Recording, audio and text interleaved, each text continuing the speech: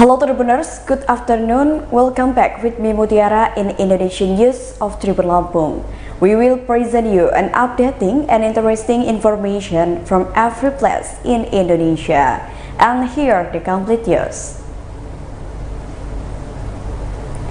The first news is NCT 127 concert. The first day was stopped. The first day concert of the boy band group NCT 127 was stopped. The concert, which was held at ICEBSD Tangerang, was stopped by the police before the time was over on Friday, November 4, 2022. The reason the police stopped the concert was for security reasons. The organizer of the NCT concert, Diandra Global Entertainment, apologized via uploads on their Instagram at Diandra Global. The apology was addressed to the audience and all members of NCT 127 and SM Entertainment. The organizer claims to have informed the general rules and safety procedures before the concert started, but unfortunately happened at the end of the concert. Order began to disappear in the standing section, resulting in chaos which required the concert to be stopped for the safety of the audience. In addition, security officers have also been deployed to maintain order during the event. Diandra Global Entertainment also confirmed that the second day of the NCT Concert 127 would still be held. It remains committed to ensuring the safety of spectators by adding paramedics and security officers. In addition, they also continue to cooperate with the local police. Diandra Global Entertainment hopes that the audience on the second day will continue to maintain safety procedures during the event.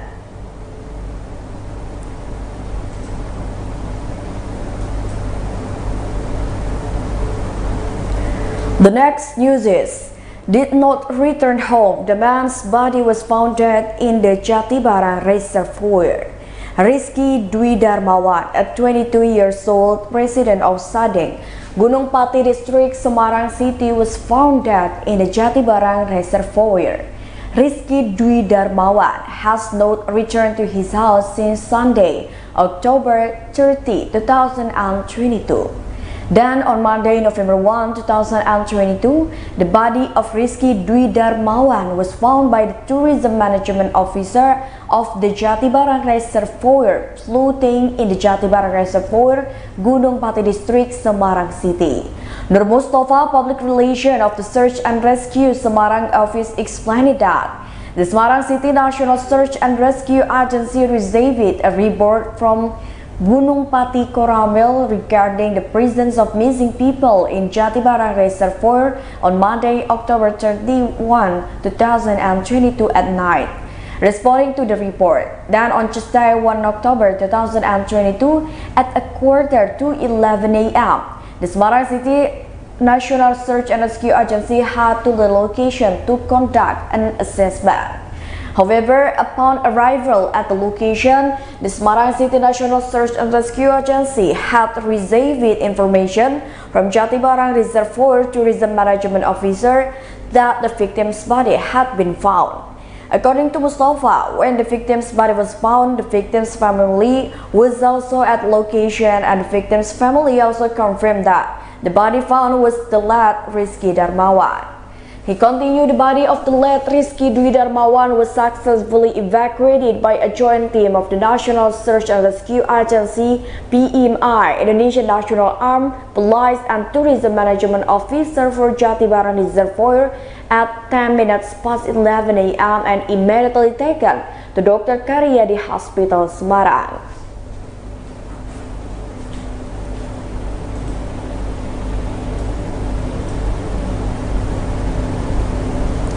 The next news is, an employee fell into the river.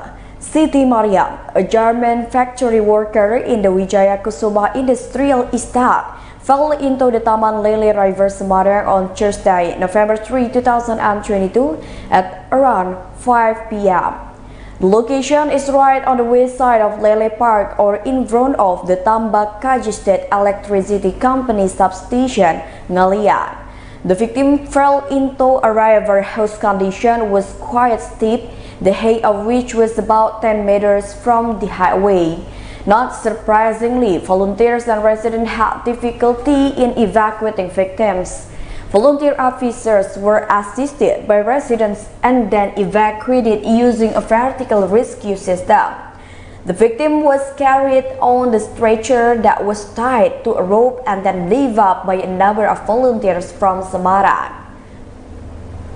The resident of Udowo Bululor, North Semarang, suffered a dislocated left shoulder.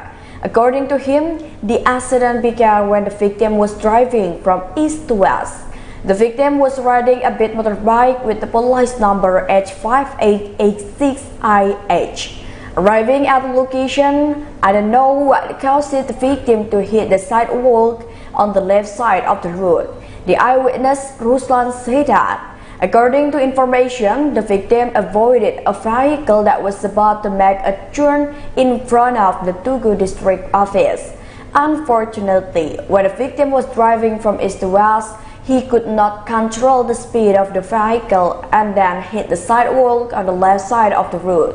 Another witness, Halima, explained that the cause of accident must not be clear. It is clear that the victim was thrown into the Lele Park River. The residents around the scene then rescued the victims who were below. The victim was successfully evacuated at 6 p.m. The accident is still under investigation by the traffic police of the Semarang City Resort Police. The Tribune is still confirming the incident to the police.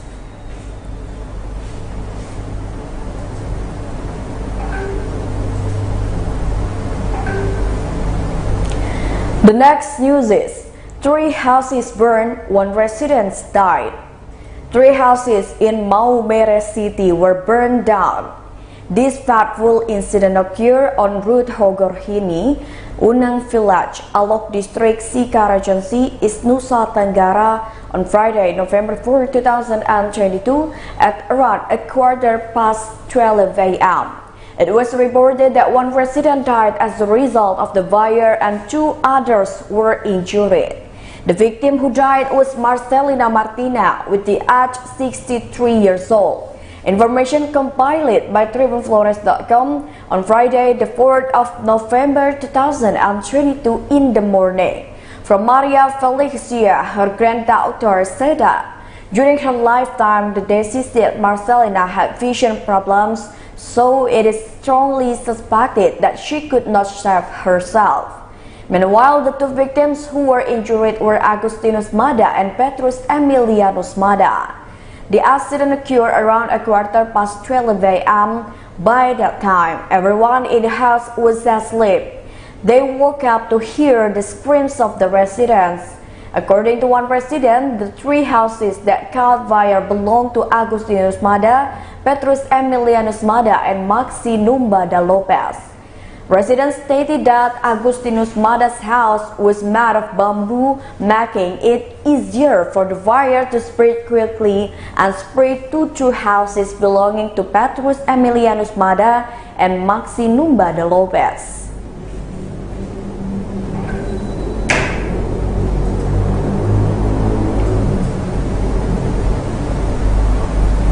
The next news is conflict between buying and selling parking lots. The Malang City government has decided to buy a building which has a land area of 792 square meters at Route Basuki Rahmat, number 50, Malang City. The building will later be used as a parking lot to support Kayu Tangan Heritage. However, the efforts of the Malang City government to buy the building turned out to be controversial. This is because the price disbursed by the Malang City government of 26.7 billion rupiah is considered by some to be too large.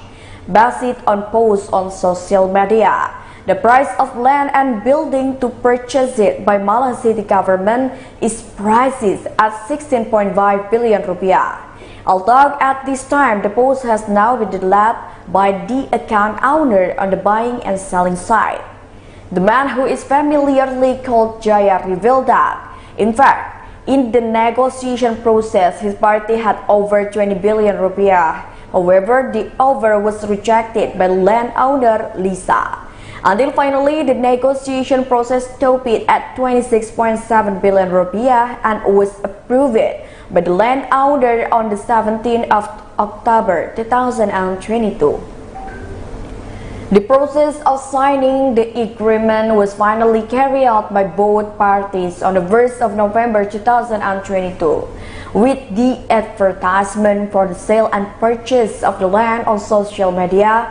Jaya considers that there are other parties who are trying to take advantage of the situation, because after he checked with the owner of the house, he said the land was last advertised to a property company 2016 years ago for 17 billion rupiah. Meanwhile, advertisement on buying and selling sites that the 1st and 2nd of November 2022 were posted.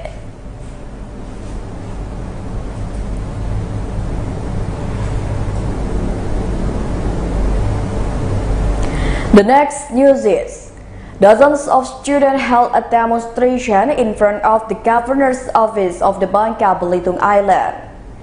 Dozens of students from the Indonesian Islamic Student Movement in Pangkal Pinang City held a demonstration. The peaceful protest was held in front of the office of the governor of the governor of Bangka Belitung Island province on Friday, November 4, 2022. This mass of students criticized the issue of people's mining permits and the area of community mining business permits in Bangka Belitung. If their request cannot be implemented, ask the acting governor to resign as acting governor of Bangka Belitung.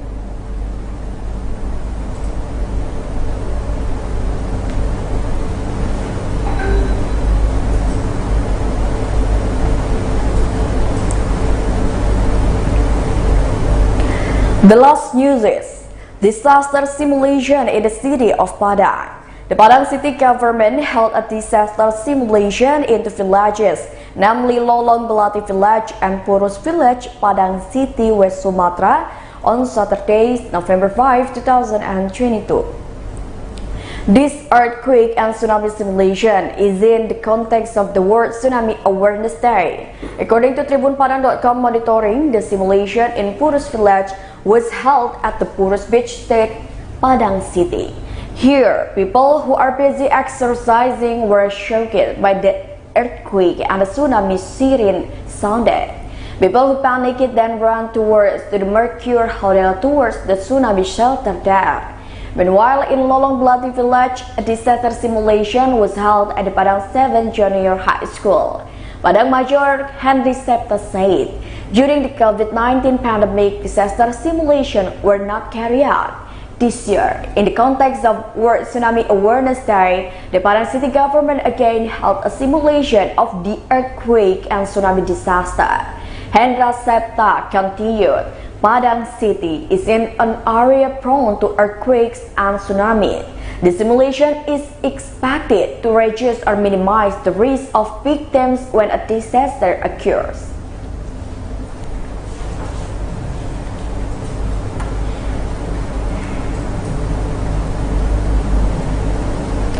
Well, I think that's all the news for today with me Mutiara. Don't forget to follow us in YouTube Tribun Lampung News Video, Facebook Tribun Lampung, Instagram, and TikTok account of Tribun Lampung for further information.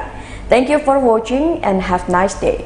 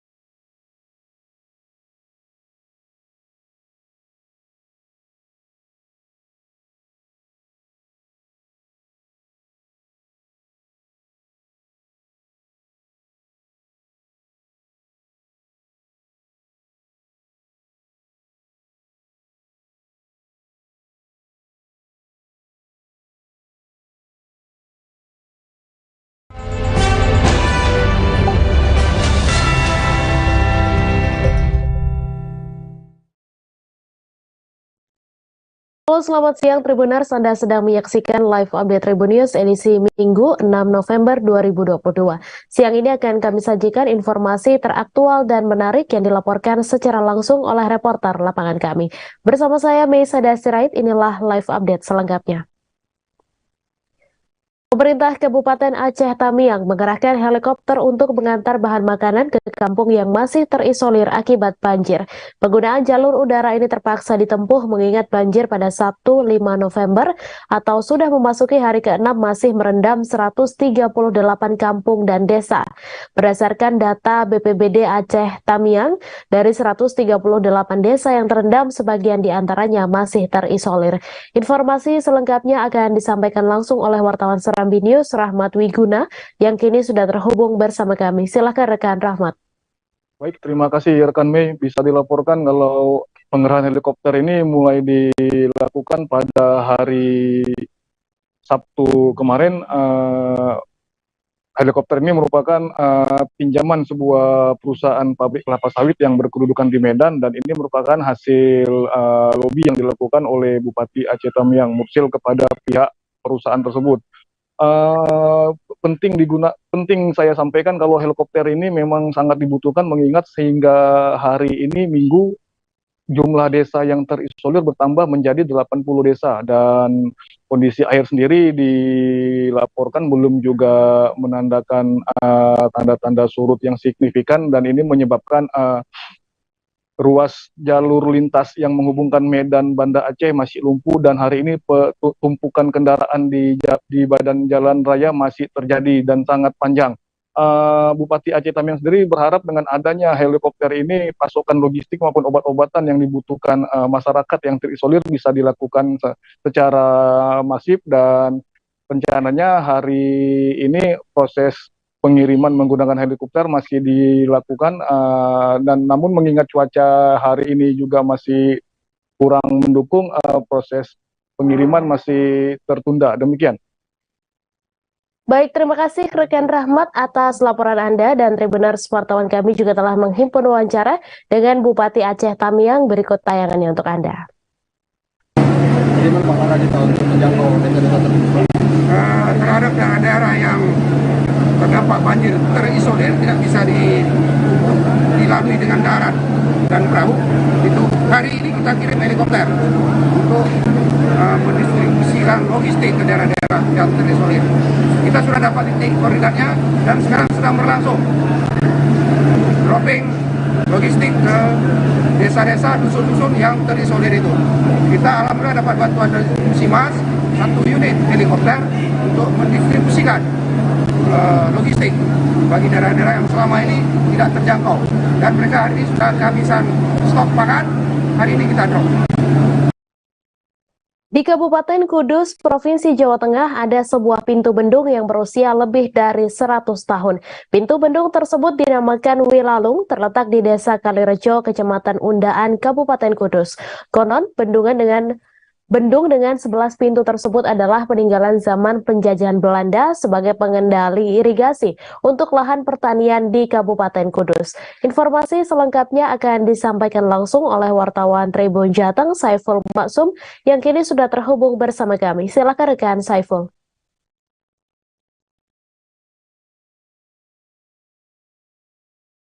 Selamat siang sahabat Tribuners, disampaikan dari Kabupaten Kudus, Provinsi Jawa Tengah, bahwa di Kabupaten Kudus ini ada sebuah bendung yang diprediksi berusia lebih dari 100 tahun.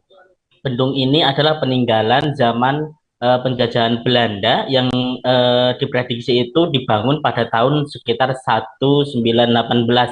Artinya saat ini bendung itu sudah berusia lebih dari 100 tahun. Nah, sahabat Tribuners, bendung yang berusia cukup tua ini dinamakan yaitu Bendung Wilalung yang terletak di Dusun Wilalung, tepatnya yaitu di Desa Kalirejo, Kecamatan Undaan, Kabupaten Kudus.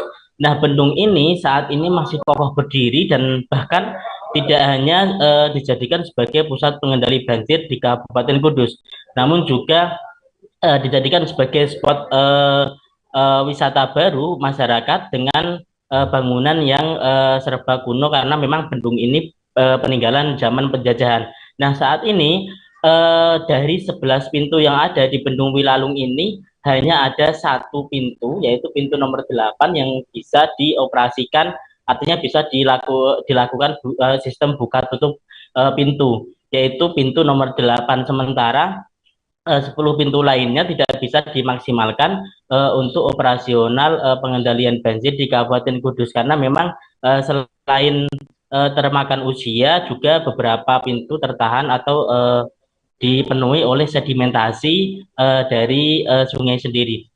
Nah, dari 11 pintu yang ada ini, 2 pintu dibuka lebar, artinya dibuka secara 24 jam terus-menerus sebagai pintu utama aliran arus, yaitu dari bendung aliran sungai ke sungai Wulan. Namun untuk 9 pintu lainnya itu menuju ke Sungai Juwana.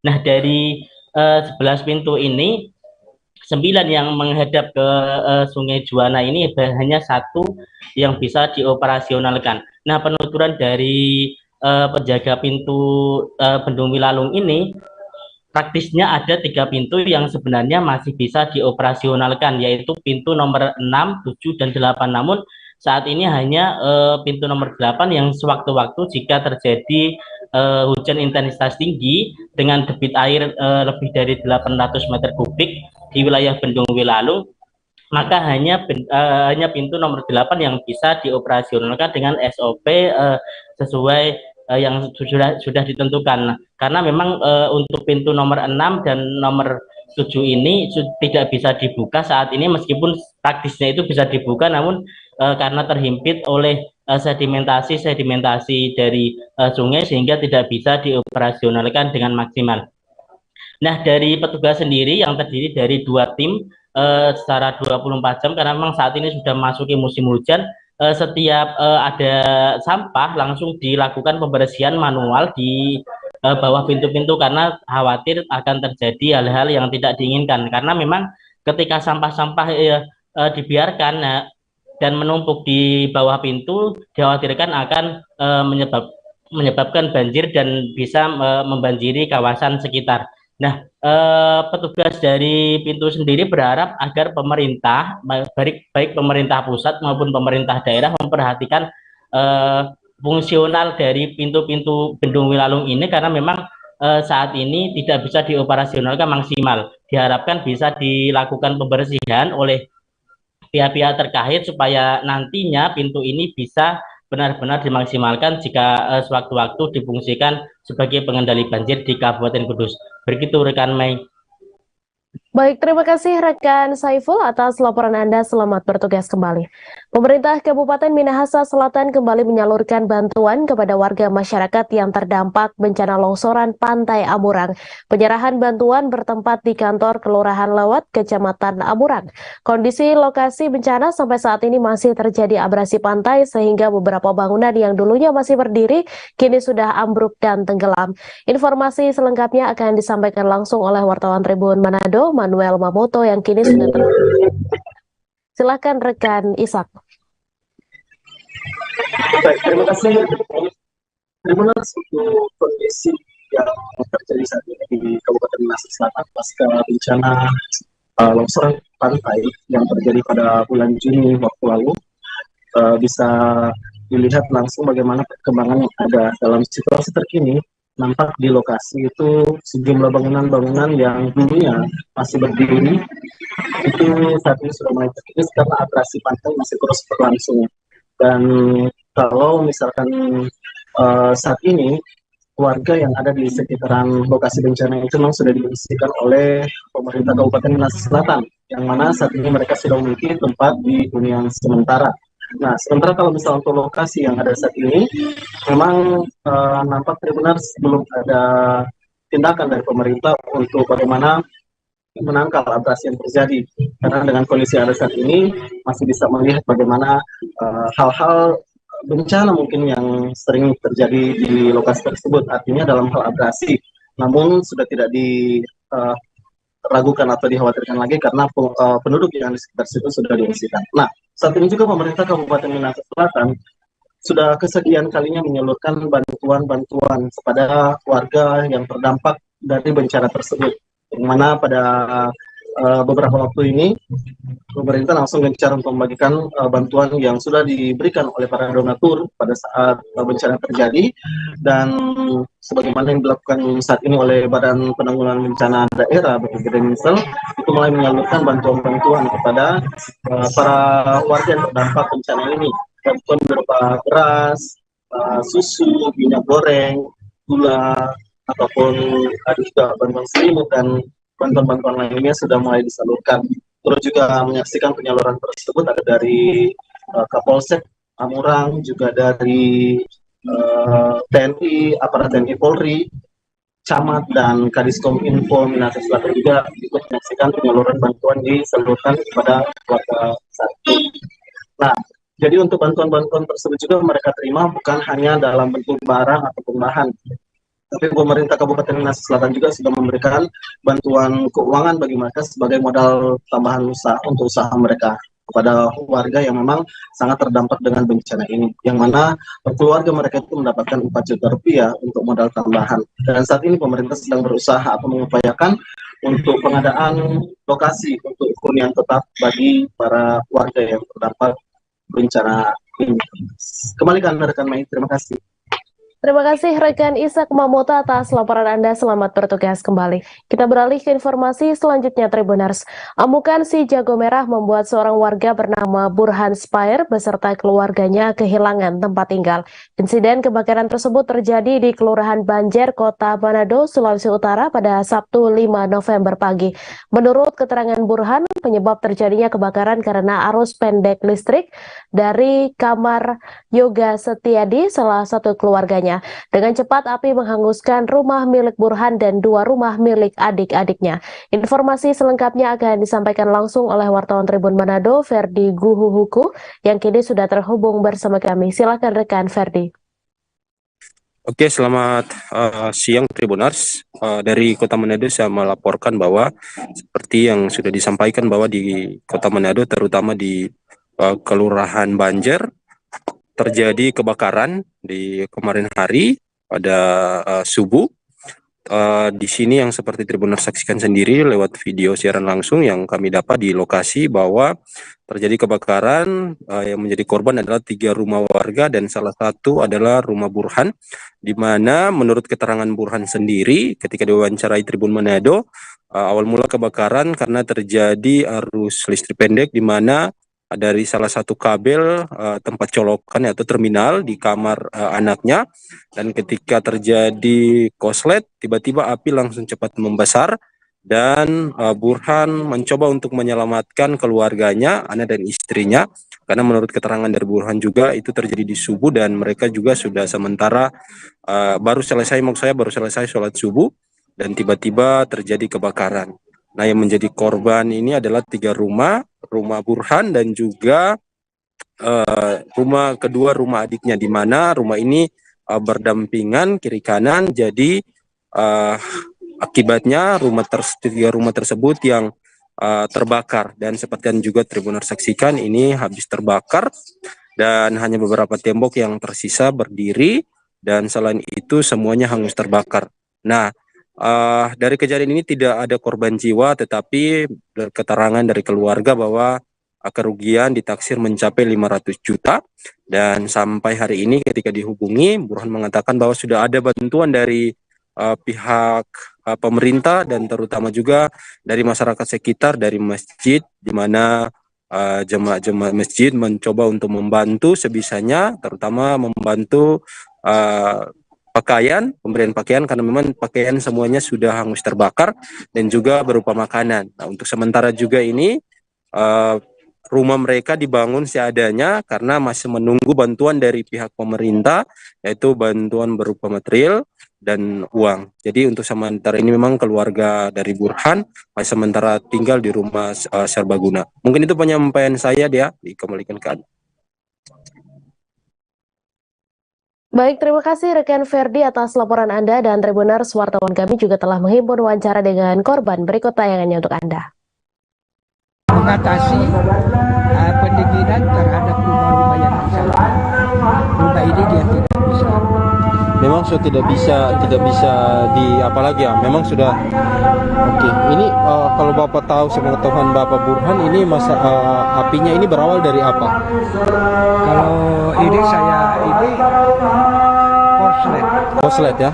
Karena korslet ya sampai ya, dugaan saya kalau bukan HP, kipas angin. terlalu panas tidak dibumi sampai dia meledak. Oke. Jadi itu Bapak sempat kaget ya lihat kejadian itu? Kejadian itu cuman kita ada dengar letupan Ya? tahu apa, karena kita sementara membedah barang-barang kan. Oke, siap Tahu adik saya teriak, kebakaran. Sudah. Nah, ketika dengar pertama kali dengar itu kebakaran, apa yang Bapak lakukan? Langsung keluar menyelamatkan anak-anak atau seperti apa? Ya, saya bangunin anak saya yang bungsu dan kita minta bantuan Ke masyarakat tetangga, ya? Itu apinya memang sudah besar ya Pak? Tidak bisa lagi dipadamkan, terus ditelepon ke pemadam ya? Pemadam datang aja mengatasi. Jadi, kan? Iya, rumah-rumah ini yang ini yang disemprot. Atapnya sudah berwarna lain kan, sudah. Oh iya. Kalau jangan disemprot selesai. Bisa kena ya, karena ini memang sudah tidak bisa diselamatkan lagi apa ya. Terminal tipe C Wonogiri akan ditata karena digunakan sebagai titik endap bus Rapid Transit atau BRT Transjateng rute Solo Wonogiri. Kepala Dinas Perhubungan Wonogiri, Waluyo, mengatakan BRT Transjateng akan masuk ke Wonogiri mulai tahun 2023 mendatang. Namun pihaknya belum bisa memastikan kapan tanggal pastinya karena masih dalam pembahasan. Pihaknya akan mulai melakukan penataan terminal pada pertengahan November. Informasi selengkapnya akan disampaikan langsung oleh wartawan Tribun Solo, Erlangga Bima Sakti, yang kini sudah terhubung bersama kami. Silakan rekan Erlangga. Ya, terima kasih rekan Mei. Selamat siang Tribuners.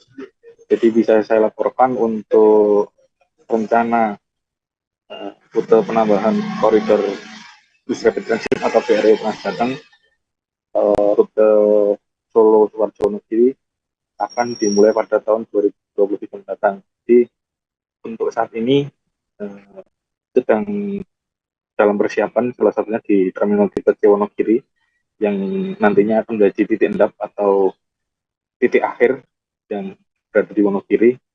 Nah, menurut keterangan Kepala Dinas Perhubungan Wonogiri, Waluyo, pihaknya saat ini sedang mempersiapkan untuk menata atau optimalisasi fungsi Terminal tipe C.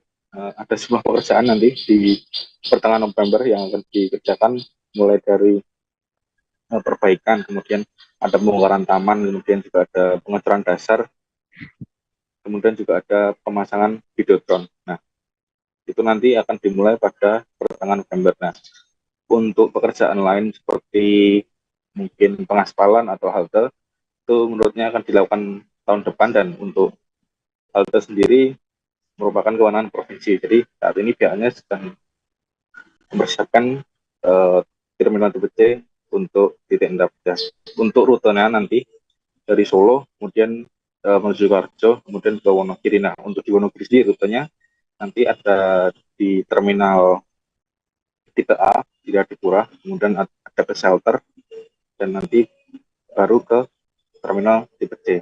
Dan itu rutenya untuk di Wonogiri. Mungkin itu yang bisa saya sampaikan, rekan Mei. Terima kasih. Terima kasih rekan Erlangga atas laporan Anda. Selamat bertugas kembali. Kita beralih ke informasi selanjutnya, Tribuners. Seorang pria bernama Rolim Siringoringo berusia 25 tahun pada Kamis 3 November hanya bisa merunduk di ruang unit reskrim Polsek Tanjung Pandan. Pria asal Medan, Sumatera Utara itu terpaksa harus mempertanggungjawabkan perbuatannya. Ia dilaporkan perusahaan koperasi simpan pinjam Maduma Madani lantaran diduga telah menggelapkan uang perusahaan. Nilai uang tersebut mencapai 53 juta rupiah. Uang itu dihabiskan oleh Rolim untuk bermain game slot alias judi online selama 3 bulan. Informasi selengkapnya akan disampaikan langsung oleh wartawan Pos Belitung, Disa Ariandi, yang kini sudah terhubung bersama kami. Silakan rekan Disa. Baik, rekan Mei, betul sekali bahwa Rolim 25 tahun, warga asal Medan, Sumatera Utara, telah diamankan Polsek Tanjung Pandan pada Kamis 3 November 2022 pekan lalu, di mana dia terlibat penggelapan uang koperasi simpan pinjam ataupun tempat dia bekerja sebesar 53 juta rupiah, di mana uang tersebut dipergunakan oleh pelaku untuk melakukan kegiatan judi online ataupun bermain slot domino, di mana pelaku mengakui bahwa melakukan permainan tersebut setiap hari sejak 3 bulan terakhir. Namun selama melakukan permainan itu, dia mengaku tidak pernah menang dan hanya menang pada 1 kali permainan dengan pendapatan sebesar 500.000. Pelaku juga mengaku melakukan penggelapan uang tersebut secara tidak sadar, dan memang pelaku juga menggelapkan uang ini setiap hari secara kontinu, di mana setelah melakukan pengambilan uang ataupun penagihan kepada nasabah-nasabah, uang tersebut langsung dimasukkan ke rekening pelaku dan kemudian didepo kepada ke akun milik pelaku. Ketika perusahaan mempertanyakan bahwa uang nasabah tersebut ataupun uang yang sudah ditagih oleh pelaku ini kemana, pelaku mengaku bahwa nasabah tidak menyetor ataupun membayar pinjaman yang sebelumnya telah dipinjamkan oleh perusahaan kepada pelaku, maksud kami kepada nasabah.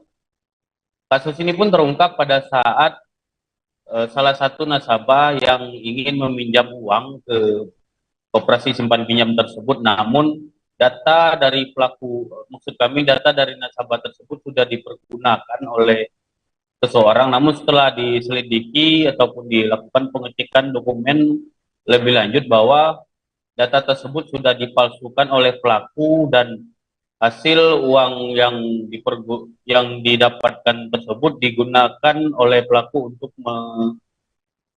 bermain judi online ini. Dan pelaku saat ini sudah dilaporkan oleh pihak koperasi simpan pinjam secara langsung, dan sudah dilakukan penahanan oleh Polsek Tanjung Pandan. Kasat Reskrim Polres Belitung, maksud kami Kapolsek Tanjung Pandan, Kompol Dedi Nuari, juga mengatakan bahwa kasus penggelapan tersebut akan dilakukan proses hukum lebih lanjut, di mana saat ini penyidik dari Polsek Tanjung Pandan sudah melakukan pengambilan keterangan dan juga melakukan penyitaan berupa barang bukti, yaitu 1 unit handphone, dan dokumen-dokumen yang dipalsukan oleh pelaku. Berkas tersebut pun kini sudah dilimpahkan ke Satreskrim Polres Belitung untuk dilakukan penyelidikan lebih lanjut ataupun proses hukum lebih lanjut. Dimana dari kasus tersebut pihak perusahaan mengalami kerugian sekitar 53 juta. Demikian, Mai, kembali ke studio. Terima kasih rekan Disa atas laporan Anda. Selamat bertugas kembali. Balita diduga hanyut di Korong, Sungai Limau, Kuranji Hilia, Sungai Limau, Padang Pariaman, Sumatera Barat. Bermula saat balita itu sedang bermain di halaman rumahnya. Balita bernama Ulfa itu terakhir dilihat keluarganya bermain sekitar pukul 14:14 waktu Indonesia Barat. Selesai bermain, ia tidak terlihat lagi. Warga pun memperkirakan ia hanyut di laut karena lokasi pekarangan rumahnya dengan laut hanya berjarak lebih kurang 20 meter. Informasi selengkapnya akan disampaikan langsung oleh wartawan Tribun Padang, Rahmat Panji, yang kini sudah terhubung bersama kami. Silakan rekan Panji. Baik, terima kasih rekan Mei. Jadi pada hari Sabtu lalu,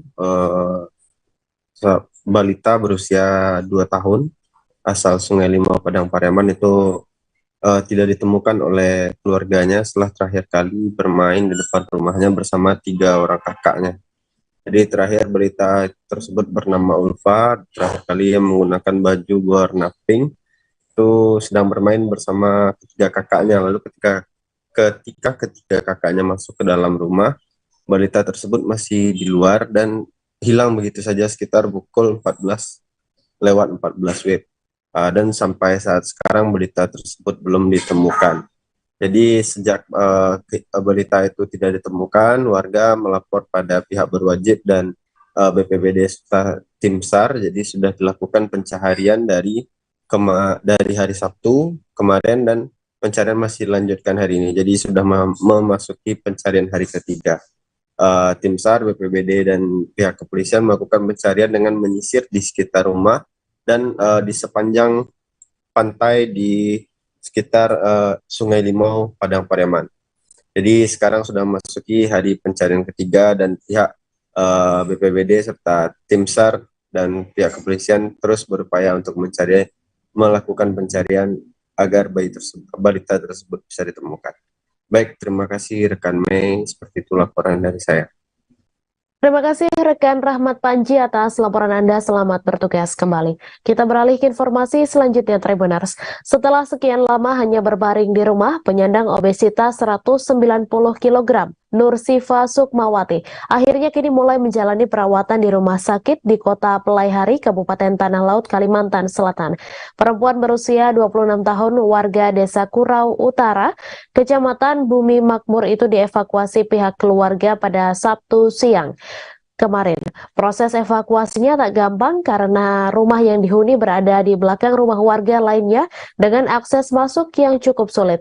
Informasi selengkapnya akan disampaikan langsung oleh wartawan Banjarmasin Post, Roy, yang kini sudah terhubung bersama kami. Silakan rekan Roy.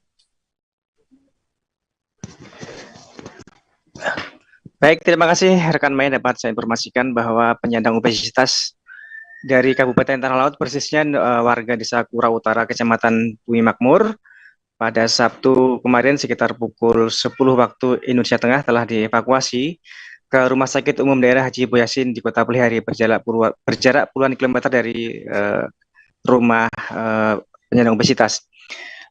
Pantauan kemarin di lokasi bahwa memang untuk evakuasi itu cukup sulit juga karena kebetulan rumah dari ibunda penyandang obesitas ini terletak di bagian belakang rumah tetangga, berjarak sekitar 30 meter dari jalan poros di desa setempat. Dan untuk masuk menjangkau ke rumah tersebut melintasi titian kayu yang kondisinya juga lapuk dan juga sebagian bolong-bolong seperti itu. Kemudian dari pihak keluarga kemarin sekitar ada 5 orang dan juga ada dari relawan berusaha untuk mengeluarkan dari rumah, dan kondisi rumah penyandang obesitas itu pun juga papan lantainya juga sebagian keropos karena termasuk dari warga kurang mampu atau miskin di Kecamatan Bumi Makmur. Kemudian menggunakan seperti spray dan juga selimut dijadikan satu untuk memperkuat. Kemudian si penyandang obesitas si Nursifah Sukmawati 26 tahun itu diangkat bersama-sama oleh 5 orang, kemudian diangkut seperti mengangkat barang seperti itu, karena memang adanya cuma seperti itu, karena juga aksesnya juga sempit, kemudian sangat harus ekstra hati-hati. Bahkan dari mereka juga ada yang kakinya terperosok ke lubang lumpur karena menginjak bagian titian yang berlubang, dan juga sempat berhenti sekitar 3 atau 4 kali. Dan juga ketika hampir mendekati muara dari gang itu juga sempat mengalami kesulitan karena ada tiang yang berdiri di tengah gang seperti itu, sehingga harus dilewatkan secara hati-hati dan kemudian dimasukkan ke mobil minibus jenis Kalia seperti itu ya. Kemarin sempat hendak dimasukkan ke bagian tengah, baris tengah dari mobil tersebut, tapi tidak memungkinkan. Ternyata kemudian dibuka bagasi dan baris kursi bagian belakang dilipat, sehingga kemudian barulah si Sukma ini dapat dimasukkan ke dalam mobil tersebut dan kemudian dibawa ke Rumah Sakit Umum Daerah Haji Boyasin di Kota Pelihari untuk dilakukan perawatan dalam upaya untuk menurunkan berat badannya, karena saat ini diperkirakan mencapai 190 kg dan mungkin bahkan lebih. Dan kondisi ini dialami oleh Sukma tersebut sejak sekitar beberapa bulan lalu dan praktis tidak bisa berdiri sejak sekitar sebulan yang lalu. Dan sekarang telah menjalani perawatan di Rumah Sakit Umum Haji Boyasin Pelihari dengan harapan dapat segera menurunkan berat badan agar dapat kembali beraktivitas seperti biasa, paling tidak bisa berjalan seperti sebelumnya. Dan hal tersebut kesediaan dari orang tua Sukma, yaitu Bu Samsiah, juga berkat adanya uluran tangan dari anggota DPRD Tanah Laut, Haji Junedi, yang kebetulan juga berasal dari daerah dapil pemilihan setempat, yang menjamin biaya hidup selama mendampingi di rumah sakit, dan juga memberikan semacam uang saku seperti itu, boleh dibilang seperti itu, sebagai pengganti pendapatan penghasilan orang tua Sukma, yakni dari berjualan kue setiap hari di Pasar Kurau Utara tersebut. Sehingga kemudian orang tua Sukma bersedia, karena sebelumnya hal tersebut yang menjadi kebingungan karena sehari-hari juga harus mencari nafkah dengan berjualan kue, sehingga katakanlah misal kemudian harus menunggui dan tentu akan kehilangan sumber mata pencaharian. Nah, setelah adanya jaminan itu, maka kemudian dari pihak orang tua tersebut yang juga single parent selama 20 tahun kurang lebih seperti itu, kemudian bersedia dan sampai hari ini masih mendampingi putri sulungnya tersebut. Demikian rekan Mei. Terima kasih rekan Roy atas laporan Anda. Selamat bertugas kembali. Setelah dilaporkan hilang, seorang siswa berinisial CV berusia 14 tahun warga Bengkong ditemukan tinggal berduaan di sebuah indekos di kawasan Sei Bedok, Batam.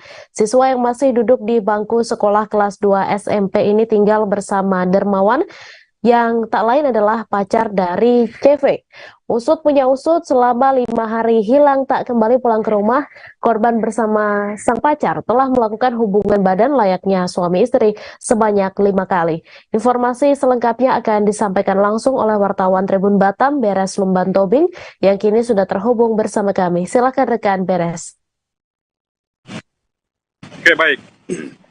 Selamat siang Tribuner, selamat siang rekan Mei. Perlu kami informasikan begitu bahwa peristiwa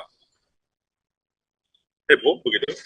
Nah, jadi bermula salah seorang siswa pelajar dinyatakan ataupun dilaporkan ibu korban hilang begitu. Namun beberapa hari kemudian korban justru ditemukan pihak kepolisian bersama sang pacar begitu. Nah, jadi mereka tinggal bersama di sebuah indekos begitu. Nah, dan akhirnya si korban pun dikembalikan ke rumah orang tuanya. Nah, berdasarkan hasil interogasi oleh pihak kepolisian bahwa korban dan pelaku begitu telah melakukan hubungan badan ataupun layaknya suami istri. Atas hal tersebut, orang tua korban tidak terima hingga melaporkan pelaku. Nah, jadi selama tinggal 5 hari bersama pelaku, hasil pemeriksaan kepolisian begitu korban dan pelaku telah melakukan hubungan badan sebanyak 5 kali. Nah, korban yang masih duduk di bangku kelas 2 SMP dan pelaku merupakan seorang pekerja serabutan. Nah, mungkin demikian rekan Mei. Terima kasih. Terima kasih rekan Beres atas laporan Anda, dan Tribuners, wartawan kami juga telah menghimpun wawancara dengan Kapolsek Beduk. Berikut tayangannya untuk Anda.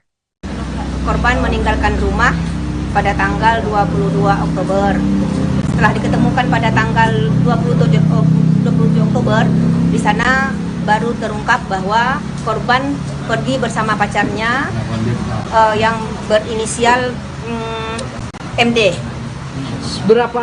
Mereka kenal sudah berapa lama, Bu? Mereka kenal baru 1 bulan, itu pun perkenalannya lewat media sosial Facebook. Selama kabur dari rumah itu mereka tinggal di mana, Bu? Baik, selama kabur dari rumah, korban dan pacarnya tinggal di rumah teman korban yang berinisial BB, yaitu di Legenda Malaka. Barangkali apa, Bu, yang melatar belakangi mungkin terjadi kabur anak ini bisa jadi pelajaran buat orang tua? Ya, kenapa si korban ini meninggalkan rumah? Alasannya karena orang tuanya terlalu mengekang terhadap si anak, dan si anak juga agak down sedikit setelah orang tuanya tersandung kasus narkoba dan dijatuhi hukum 10 tahun penjara. Panitia Besar Porprov Kaltara resmi menyampaikan pengunduran jadwal Porprov Kaltara. Ketua PB Porprov Kaltara, Syarwani, mengatakan pihaknya sudah bersurat kepada Gubernur Kaltara ihwal mundurnya jadwal Porprov yang pertama tersebut. Pria yang juga menjabat sebagai Bupati Bulungan itu menyampaikan jadwal baru Porprov Kaltara akan digelar di bulan Desember 2022. Informasi selengkapnya akan disampaikan langsung oleh wartawan Tribun Kaltara, Ilhami Faudi, yang kini sudah terhubung bersama kami. Silakan rekan Faudi. Baik rekan Mei, dapat dilaporkan bahwa pelaksanaan Pekan Olahraga Provinsi atau Porprov Kaltara yang pertama dipastikan diundur dari jadwal semula. Ketua PB Porprov Kaltara, Syarwani, mengungkapkan ada sejumlah alasan dibalik mundurnya pelaksanaan Porprov itu. Sebelumnya memang kegiatan Porprov akan dihelat di bulan November, pertengahan November ini, namun atas sejumlah dasar dan alasan seperti kesiapan venue dan juga pencairan anggaran, kegiatan Porprov yang pertama di Kaltara itu nantinya akan dilaksanakan di bulan Desember mendatang, tepatnya tanggal 17 Desember 2022. Menurut Syarwani, dengan adanya pengunduran jadwal Porprov itu, maka perbaikan sejumlah venue Porprov dapat dilakukan seperti pengecatan ulang di Stadion Andi Cacu dan juga sejumlah perbaikan atau rehab ringan di sejumlah venue lainnya seperti di Dome Center, lalu Gedung Bulu Tangkis, dan juga di Lapangan Ahmad Yani Tanjung Selor, dan juga sejumlah venue lainnya yang digelar di Kota Tarakan. Menurut Syarwani, pelaksanaan PB Prof ini nantinya menyesuaikan dengan jumlah anggaran yang disediakan oleh pihak Pemprov Kaltara, ini sekitar 6, miliar rupiah yang bersumber dari APBD Kaltara. Pihaknya memastikan gelaran Porprov tetap dilaksanakan di tahun ini, sehingga dengan diundurnya jadwal atau masih ada 1 bulan sebelum pelaksanaan, kegiatan Porprov yang Kaltara yang pertama ini dapat berjalan dengan lancar. Demikian rekan Mei laporan yang bisa disampaikan pada saat ini. Terima kasih rekan Faudi atas laporan Anda, dan Tribuners, wartawan kami juga telah menghimpun wawancara dengan Ketua PB Porprov Kaltara. Berikut tayangannya untuk Anda. 17 Desember insya Allah. Kendalanya apa sih? Ya banyak hal lah ya, banyak hal yang dari sisi panitia dan juga menyangkut kesiapan fasilitas venue yang ada di wilayah kota Tanjung Selor maupun juga mungkin di kota Tarakan. Kalau di Tanjung Selor mana venue gitu? Ya banyak. Ada yang di tenis indoor untuk tenis misalnya, dia yang ada di dom stadion sepak bola maupun juga lapangan Ahmad Yani, itu kan ada beberapa termasuk gedung wanita, itu ada beberapa fasilitas yang digunakan untuk beberapa cabang. Kalau untuk perbaikan-perbaikannya sendiri? Kalau perbaikan ya tentu kita tidak anggarkan melalui PB, bahkan itu dilakukan oleh pemerintah daerah Kabupaten Bulungan. Artinya apa kalau Perekrutan staf kepelatihan kembali dilakukan manajemen PSIS Semarang di tengah berhentinya kompetisi BRI Liga 1 2022-2023. Terbaru, mantan bek tangguh PSIS Idrus Gunawan didatangkan oleh manajemen Mahesa Jenar untuk memperkuat pondasi teknis. Kehadiran Idrus Gunawan nantinya akan difokuskan mengasah barisan belakang PSIS. Informasi selengkapnya akan disampaikan langsung oleh wartawan Tribun Jateng, Ariel Setiaputra yang kini sudah terhubung bersama kami. Silahkan rekan Ariel. Ya, terima kasih Mei untuk ini. Pada tanggal 4 November lalu PSIS Semarang secara resmi memperkenalkan satu lagi amunisi ya di deretan official tim atau manajemen PSIS Semarang mendatangkan mantan pemain yang pernah memperkuat PSIS Semarang era 2000-an dan cukup lama begitu berseragam PSIS, dan salah satu andalan dan legenda begitu Idrus Gunawan resmi diperkenalkan sebagai tambahan pelatih untuk nantinya akan fokus melatih untuk lini pertahanan dari PSIS Semarang gitu. Dan beberapa hari lalu atau kemarin kami berkesempatan juga mewawancarai Idrus Gunawan. Dia mengatakan bahwa pada saat dia ditunjuk memang ada bagian-bagian atau secara detail begitu nanti dalam hal teknis atau dalam hal untuk mengasah para pemain PSIS Semarang. Jadi sebelum Idrus melatih atau sebelum Idrus masuk sebagai pelatih untuk lini belakang, sebelumnya juga PSIS Semarang baru saja mendatangkan mantan penjaga gawangnya juga era 2000-an yang juga merupakan rekan dari Idrus, Basuki Setiabudi, dan dia juga akan fokus sebagai pelatih kiper di PSIS Semarang. Dan sebelum bergabung di PSIS Semarang, Idrus Gunawan ini merupakan pelatih kepala di tim Liga 3 Jawa Tengah, yaitu PSDB Demak, dan selama 2 musim di sana. Kemudian Idrus mendapat tawaran bergabung ke PSIS Semarang. Idrus mengatakan bahwa dia juga sudah berpamitan dan mendapat izin bisa bergabung ke PSIS Semarang. Dan bergabungnya Idrus ini seakan melengkapi beberapa mantan pemain PSIS Semarang yang kini berprofesi sebagai pelatih atau tim pelatih PSIS Semarang, antara lain Idrus, kemudian tadi ada saya sebutkan Basuki, kemudian ada Iko Mangputra yang juga pelatih kiper, dan juga Ahmad Resal Octavian yang kita ketahui sebagai asisten pelatih PSIS Semarang saat ini. Dan kehadiran Idrus ini semakin memantapkan persiapan PSIS Semarang dengan rencana kompetisi akan bergulir pada bulan November ini seperti itu. Dan komentar dari manajemen PSIS Semarang, GM PSIS Semarang Wahyu Lilukwinarto mengatakan bahwa meskipun kompetisi Liga 1 sementara dihentikan, mereka tetap berupaya menyiapkan tim secara maksimal, menjaga performa Tyson Morkawa dan kawan-kawan secara optimal seperti itu. Dan hadirnya Idrus diharapkan semakin menambah atau semakin memperkokoh lini pertahanan PSIS Semarang. Artinya di lini belakang Idrus bertugas harus menambah porsi-porsi latihan secara mendetail. Seperti yang bisa saya sampaikan. Terima kasih rekan Ariel atas laporan Anda. Selamat bertugas kembali. Kita beralih ke informasi selanjutnya, Tribuners. Sebagai kapten tim sepak bola amputasi DKI Jakarta, Adit berkeinginan besar membawa timnya juara di ajang Menpora. Sejak tahun 2015 lalu, ia berkeinginan menjadi atlet sepak bola dan membawa nama Indonesia di kancah internasional. Akan tetapi, mimpinya itu sempat kandas tatkala ia mengalami insiden cedera tulang kaki kanan yang salah penanganan. Informasi selengkapnya akan disampaikan langsung oleh wartawan Warta Kota, Nur Mahadi, yang kini sudah terhubung bersama kami. Silakan rekan Hadi. Ya, Mei di studio dan Tribuners, Adit adalah seorang kapten dari tim PSAI DKI Jakarta. Nah, sebagai kapten tim sepak bola amputasi DKI Jakarta, Adit berkeinginan besar membawa timnya juara di ajang Menpora 2022.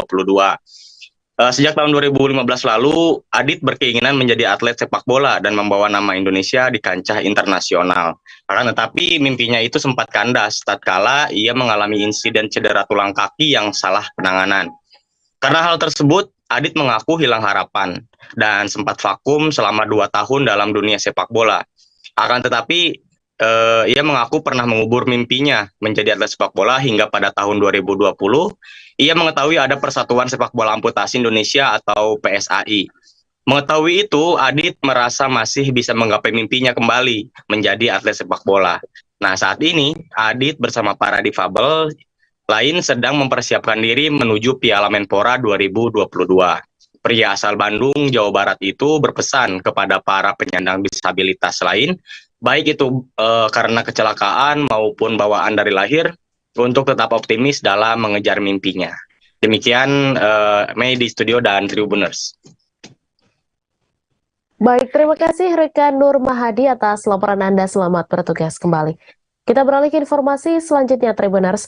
Dalam rangka memperingati hari ulang tahun ke-77 Korps Brimob Polisi Republik Indonesia, Satbrimob menggelar kirap api. Acara ini berlangsung di Lapangan Merdeka pada Sabtu 5 November 2022. Disampaikan oleh Kapolda Kalimantan Timur, Irjen Pol Imam Sugianto, kirap api merupakan salah satu rangkaian acara hari ulang tahun Brimob yang akan dilaksanakan pada Senin 14 November 2022 mendatang. Informasi selengkapnya akan disampaikan langsung oleh wartawan Tribun Kaltim, Ari Nindita, yang kini sudah terhubung bersama kami. Silakan rekan Ari. Baik, terima kasih Mei dan Tribuners dimanapun Anda berada. Dalam rangka memperingati HUT Korps Brimob Polisi Republik Indonesia ke-77 tahun, Satuan Brigade Mobil atau Satbrimob menggelar kirap api yang berlangsung di Lapangan Merdeka Kota Balikpapan pada Sabtu 5 November 2022.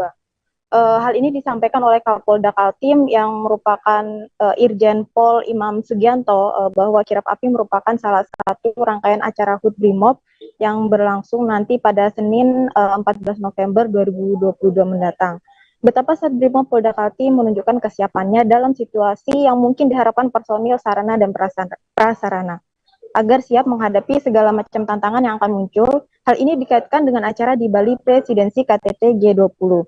Kemudian ia turut mengapresiasi acara kirap tersebut sebagai momentum bagi personil 1 Polda Kaltim untuk terus mengobarkan jiwa dan semangat pengabdian dalam menghadapi setiap tantangan tugas sebagai sosok Brimob Polri. Presisi yang senantiasa mencintai dan bermitra dengan masyarakat dimanapun bertugas. Selanjutnya dalam upaya penanaman dan pengembangan budaya organisasi, acara ini untuk menumbuhkan jiwa patriotisme dan semangat solidaritas anggota Polri. Salah satunya melalui kegiatan kirap ini yang memiliki makna untuk membangkitkan semangat juang patriotisme, solidaritas, serta menumbuhkan kerjasama, tanggung jawab, loyalitas, memupuk jiwa korsa, dan memupuk kembangkan sikap disiplin. Kemudian ia berharap kondisi seperti ini terus ditanamkan dalam setiap sanubari personil Brimob sehingga mampu mendukung optimalisasi peran Polri sebagai elemen penting dalam mengawal dan mengamankan jalannya pembangunan nasional serta agenda-agenda penting pemerintah lainnya. Selain itu, untuk menambah motivasi dan kebanggaan kesatuan, juga sebagai ajang sosialisasi kepada masyarakat yang berharap dapat meningkatkan kemampuan sosial kemasyarakatan dalam menjalin komunikasi. Irjen Pol Imam juga menuturkan agar Brimob lebih mendekatkan diri dengan masyarakat sebagai aparat kepolisian yang mencerminkan maksud saya jati diri sebagai penegak hukum yang tegas namun humanis. Demikian Mei. Kembali ke studio. Terima kasih Ari Nindita atas laporan Anda. Selamat bertugas kembali. Pedangdut Dewi Persik menjalani mediasi dengan terlapor di Polres Metro Jakarta Selatan pada Sabtu 5 November malam. Dewi mengaku sempat tegang saat bertemu dengan terlapor. Bahkan matanya tampak sembab dan masih berkaca-kaca. Mantan istri Saipul Jamil semakin tak tega saat melihat kondisi terlapor yang sudah lanjut usia dan terdapat memar di bagian kakinya. Informasi selengkapnya akan disampaikan langsung oleh wartawan Warta Kota, Indri Fahra Febrina, yang kini sudah terhubung bersama kami. Silakan rekan Indri.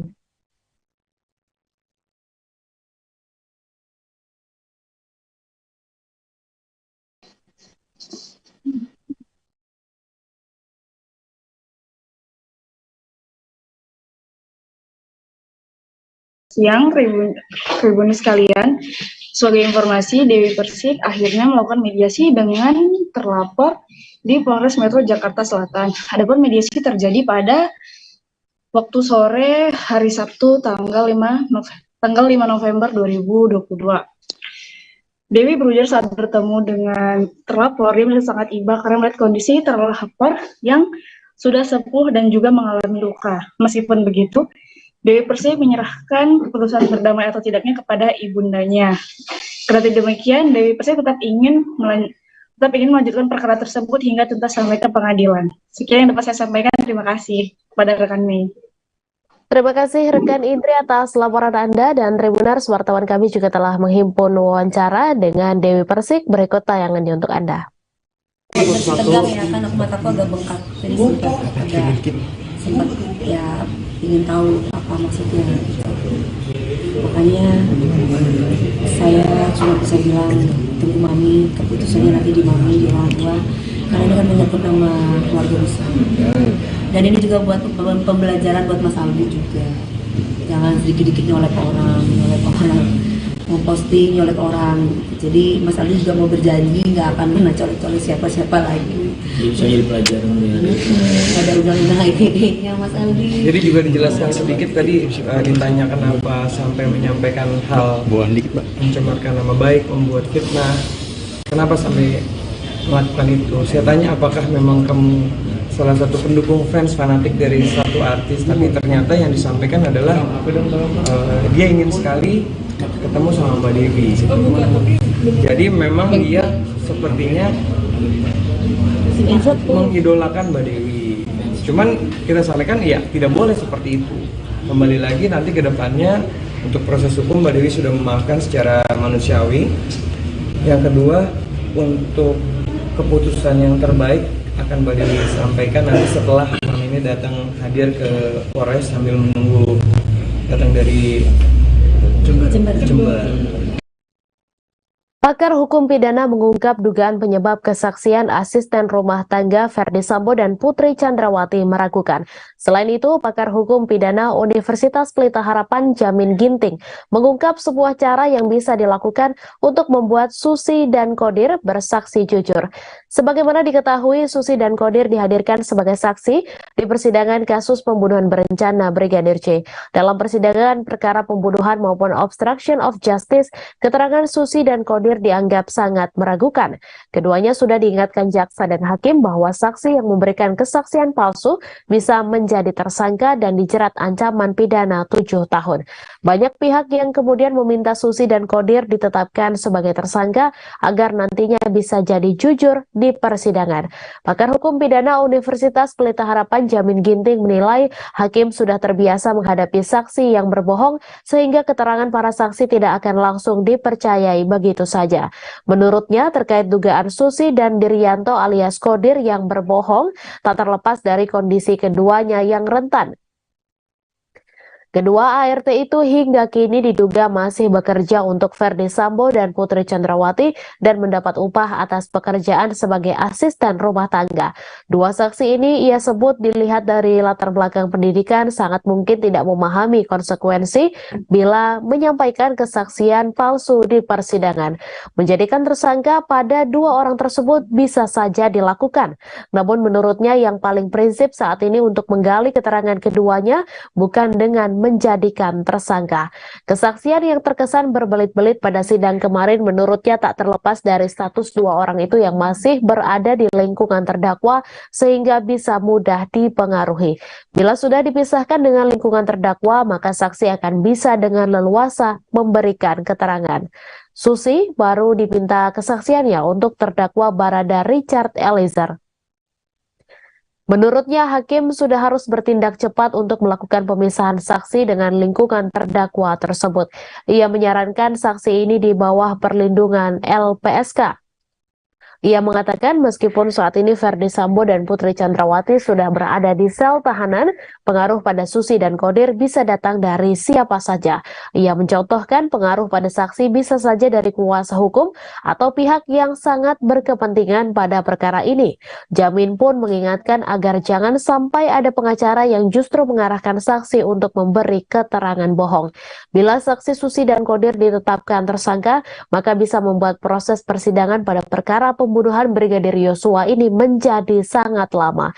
Sebab bisa jadi nantinya harus diputuskan terlebih dahulu di ruang sidang apakah benar-benar memberi keterangan palsu atau tidak. Setelah pembuktian itu barulah nantinya dilanjutkan lagi dengan sidang pembunuhan. Bila nanti saksi yang dijadikan tersangka lalu menjadi terdakwa dinyatakan bersalah, berarti keterangannya sudah tidak bisa digunakan lagi.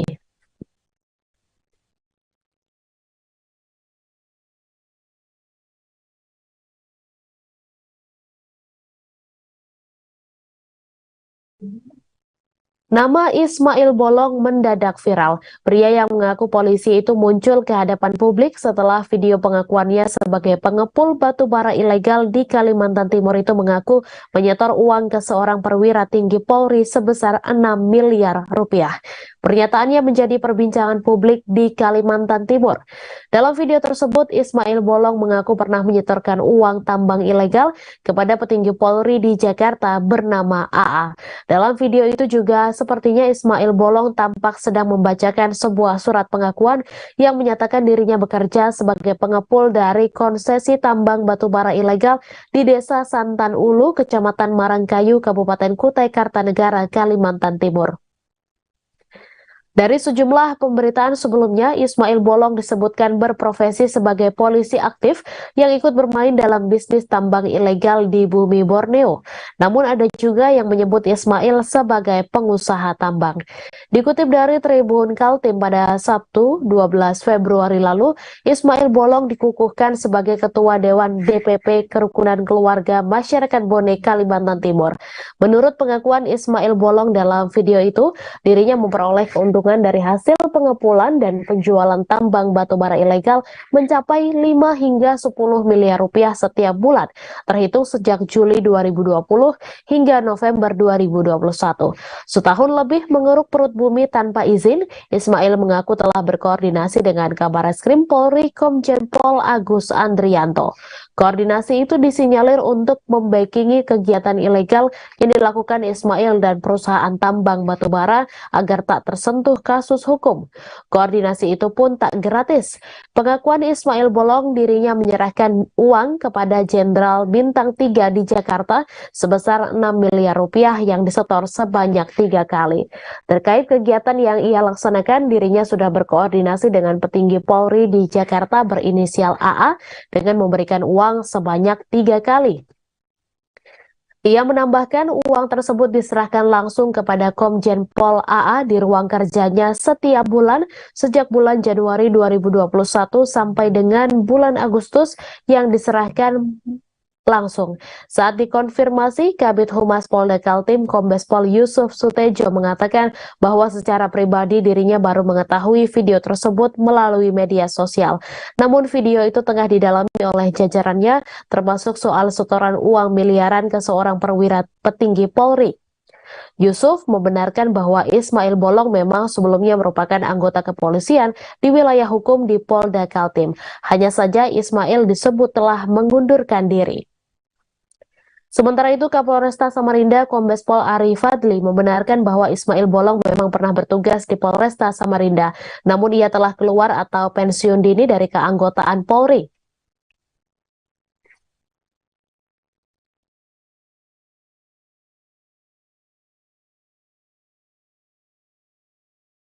Ismail Bolong meminta maaf ke Kabareskrim Polri Komjen Pol Agus Andrianto dan mengungkap peran mantan Karopaminal Hendra Kurniawan. Usai videonya viral dan membuat heboh, Ismail Bolong, mantan anggota Polri di Poltabes Samarinda, Kalimantan Timur, mengungkapkan fakta terkait pengakuannya di video tersebut. Video viral tersebut ternyata ia buat sejak Februari 2022. Ismail mengaku saat itu ia dalam posisi diintimidasi. Ia pun heran mengapa video itu viral saat ada kasus Verdi Sambo dan Hendra Kurniawan. Ismail pun menyampaikan permintaan maaf kepada Kepala Badan Reserse dan Kriminal Polri, Komjen Pol Agus Andrianto atas testimoninya soal penyerahan uang. Pada Sabtu 5 November, Ismail mengaku video testimoni itu direkam Februari 2022 lalu di sebuah hotel di Balikpapan, Kalimantan Timur dalam kondisi tertekan. Ismail Bolong mengaku kaget mengapa klip video itu baru beredar saat sidang Verdi Sambo dan Brigjen Hendra Kurniawan bulan ini. Perekam video itu adalah anggota Paminal dari Mabes. Ia menyebut testimoni itu direkam melalui ponsel iPhone milik satu dari 6 anggota Paminal Mabes yang datang khusus ke Balikpapan. Sebelum direkam, ia diperiksa di ruang Propam Polda Kaltim di Balikpapan. Ia diperiksa mulai pukul 22 WITA hingga pukul 2 WITA dini hari. Karena tak bisa berbicara dan dalam tekanan, akhirnya ia terus diintimidasi dan dibawa ke hotel. Di kamar hotel lantai 16, seorang bintara sudah menulis konsep apa yang harus ia baca. Akhirnya konsep tulisan itu ia bacakan dan direkam menggunakan handphone. Ia menyebut karena tekanan dan ancaman dari Brigjen Hendra Kurniawan. Kala itu Karopaminal Propam Mabes Polri, ia mengajukan pensiun dini bulan April 2022, namun baru disetujui pada 1 Juli 2022. Sebelumnya, beredar video pengakuan seorang pria bernama Ismail Bolong yang mengaku menyetor sejumlah uang ke Kabareskrim. Dalam rekaman video itu, Ismail Bolong tampak membaca kertas bernada pengakuan terkait setoran tambang. Salah satu pengakuan yang dibaca lewat kertas yang dibaca itu adalah pengakuan Ismail yang mengumpul uang dari hasil tambang. Setoran itu disebut rinci pada September 2021 sebesar 2 miliar rupiah, bulan Oktober 2021 sebesar 2 miliar rupiah, dan uang tersebut diserahkan langsung ke Komjen Pol Agus Andrianto.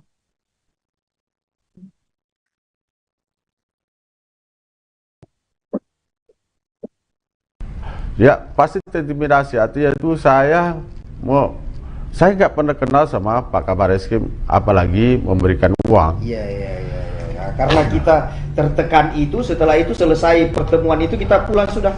Ya, setelah kejadian itu saya pertimbangkan bahwa segera pensiun ini, melihat situasi ini dengan adanya kejadian pada saat bulan Februari mengintimidasi Pak Hendra, saya keluar dari mengajukan pensiun dini. Bulan berapa? Bulan 4 saya mengajukan pensiun dini, setujui bulan Juli. Bulan Juli. Kita ingat tanggalnya. Tanggal 1 udah pensiun dini. Disetujui. Ya, apalagi Pak yang kita mau sampaikan ini kepada Kabareskrim setelah ini. Jadi sekali lagi saya mohon maaf kepada Pak Kabareskrim atas kejadian viral di media sosial. Tentu ini semua karena pemberitaan yang tidak benar. Saya dalam ketekanan pada saat diperiksa Mabes Polri. Viral di media sosial video pengakuan pengusaha pengepul batubara Ismail Bolong memberikan setoran atau sogokan kepada Kabareskrim Komjen Agus Andrianto. Uang sogokan mencapai 2 miliar rupiah per bulan dan diakui sudah diberikan sebanyak 3 kali. Selain kepada Kabareskrim, Ismail sekaligus mantan polisi itu juga mengaku memberikan sogokan kepada Kasat Reskrim Bontang AKP Asriyadi senilai 200 juta rupiah. Uang sogokan tersebut diberikan karena bisnis batubara yang dijalankan Ismail Bolong ilegal. Keuntungan diperoleh Ismail Bolong dari bisnis ini jauh lebih besar, berkisar 5 miliar rupiah hingga 10 miliar rupiah per bulan. Setelah video ini viral, Ismail Bolong kemudian meminta maaf kepada Kabareskrim. Sementara dari pihak Kabareskrim hingga berita ini dilansir masih berusaha mendapatkan konfirmasi.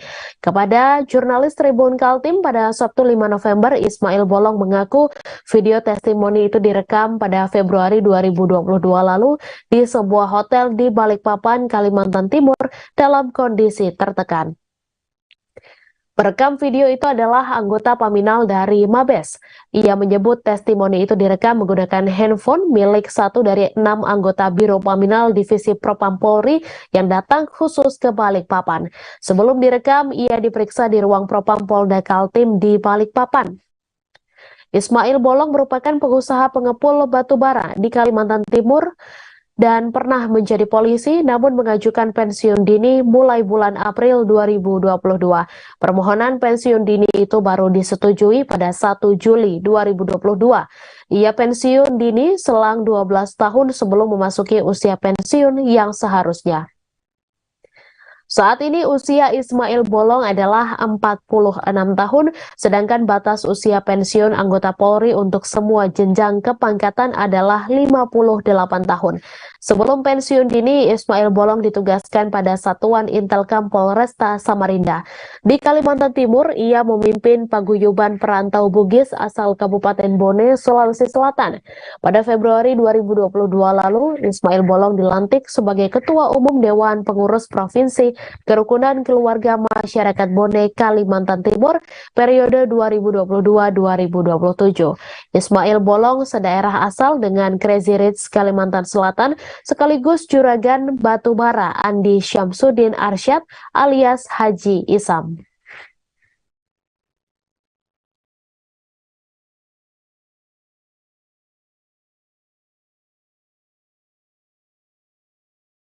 Dukun berjuluk pesulap hijau alias BT, pelaku yang diduga melakukan tindak asusila terhadap puluhan mama muda yang sudah bersuami, memberikan pengakuan mengejutkan kepada pihak kepolisian.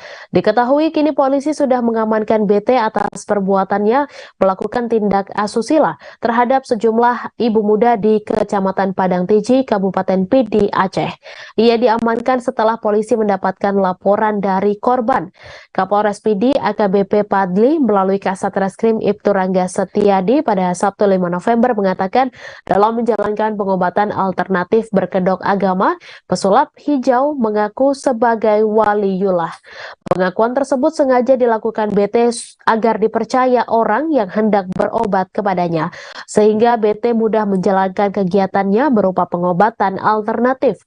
Bahkan pesulap hijau pun mengaku kepada polisi bila dirinya tidak perlu melaksanakan sholat karena sebagai waliullah. Pesulap hijau pun mengaku pernah menuntut ilmu di Cirebon, Jawa Barat. Sepulang dari Cirebon, BT asal Kecamatan Padang Tiji Pidi diduga membuka pengobatan tradisional atau alternatif. Saat mengobati pasien, BT menggunakan jubah warna hijau dengan sasaran mama muda di Kecamatan Padang Tiji. Menurut hasil pemeriksaan polisi bahwa selama di Jawa Barat, BT pernah menikahi 2 wanita dan memiliki 5 anak dari hasil perkawinan tersebut. Namun rumah tangga BT dengan 2 istri di Cirebon berakhir cerai. Tidak diketahui penyebab rumah tangga BT berujung perceraian. Usai bercerai dengan 2 istri di Cirebon, BT pulang ke kampung di Kecamatan Padang Tiji untuk membuka pengobatan alternatif. Untuk memuluskan pengobatannya, BT mengaku sebagai waliullah, sehingga ada ibu muda yang terbujuk dengan rayuan BT dan nekat berhubungan bak suami istri dengan tersangka. Banyak yang menjadi korban atas aksi pesulap hijau ini, namun baru 1 korban yang berani melaporkan kepada polisi. Selain itu ada saksi korban yang dimintai keterangan oleh polisi, namun korban itu tidak melaporkan.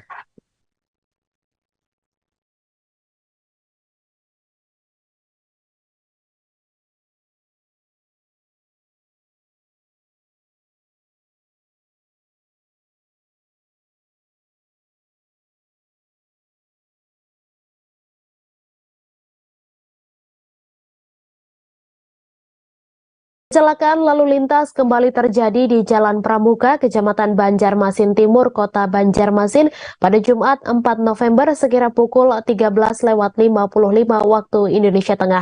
Laka lantas ini melibatkan 1 unit motor Yamaha Mio Soul dengan nomor polisi DA6417WA dan 1 unit mobil Kijang dengan nomor polisi DA1283AU.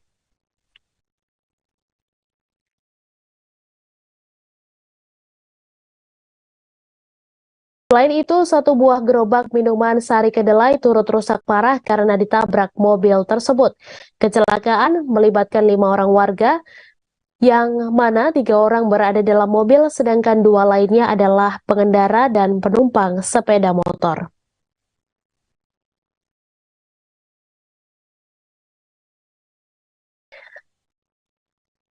Kecelakaan yang terjadi pada Jumat 4 November siang di Jalan Pramuka Banjarmasin Timur berujung pada tewasnya seorang warga Kabupaten Batola.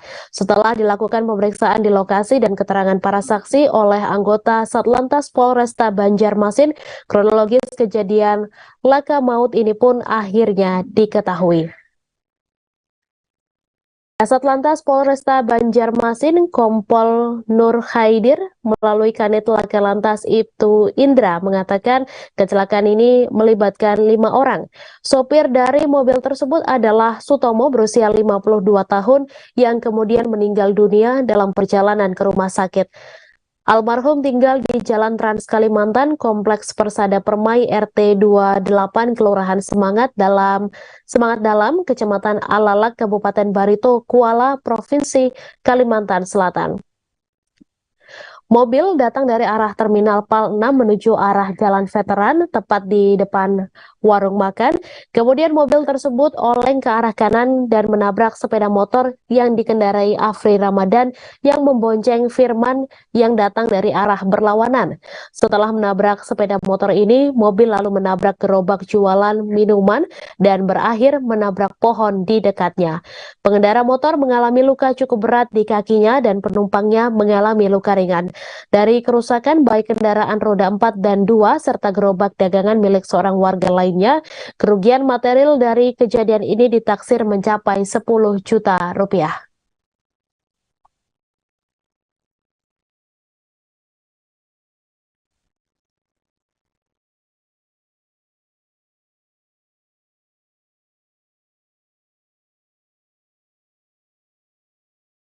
Informasi tadi sekaligus menutup perjumpaan kita dalam live update siang hari ini. Jangan lupa saksikan informasi terbaru lainnya hanya di kanal YouTube Tribun Network. Terima kasih atas kebersamaan Anda. Saya Meisa Sirait beserta kru yang bertugas pamit undur diri. Terima kasih dan sampai jumpa.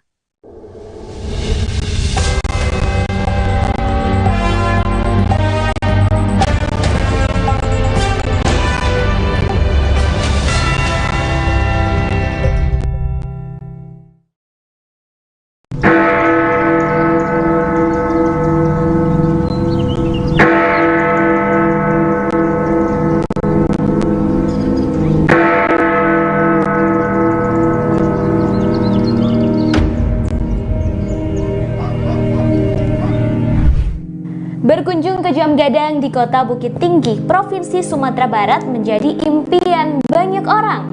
Sebagai bangunan bersejarah yang menjadi ikon pariwisata Indonesia, hampir tak banyak orang yang tak kenal dengan menara itu. Terkadang berpose di depan Jam Gadang menjadi sebuah keharusan bila berkunjung ke Sumatera Barat, terutama Kota Bukit Tinggi. Tak hanya bagi pelancong dari luar Sumber, namun juga bagi warga Sumber sendiri yang tak pernah bosan berfoto dan menikmati Jam Gadang. Bangunan Jam Gadang terdiri dari 4 sisi seperti persegi panjang yang berdiri dengan lantai dasar mirip tapak bangunan beranjung. Sepintas dari luar bangunan Jam Gadang, setelah tapak bangunan hanya terlihat 4 tingkat. Namun aslinya dari dalam terdapat 6 tingkat. Hal itu karena pandangan mengikuti tiang bangunan yang berjumlah 4 buah setelah tapak dan jendela kaca yang ada pada keempat sisinya. Sebelum menaiki menara ini, terdapat 2 tangga yang berada di samping kiri pintu masuk menara. Pintu masuk menghadap ke arah barat. Setiap tingkat bangunan dihubungkan dengan tangga melingkar yang kian ke atas, kian kecil karena mengikuti pola bangunan yang mengerucut ke atas. Di bagian atas terdapat atap bergonjong 4 yang semuanya berbahan kayu dan penuh ukiran khas Minangkabau. Ruangan paling menakjubkan tentu ruangan yang berisikan mesin-mesin Jam Gadang. Mesin yang disebut-sebut hanya ada 2 di dunia. satu di jam gadang, dan satu lagi dipakai untuk menggerakkan jam raksasa menara Big Ben di London, Inggris, yang juga menjadi kebanggaan negara itu.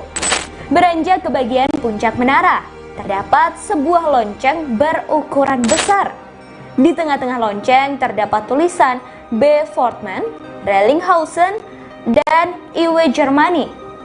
Diketahui Fortman adalah nama belakang Bernhard Fortman, si pembuat jam, dan Recklinghausen nama kota di Jerman, tempat mesin jam ini diproduksi pada 1892. Lonceng ini selalu berbunyi setiap waktu menunjukkan menit ke 00. Misal pukul 8 waktu Indonesia Barat dan sebagainya.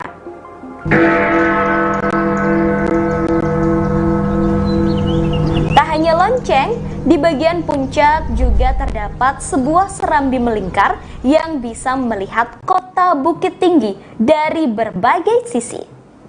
Dari puncak ini tentu bisa melihat bagaimana keramaian pengunjung di pelataran jam gadang serta padatnya rumah penduduk di kota Bukit Tinggi. Dari sini juga bisa melihat dengan jelas Gunung Marapi dan Singgalang yang mengapit kota Bukit Tinggi.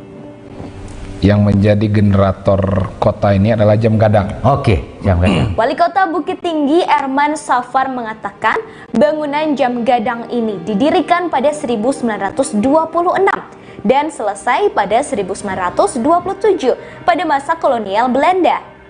Pembangunannya diprakarsai oleh Hendrik Roelof Roekmaker yang ketika itu menjabat sebagai sekretaris di Fort de Kock atau yang kini Bukit Tinggi.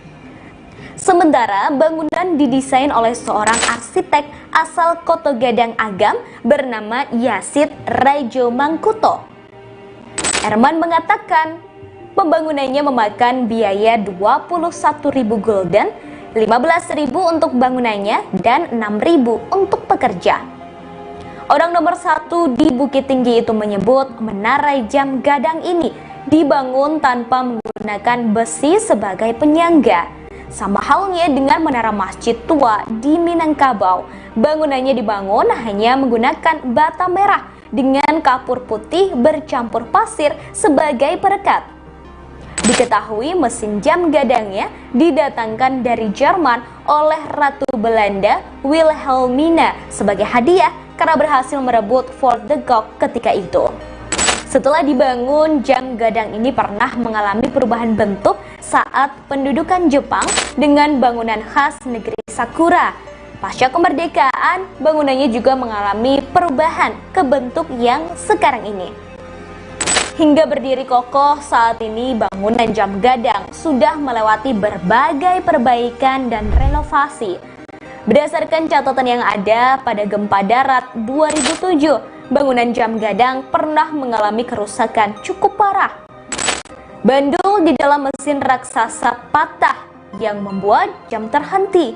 Dampak gempa juga membuat bangunan miring 2 derajat dan retak kecil di beberapa bagian. Otoritas setempat melakukan perbaikan serius untuk menanganinya hingga pulih.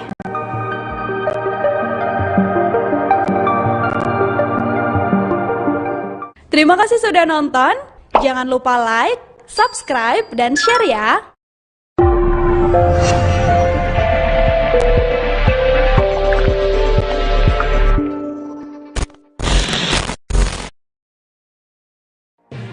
Tribun News Live Update 21. Selamat siang Tribuners, selamat sore Tribuners, selamat petang Tribuners, Anda sedang menyaksikan live update. Informasi teraktual dan terupdate dari siang hingga petang kami sajikan untuk Anda. Menewaskan 2 orang penumpang, yang mana kedua penumpang kami perdalam dengan laporan langsung dari lokasi kejadian dan narasumber terpercaya. Benar-benar menghukum mereka-mereka yang terlibat, menghentikan terduga pelaku yang ingin laporan terkait peristiwa pompong hilang kontak menabrak sejumlah pemotor yang melintas tepat. Saksikan live update siang, sore, dan petang hanya di channel YouTube Tribun News.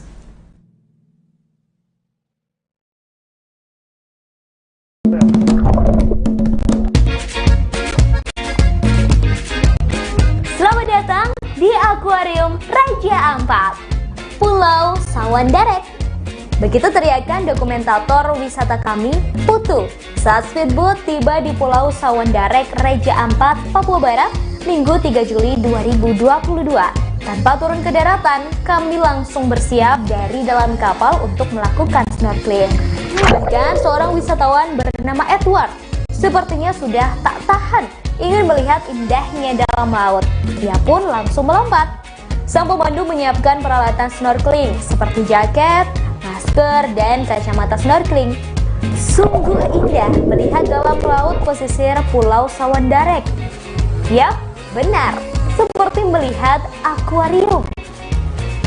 Air yang jernih membuat mata kita bahkan tanpa kacamata snorkeling bisa melihat jelas keindahan dalam laut Raja Ampat. Warna-warni ikan dengan beragam jenis, batu karang bermacam bentuk dan unik, dan berbagai biota laut lain yang sangat memanjakan mata. Tak hanya snorkeling, sejumlah wisatawan juga melakukan diving hingga ke dasar laut. Pulau Sawandarek merupakan satu dari sejumlah tempat terbaik untuk snorkeling dan diving di Raja Ampat. Keindahan Raja Ampat yang berlokasi di ujung barat Papua ini dikenal hingga berbagai pelosok dunia. Untuk bisa mencapai pulau ini, Anda harus menggunakan transportasi laut yang ditawarkan oleh sejumlah travel perjalanan wisata Raja Ampat di Kota Sorong. Jadi, bagi Anda yang ingin berwisata, cukup di Indonesia aja.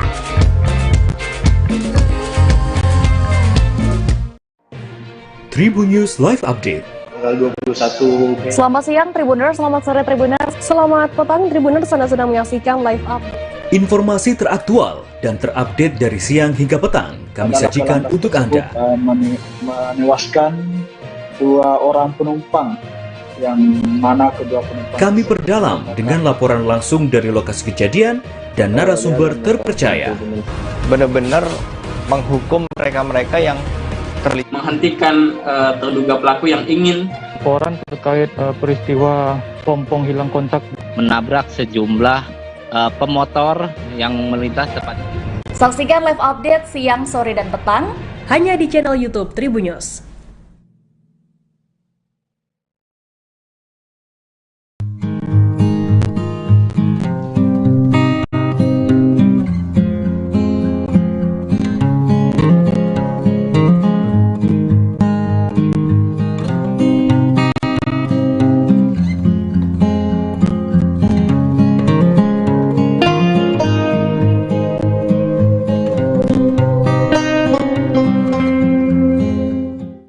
Kota Padang memiliki destinasi wisata yang menarik untuk dijelajahi. Dari wisata alam, budaya, hingga kuliner. Mengunjungi Kota Padang belum lengkap rasanya kalau belum datang ke Jembatan Siti Nurbaya.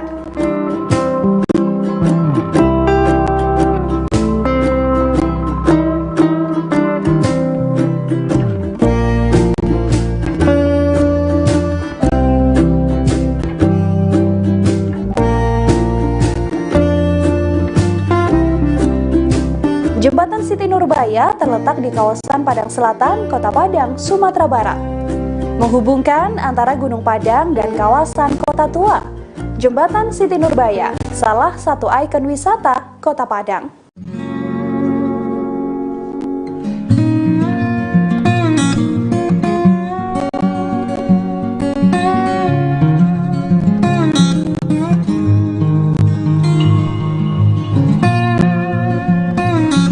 Nama jembatan ini diambil dari satu legenda Minang, yakni Siti Nurbaya. Untuk jembatan Siti Nurbaya ramai dikunjungi saat sore hingga malam harinya. Di sisi kiri dan kanan jembatan Siti Nurbaya ada penjual jagung bakar dan pisang bakar. Dari jembatan Siti Nurbaya, pengunjung dapat melihat pemandangan ke arah Muaro Padang dan kapal-kapal nelayan yang berada di Batang Arau.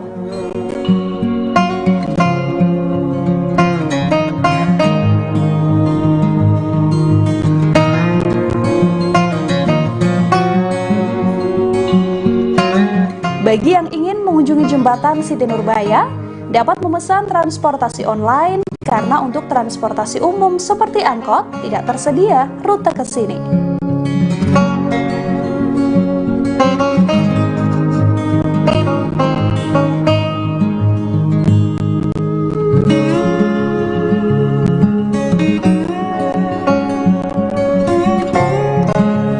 Untuk jarak jembatan Siti Nurbaya dari Pantai Padang tidaklah jauh, hanya berkisar kurang lebih 1 km.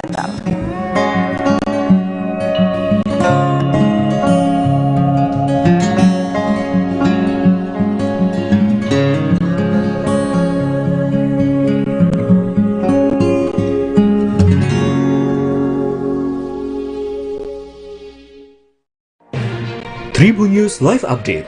21. Selamat siang Tribuners, selamat sore Tribuners, selamat petang Tribuners, Anda sedang menyaksikan live update. Informasi teraktual dan terupdate dari siang hingga petang kami sajikan untuk Anda. Menewaskan 2 orang penumpang yang mana kedua penumpang. Kami perdalam dengan laporan langsung dari lokasi kejadian dan narasumber terpercaya. Benar-benar menghukum mereka-mereka yang terlibat, menghentikan terduga pelaku yang ingin Laporan terkait peristiwa pompong hilang kontak menabrak sejumlah pemotor yang melintas tepat. Saksikan live update siang, sore, dan petang hanya di channel YouTube Tribun News.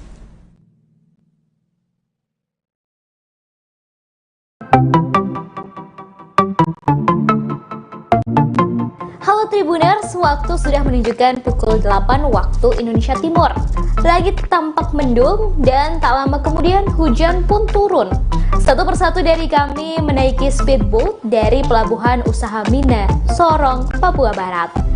Yap, pagi itu Minggu 3 Juli 2022 kami akan berkeliling seharian di Raja Ampat, pulau yang berada di ujung barat Papua. Perjalanan kali ini akan dipandu oleh pemandu wisata kami bernama Randy. Keseluruhan bersama awak kapal berjumlah 14 orang. Mereka berasal dari berbagai daerah seperti Jakarta, Solo, Jawa Barat, Sumatera Utara, juga mereka dari Papua. Sebelum perjalanan, pemandu rombongan mengingatkan untuk tidak membuang sampah sembarangan. Deru suara mesin speedboat terdengar cukup kencang.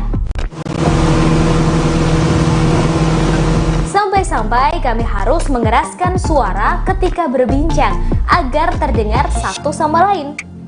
Setelah menempuh perjalanan sekira 2,5 jam, akhirnya kami sampai di lokasi pertama, Piai Nemo.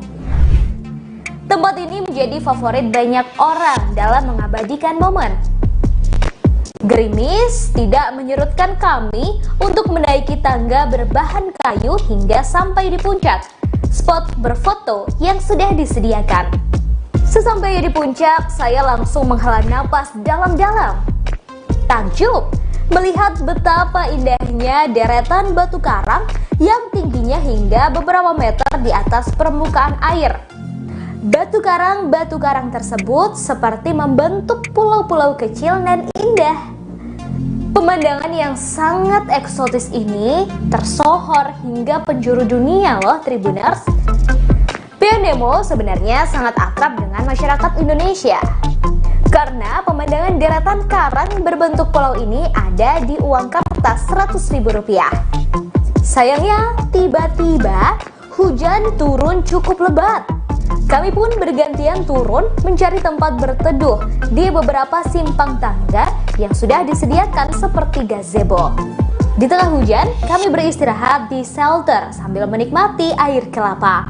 Sejumlah warga pulau sekitar tampak berjualan seperti kelapa muda, pernak-pernik, ikan-ikan kering, kopi, dan lainnya. Kemudian kami kembali ke kapal untuk melanjutkan perjalanan. Syukurlah hujan pun reda sebelum sampai di lokasi kedua Tribuners. Kami tiba di Telaga Bintang.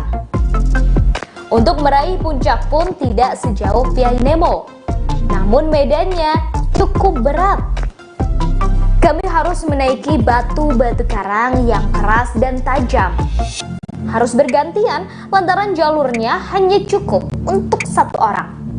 Sampai di atas, kami bisa melihat batu karang tinggi yang membentuk seperti pulau-pulau kecil. Dan seperti namanya, kami bisa menyaksikan telaga berbentuk bintang. Di bawah airnya terlihat sangat jernih. Kami bisa melihat batu karang serta ikan-ikan dengan mata telanjang.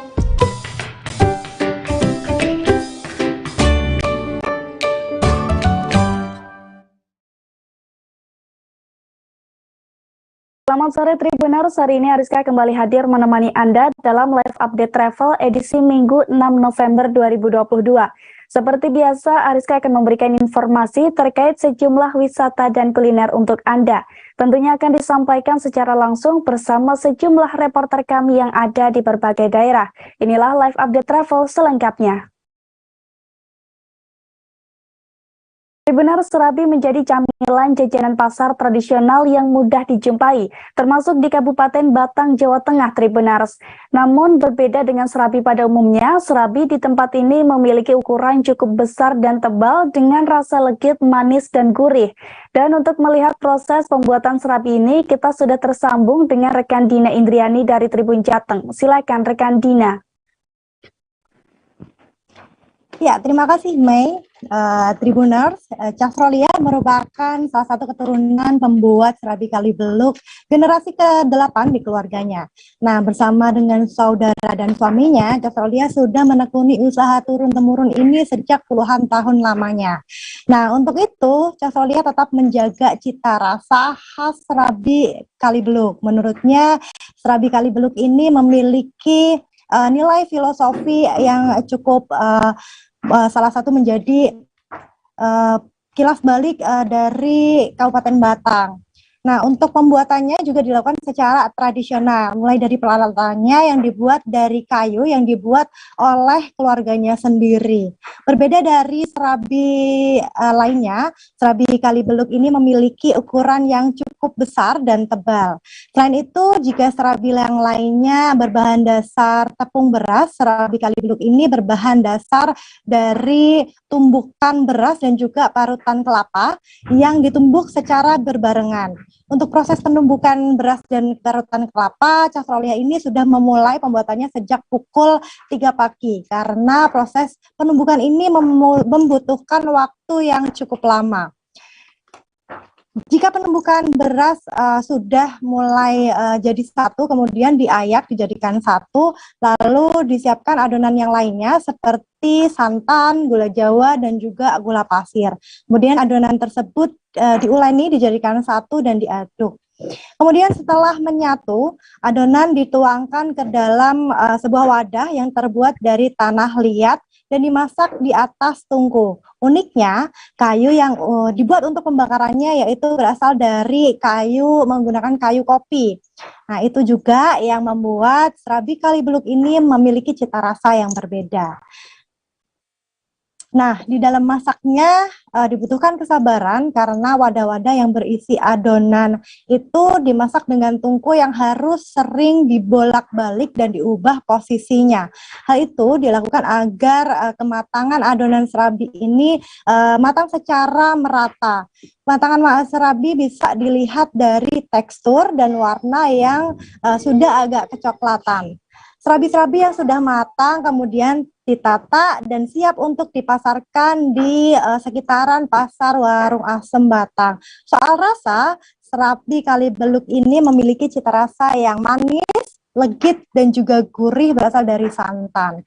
Nah, untuk satu serabi sendiri dijual dengan harga Rp6.500 dan satu tangkapnya Rp13.000. Nah, untuk Tribuners yang berkunjung di Kabupaten Batang atau berwisata di Kabupaten Batang, serabi Kalibeluk ini menjadi salah satu pilihan kuliner yang bisa dibawa pulang untuk oleh-oleh bersama keluarga. Terima kasih, Mei. Baik, rekan Dina Indriani dari Tribun Jateng, terima kasih atas laporan Anda. Kita beralih ke informasi selanjutnya, Tribuners. Rumah pribadi peninggalan pahlawan nasional Jenderal Gatot Subroto di Ungaran Barat, Kabupaten Semarang, kini difungsikan menjadi museum keluarga. Museum yang terletak di dekat Benteng Willem II itu menyimpan berbagai koleksi barang pribadi. Ada pula sejumlah benda-benda bersejarah untuk mengenang perjuangan Jenderal Gatot Subroto pada masa pergolakan kemerdekaan Tribuners. Dan seperti apa tempatnya akan dilaporkan oleh rekan Reza Gustaf dari Tribun Jateng. Silakan rekan Reza. Baik rekan Ariska dan Tribuners, kali ini di Kabupaten Semarang ya. Ada satu museum pribadi ya, yang mengoleksi benda-benda bersejarah milik Jenderal Gatot Subroto, yaitu salah satu pahlawan nasional ya, yang telah membantu atau memperjuangkan kemerdekaan sewaktu masa pergolakan masa kemerdekaan. Kemudian beliau atau Jenderal Gatot Subroto sendiri dimakamkan di Ungaran, dan di sana ada rumah pribadi di daerah Kelurahan Ungaran ya, di Dusun Deliwang. Di situ rumah pribadi yang sudah tidak ditempati tersebut kini dialihfungsikan menjadi museum. Jadi untuk makamnya sendiri ada di dekat situ ya, ada di Ungaran juga, sekitar 1 kilometer dari rumah beliau. Dan rumahnya saat ini dijadikan museum. Namun saat ini statusnya masih sebagai museum pribadi atau museum milik keluarga ya. Rencananya nanti akan dibuka untuk umum dan akan dibuatkan juga seperti tempat kuliner gitu. Jadi nanti termasuk menjadi bagian dari edukasi, pariwisata edukasi yang ada di Kabupaten Semarang. Kemudian untuk isinya sendiri itu lebih ke mengenang atau menyimpan kenangan masa-masa Jenderal Gatot Subroto saat berjuang pada masa kemerdekaan ya. Ada foto-foto beliau, kemudian ada pakaian dinas yang dipakai zaman dahulu, seperti seragam, seperti topi, ada tongkat komando, kemudian ada tempat tidur juga yang dulu dipakai almarhum ya sewaktu masih tinggal di Ungaran. Kemudian sebenarnya museum ini sendiri sudah diresmikan sejak tahun lalu ya, Oktober tahun lalu. Namun warga umum atau masyarakat umum itu masih belum sebebas atau fleksibel untuk mengakses museum tersebut. Jadi warga jika mau menuju ke museum tersebut atau mau masuk harus menghubungi cucunya dulu ya. Nanti teman-teman bisa baca beritanya di tribunjateng.com untuk lebih jelasnya. Jadi ada rencana untuk membuka museum kembali seperti dibuka untuk umum ya, namun saat ini masih rencana. Begitu yang bisa disampaikan Ariska dari Kabupaten Semarang. Baik rekan Reza Gustaf dari Tribun Jateng, terima kasih dan selamat bertugas kembali. Tribuners, kawasan UNS Solo terkenal memiliki beragam kafe unik dan estetik, termasuk diantaranya ada Cingu Solo Tribuners. Sesuai dengan namanya, kafe baru di Solo ini menawarkan beragam kuliner kekinian khas Korea. Dan untuk mengetahui menu apa saja serta cita rasa menu yang ada di sana, kita sudah tersambung dengan rekan Ambar dari Tribun Travel. Silakan rekan Ambar.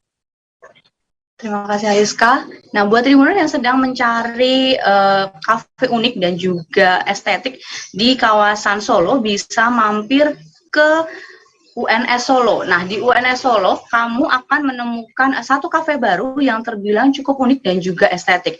Namanya adalah Cingu Solo. Nah, sesuai dengan namanya, Cingu Solo ini menawarkan beragam kuliner kekinian khas Korea.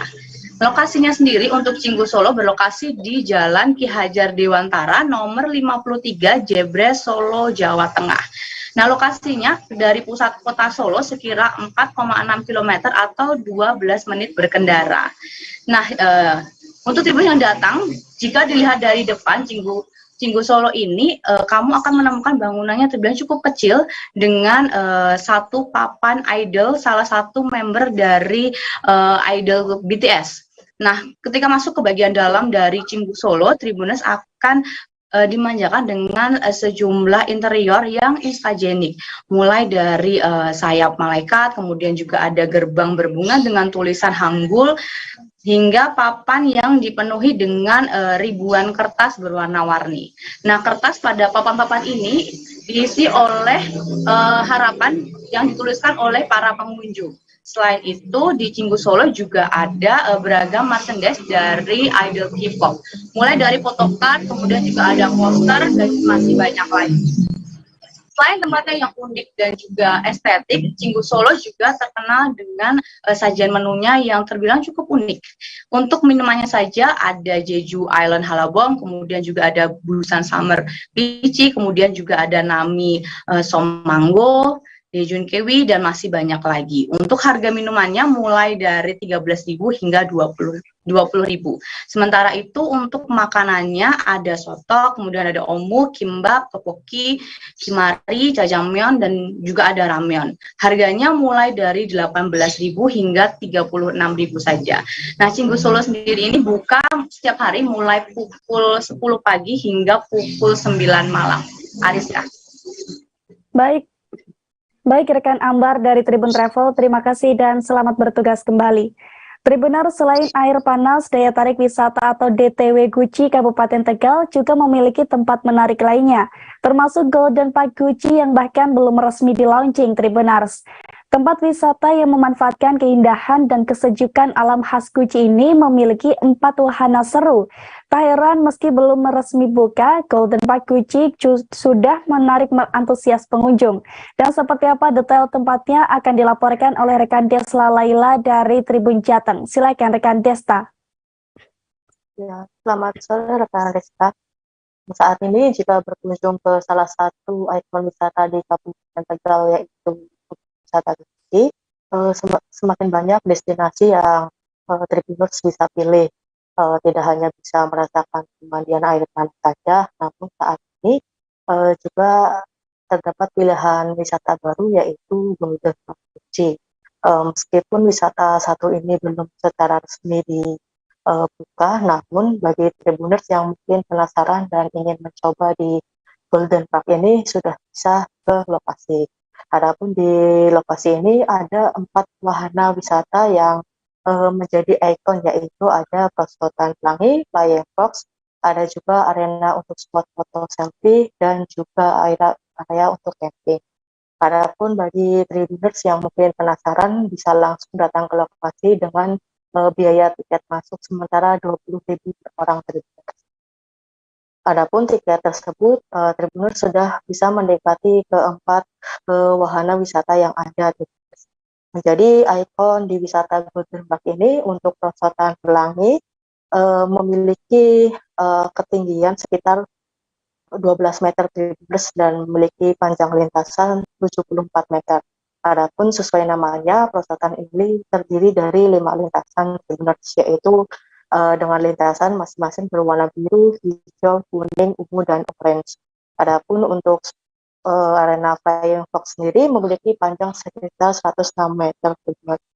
Adapun bagi pengunjung yang mungkin ingin merasakan camping di area tersebut juga tersedia Tribuners, yaitu ada 20 tenda dengan satu tenda bisa berisi sampai 45 orang.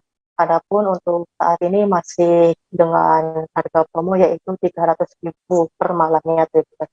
Adapun harga tersebut sudah termasuk menikmati wahana kolam renang, ada perosotan pelangi, flying fox, dan lain-lain. Adapun bagi pengunjung juga tidak perlu khawatir karena untuk di Golden Park ini sudah tersedia fasilitas yang cukup lengkap, yaitu terdapat toilet, musola, dan juga ada kantin Tribuners. Adapun untuk jam operasional Golden Park ini yaitu sesuai dengan jam operasional Tribuners, yaitu buka sekitar pukul 8 pagi sampai 4 sore.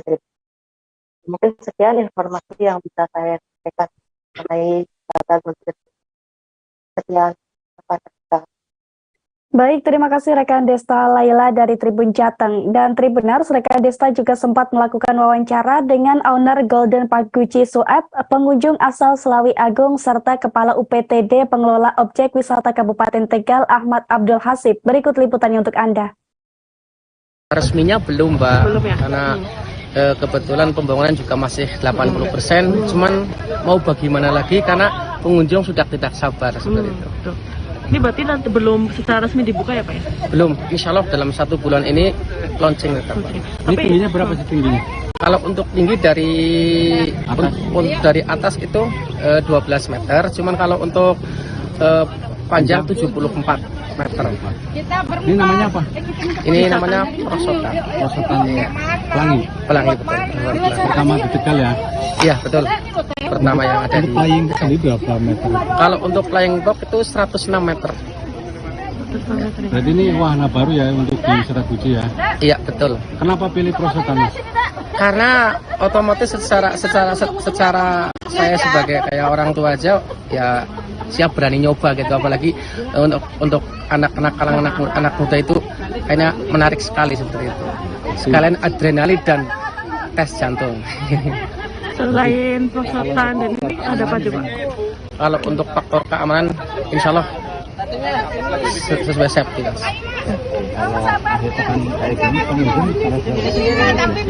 Kalau untuk sementara ya hampir sekitar ada 200. Prosotan pelangi di Rasanya itu deg-degan, enak sekali. Ini dari mana? Mantap, saya dari Slawi. Selawi. Ya. Jadi baru tahu ada apa namanya? Wahana ini ya, baru. Dari sini lihat langsung ke sini. Gimana untuk apa namanya? Rekomen nggak Mas rekomendasi buat untuk teman-teman yang lain? Barangkali mau pada kesini, cuman belum jadi ya. Jadi kalau udah jadi ya belum maksimal. Oke. Dengan Mas siapa Mas? Dengan Mas Agung. Oke.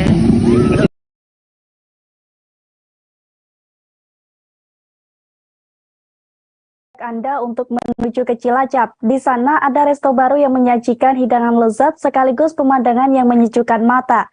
Berada persis di pinggir Sungai Serayu, pengunjung resto dapat menikmati santapan nikmat dengan view Sungai Serayu dan juga PLTU Kandang Kandri di depannya. Dan bagaimana suasana bersantap di sana akan disampaikan oleh rekan Pinky Anggraini dari Tribun Jateng. Silakan rekan Pinky. Ini Mbak, soalnya ya seneng sih ya, bagus soalnya ini tuh persis di tepi Sungai Serayu kayak namanya ya, kan namanya tuh itu juga ini tuh apa bangunannya tuh kayak ala-ala luar negeri gitu, jadi tambah lebih estetik gitu sih.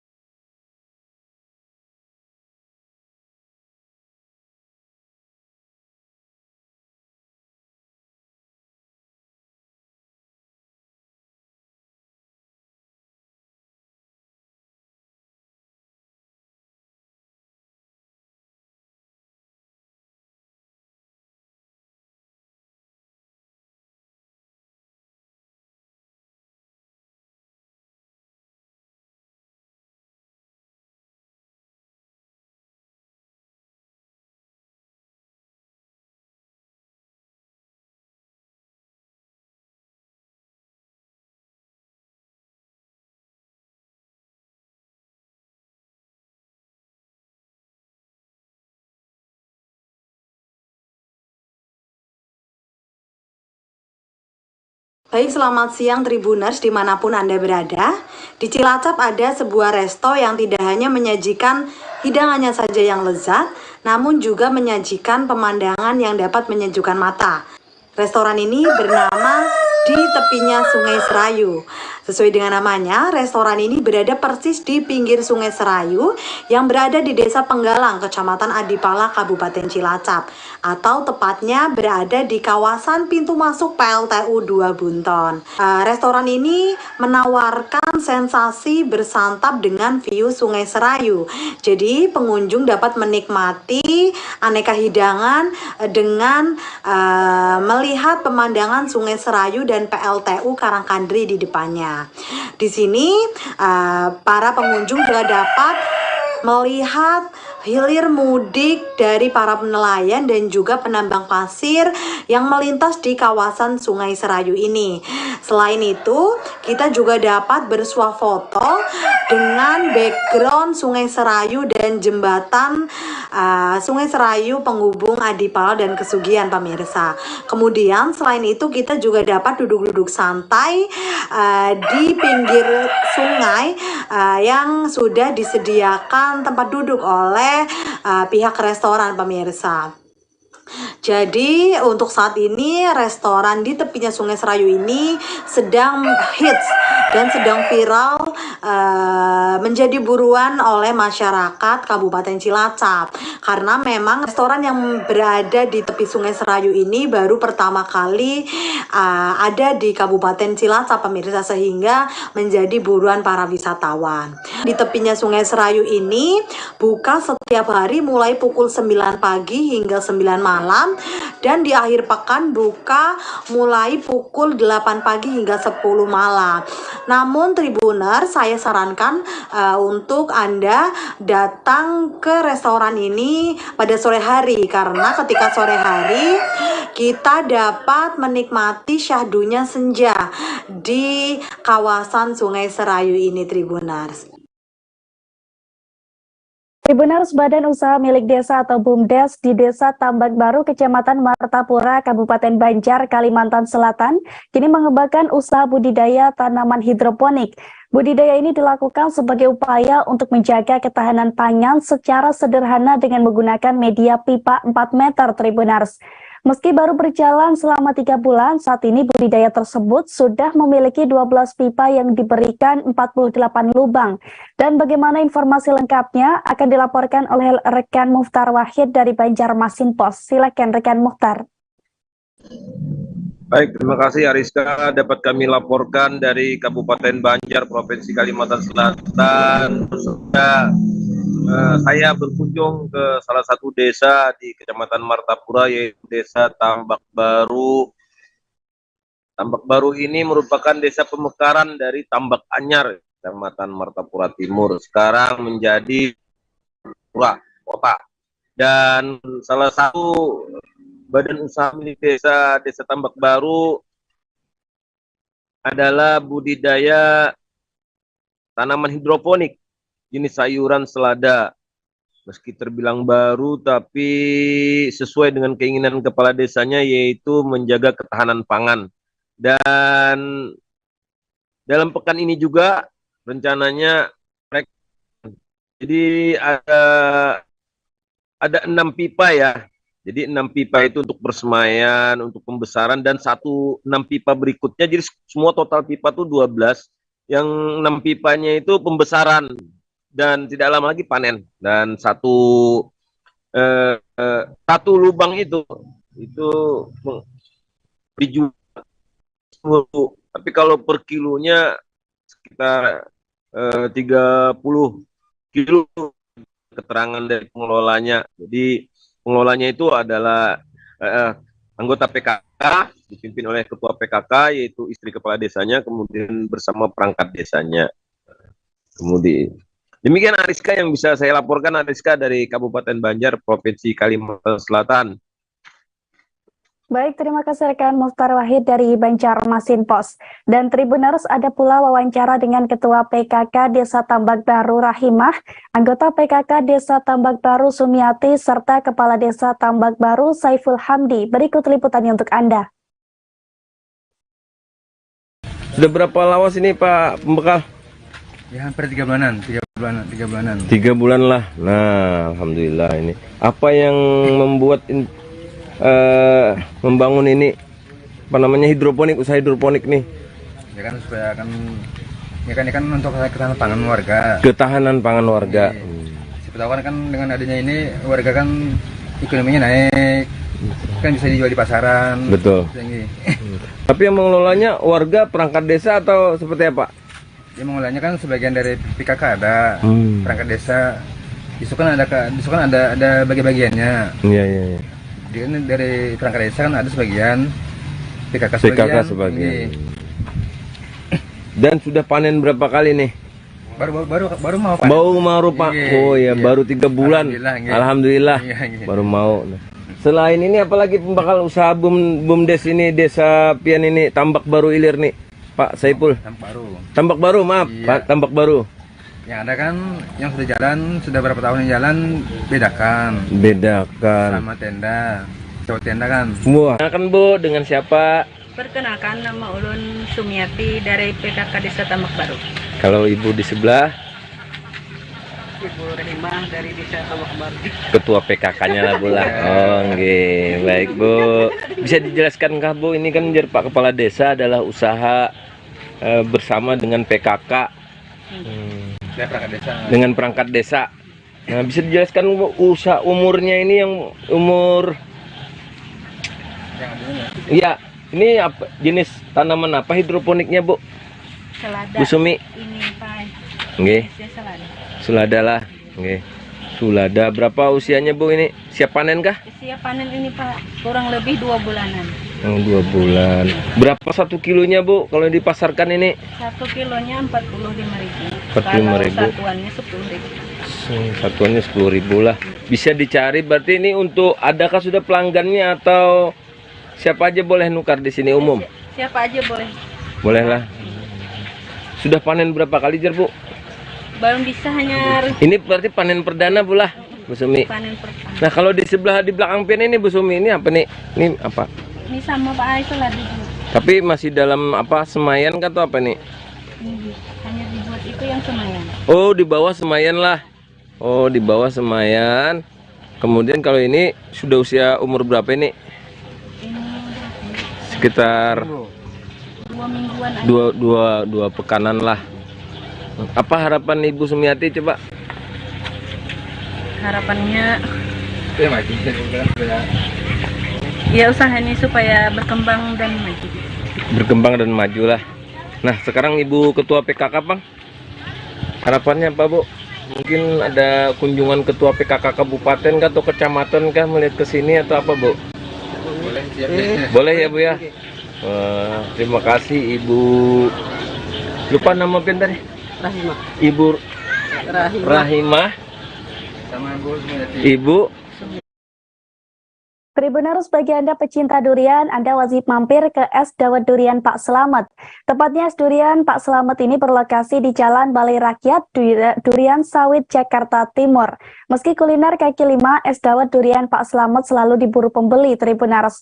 Bahkan saking larisnya, Pak Slamet mampu menghabiskan sebanyak 100 kg atau 1 kuintal buah durian setiap harinya. Dan bagaimana informasi lengkapnya akan disampaikan oleh rekan Pebi Adeliana dari Tribun Jakarta. Silakan rekan Pebi. Baik Ariska, nah Tribuners, panas-panas memang paling enak minum yang segar-segar begitu ya. Bagi Anda yang ada di daerah Jakarta Timur nih, saya mau mengajak mencicipi semangkuk es dawet Pak Slamet, salah satu jajanan kaki lima yang ada di kawasan Duren Sawit, tepatnya di Jalan Balai Rakyat, Jakarta Timur. Nah, jadi es dawet ini viral di sosial media karena katanya memiliki porsi yang melimpah. Di antaranya keunggulannya adalah terletak di topping duriannya yang bahkan sampai bikin luber begitu. Nah, ditemui di lokasi, memang es dawet durian Pak Slamet ini merupakan es dawet ala Banjarnegara yang dicampur dengan topping durian di atasnya. Nah, menurut Pak Slamet sendiri dulu ia mulai berjualan pertama kali sejak kisaran tahun 1999.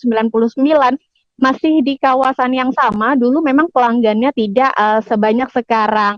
Tapi lain dulu, lain sekarang. Saat ini Pak Slamet mampu menghabiskan sebanyak 1 kuintal, bahkan terkadang lebih, topping durian yang ia bawa untuk para pelanggannya begitu. Nah, jadi bagi Tribuners yang tertarik nih, es dawet durian Pak Slamet ini buka setiap hari mulai pukul 10, tapi kadang jam 2, sekitar jam 2 atau jam 3 sore itu sudah ludes diburu pembeli karena memang es dawet Pak Slamet ini cukup digemari banyak orang begitu. Nah, dalam sehari ia bisa menjual sekitar 400 hingga 500 porsi es dawet durian. Nah, kemarin saya juga sudah mencicipi nih kelezatan dari es dawet durian Pak Slamet ini. Nah, jadi kalau kita lihat memang es durian ini merupakan kuliner kaki lima yang berjualan dengan gerobak. Walau begitu pembelinya pun selalu antri. Bahkan saat saya berkunjung baru-baru ini, sejumlah pembeli terus menerus datang bergantian dan sampai memenuhi gerobak milik Pak Slamet begitu. Nah, yang menjadi menarik adalah Pak Slamet menjajarkan 2 buah kotak besar yang diisi dengan topping durian penuh, durian kupas yang penuh menumpuk begitu. Nah, topping inilah yang nantinya akan digunakan sebagai tambahan pada es dawet racikan Pak Slamet sendiri. Nah, menurut Pak Slamet menggunakan durian Medan dan juga durian Palu yang memang biasanya 2 jenis ini seringkali digunakan sebagai campuran makanan, misalnya seperti es krim, kemudian juga seperti pancake begitu. Nah, untuk harganya juga lumayan murah, yaitu sekitar 15.000 per mangkok. Nah, kalau Tribuners tertarik nih, khususnya bagi para penggemar durian, boleh coba langsung datang mampir, karena kemarin pas saya coba, itu porsinya memang benar-benar membuat mangkok luber begitu ya. Jadi racikan es dawetnya ini terdiri dari santan, kemudian juga gula merah, dan juga dawetnya, cendol dawetnya yang berwarna hijau, kemudian ditambahkan dengan topping durian yang cukup banyak. Dalam satu mangkok, Pak Slamet ini bisa memberikan sebanyak 2 sendok penuh durian kupas yang berisi dengan daging durian utuh, dan kalau dihitung-hitung kemarin saya makan tuh dalam satu mangkok tuh isinya bisa ada sekitar 5 atau 6 biji durian yang masih memiliki daging yang cukup banyak begitu. Jadi ini cukup menggiurkan bagi Anda yang para penggemar buah durian begitu, Ariska. Demikian. Baik, terima kasih atas informasi dan juga rekomendasi Anda, rekan Pepi Adeliana dari Tribun Jakarta. Tribuners, berakhir pekan di Bogor, Anda bisa mengunjungi Water Kingdom Mekarsari. Water Kingdom Mekarsari ini merupakan taman air tematik yang menawarkan banyak wahana seru, Tribuners. Menariknya, tempat wisata ini kerap menghadirkan promo spesial bagi para pengunjungnya. Seperti yang berlaku saat ini, Water Kingdom Mekarsari menghadirkan promo tiket masuk yang bertajuk Gelegar November. Sesuai namanya, promo tiket masuk wisata Kingdom Mekarsari ini khusus diadakan selama bulan November 2022, Tribuners. Tak tanggung-tanggung, ada beragam kategori promo tiket masuk Water Kingdom Mekarsari yang bisa Anda dapatkan. Pertama, promo ini diberikan khusus bagi pengunjung yang merayakan ulang tahun di bulan November. Di kategori ini, promo yang diberikan berupa beli tiket 1 gratis 1 alias buy one get one free. Untuk mendapatkan promo ini, Anda wajib membawa pendamping yang akan diajak untuk masuk ke Water Kingdom Mekarsari. Sebelum masuk ke taman wisata, Anda pun wajib menunjukkan kartu identitas diri, Tribuners. Apabila sudah mendapatkan promo ini, Anda tidak bisa mendapatkan promo yang lainnya. Promo ini juga tidak berlaku untuk grup ataupun rombongan. Namun bagi Anda yang datang secara rombongan atau grup, jenis promo yang kedua ini cocok untuk Anda, Tribuners. Promo rombongan ini bisa Anda dapatkan dengan harga 100.000 saja. Di hari Senin hingga Jumat, harga tersebut bisa mendapatkan 4 tiket. Sementara di hari Sabtu dan Minggu, harga 100.000 akan mendapatkan 3 tiket masuk. Promo rombongan ini bisa Anda dapatkan dengan maksimal transaksi 1 struk 1 kali dalam 1 hari. Promo yang satu ini juga tidak berlaku kelipatan dan tidak boleh digabungkan dengan promo lainnya, Tribuners. Sedangkan bagi Anda yang ingin membeli tiket reguler Water Kingdom Mekarsari, dibanderol dengan harga 40.000 per orang saat weekday dan 50.000 saat weekend.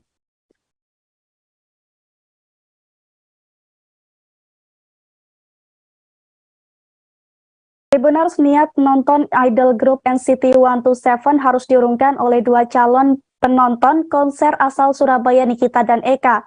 Sebab keduanya tertipu calo tiket di ICE BSD Tangerang pada Sabtu 5 November kemarin. Dilansir dari tribunnews.com, keduanya datang dari Surabaya pada Jumat 4 November 2022 dini hari. Saat itu, keduanya berharap bisa membeli tiket konser NCT 127 secara offline di lokasi, Tribuners. Pasalnya, harapan tersebut muncul setelah 2 calo menawari tiket masuk konser, di mana awalnya tiket dari calo tersebut dijual dengan harga 7 juta, namun akhirnya turun menjadi 5 juta. Padahal harga tiket konser ini oleh pihak panitia hanya berkisar Rp1.045.000 hingga Rp2.900.000 saja. Selesai mendapatkan tiket berupa gelang yang diberi tanda barcode, keduanya pun diantar sampai ke depan pintu. Setelah kedua calo itu pergi, keduanya pun scan barcode dan baru menyadari bahwa mereka telah tertipu, di mana tiket yang mereka beli tersebut adalah tiket untuk hari pertama. Dan mengetahui hal tersebut, keduanya pun langsung mencari polisi dan mengisahkan kejadian tersebut. Oleh Kapolres Tangsel AKBP Sarisolu, keduanya lalu dibawa ke pusat pos di dalam area dan laporan keduanya ditindaklanjuti. Sarli menuturkan saat ini pihaknya telah mengantongi identitas, nomor handphone, nama serta wajah pelaku. Sementara itu saat ini pihak Polres juga tengah mencari orang tersebut.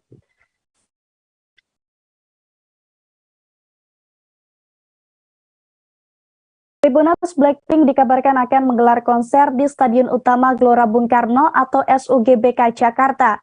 Namun rencana tersebut dilarang oleh Menteri Pemuda dan Olahraga atau Menpora Zainuddin Amali, Tribuners. Sebab jadwal konser tersebut sangat mepet dengan gelaran Piala Dunia U20. Dan mengetahui hal ini, Wali Kota Solo Gibran Rakabuming Raka menawarkan Kota Solo untuk menjadi lokasi konser Blackpink. Di Kota Solo sendiri, biasanya konser-konser besar digelar di halaman Stadion Manahan Solo. Namun, Stadion Manahan Solo juga tidak diperbolehkan karena akan digunakan untuk Piala Dunia. Sementara lokasi lain yang masih mumpuni adalah Benteng Vastenburg dan juga alun-alun Keraton, Tribuners, di mana benteng tersebut juga telah berkali-kali digunakan untuk konser. Sementara itu, untuk lokasi indoor di Solo juga terdapat beberapa tempat, seperti Sritek Arena, Diamond Solo Convention Center, dan juga Convention Hall Terminal Tirtonadi. Diketahui sebelumnya, girl group beranggotakan Jennie, Jisoo, Lisa, dan Rose itu memang sedang tur untuk merayakan studio album kedua mereka, Born Pink. Video musik pun telah rilis mulai dari Pink Venom sampai Shutdown, Tribuners. Setelah ditolak di SUGBK, Blackpink tentu akan mencari pengganti venue untuk menggelar konser bertajuk Born Pink World Tour tersebut. Para Blink atau penggemar Blackpink pun berharap venue pengganti tetap setara kapasitasnya sehingga mampu menampung banyak orang. Kendati demikian, Gibran pun sadar untuk melobi penyelenggara agar mau pindah ke Solo bukan hal yang mudah. Meski demikian, Gibran mengizinkan akan mendatangkan band sekelas Dream Theater ke Solo pada bulan yang sama.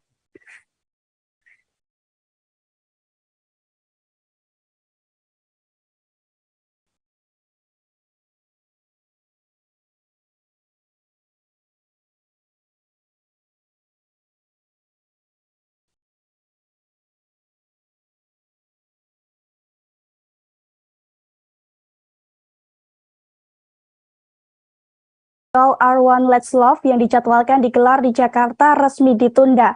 Informasi penundaan konser ini dirilis oleh pihak promotor konser melalui akun Instagram resminya pada Sabtu 5 November kemarin. Dalam unggahan itu, penundaan konser ini karena mempertimbangkan sejumlah insiden yang telah terjadi, seperti bencana Itaewon di Korea, dan sebab dari kejadian tersebut menimbulkan kekhawatiran yang tinggi dari promotor maupun seniman, Tribuners. Selesai pengumuman penundaan tersebut, penonton berbondong-bondong meminta pengembalian uang dari pihak promotor. Bahkan topik refund ini menjadi trending topik di Twitter hingga hari ini, Minggu 6 November 2022. Diketahui sebelumnya, konser We All Are One K-pop konser akan digelar di Stadion Madia, Gelora Bung Karno, Jakarta selama 3 hari berturut-turut, yakni dari tanggal 10 hingga 12 November 2022 mendatang. Atas penundaan ini, CEO PT Caution Life Indonesia, Pak Jae Hyun, sebagai penyelenggara memohon pengertian dari para penggemar. Namun para penggemar K-pop yang telah membeli tiket pun tetap menuntut pengembalian atau refund. Pasalnya, mereka sangat kecewa, terutama yang sudah membeli tiket, memesan hotel, dan sudah mempersiapkan dengan sepenuh hati, terutama yang datang dari luar daerah. Tak sedikit dari mereka pun mencurahkan kekecewaan mereka di media sosial. Sementara itu, karena banyaknya kejadian kurang menyenangkan dalam beberapa waktu belakangan, Park menyebut pihaknya harus mengecek secara menyeluruh agar konser bisa berjalan dengan baik tanpa ada kecelakaan. Park menyebut jika jadwal artis yang akan tampil tidak mengalami banyak perubahan. Akan tetapi pihaknya akan mengumumkan jika ada perubahan di masa depan.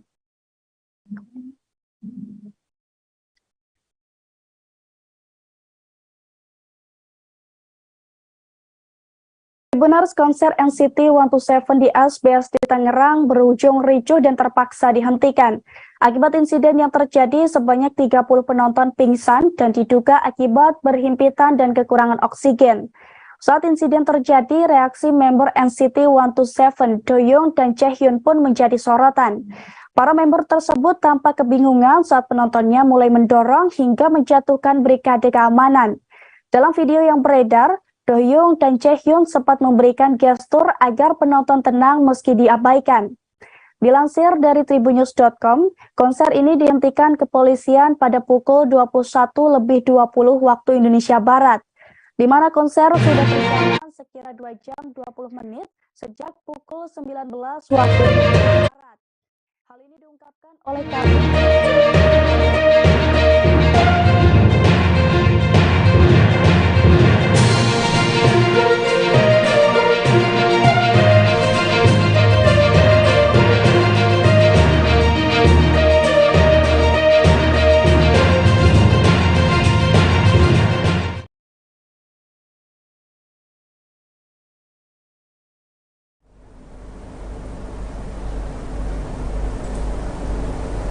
Halo Tribuners, jumpa lagi bersama dengan saya Mutiara dalam tayangan berita selebritis di Tribun Lampung.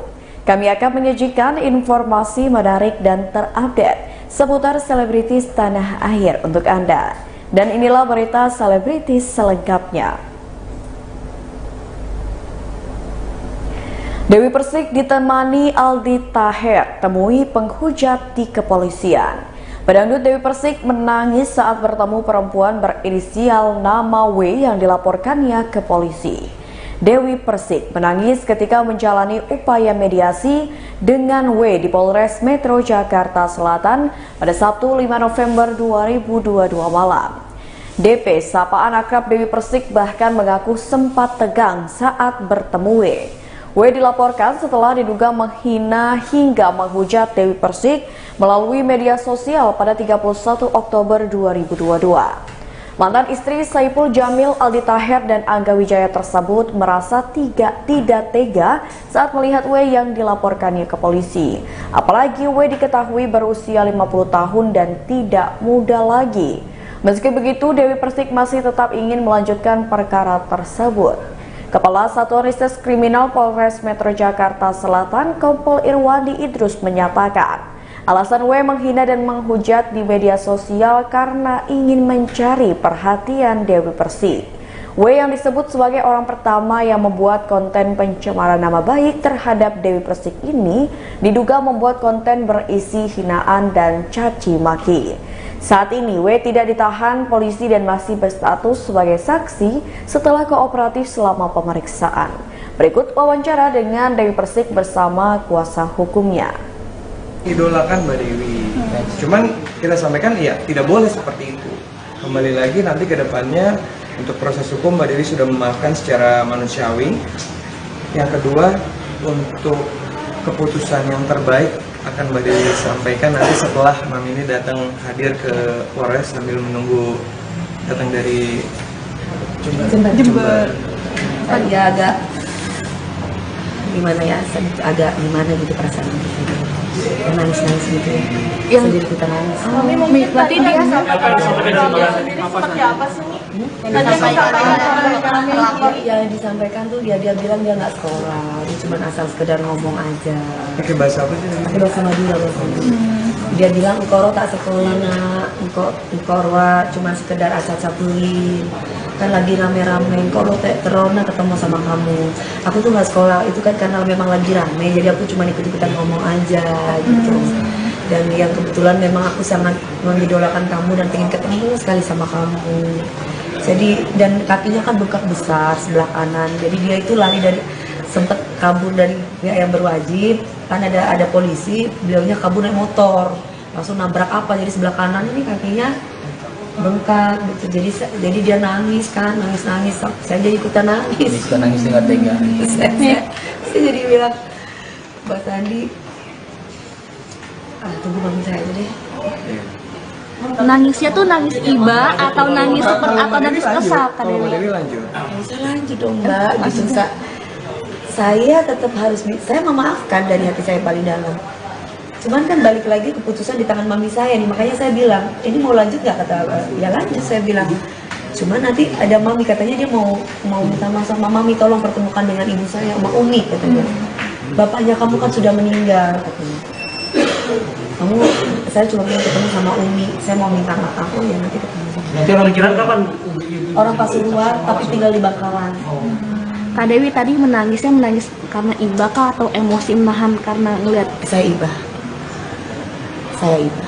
Secara kemanusiaan saya iba. Makanya orang tuh harus dipikir dulu ya Mbak. Apalagi itu kan beliaunya orang udah sepuh. Saya cuma sebagai, saya kan pasti lebih muda. Cuma saya ngelihat kayak gitu, saya jujur, ya intinya saya akan menjalankan apa yang sudah menjadi konsekuensinya. Walaupun dari hati aku yang paling dalam, saya nggak mau ini jadi beban untuk saya ya ke depan gitu. Keputusannya nanti di mana saya aja Bang Hadi, di mana?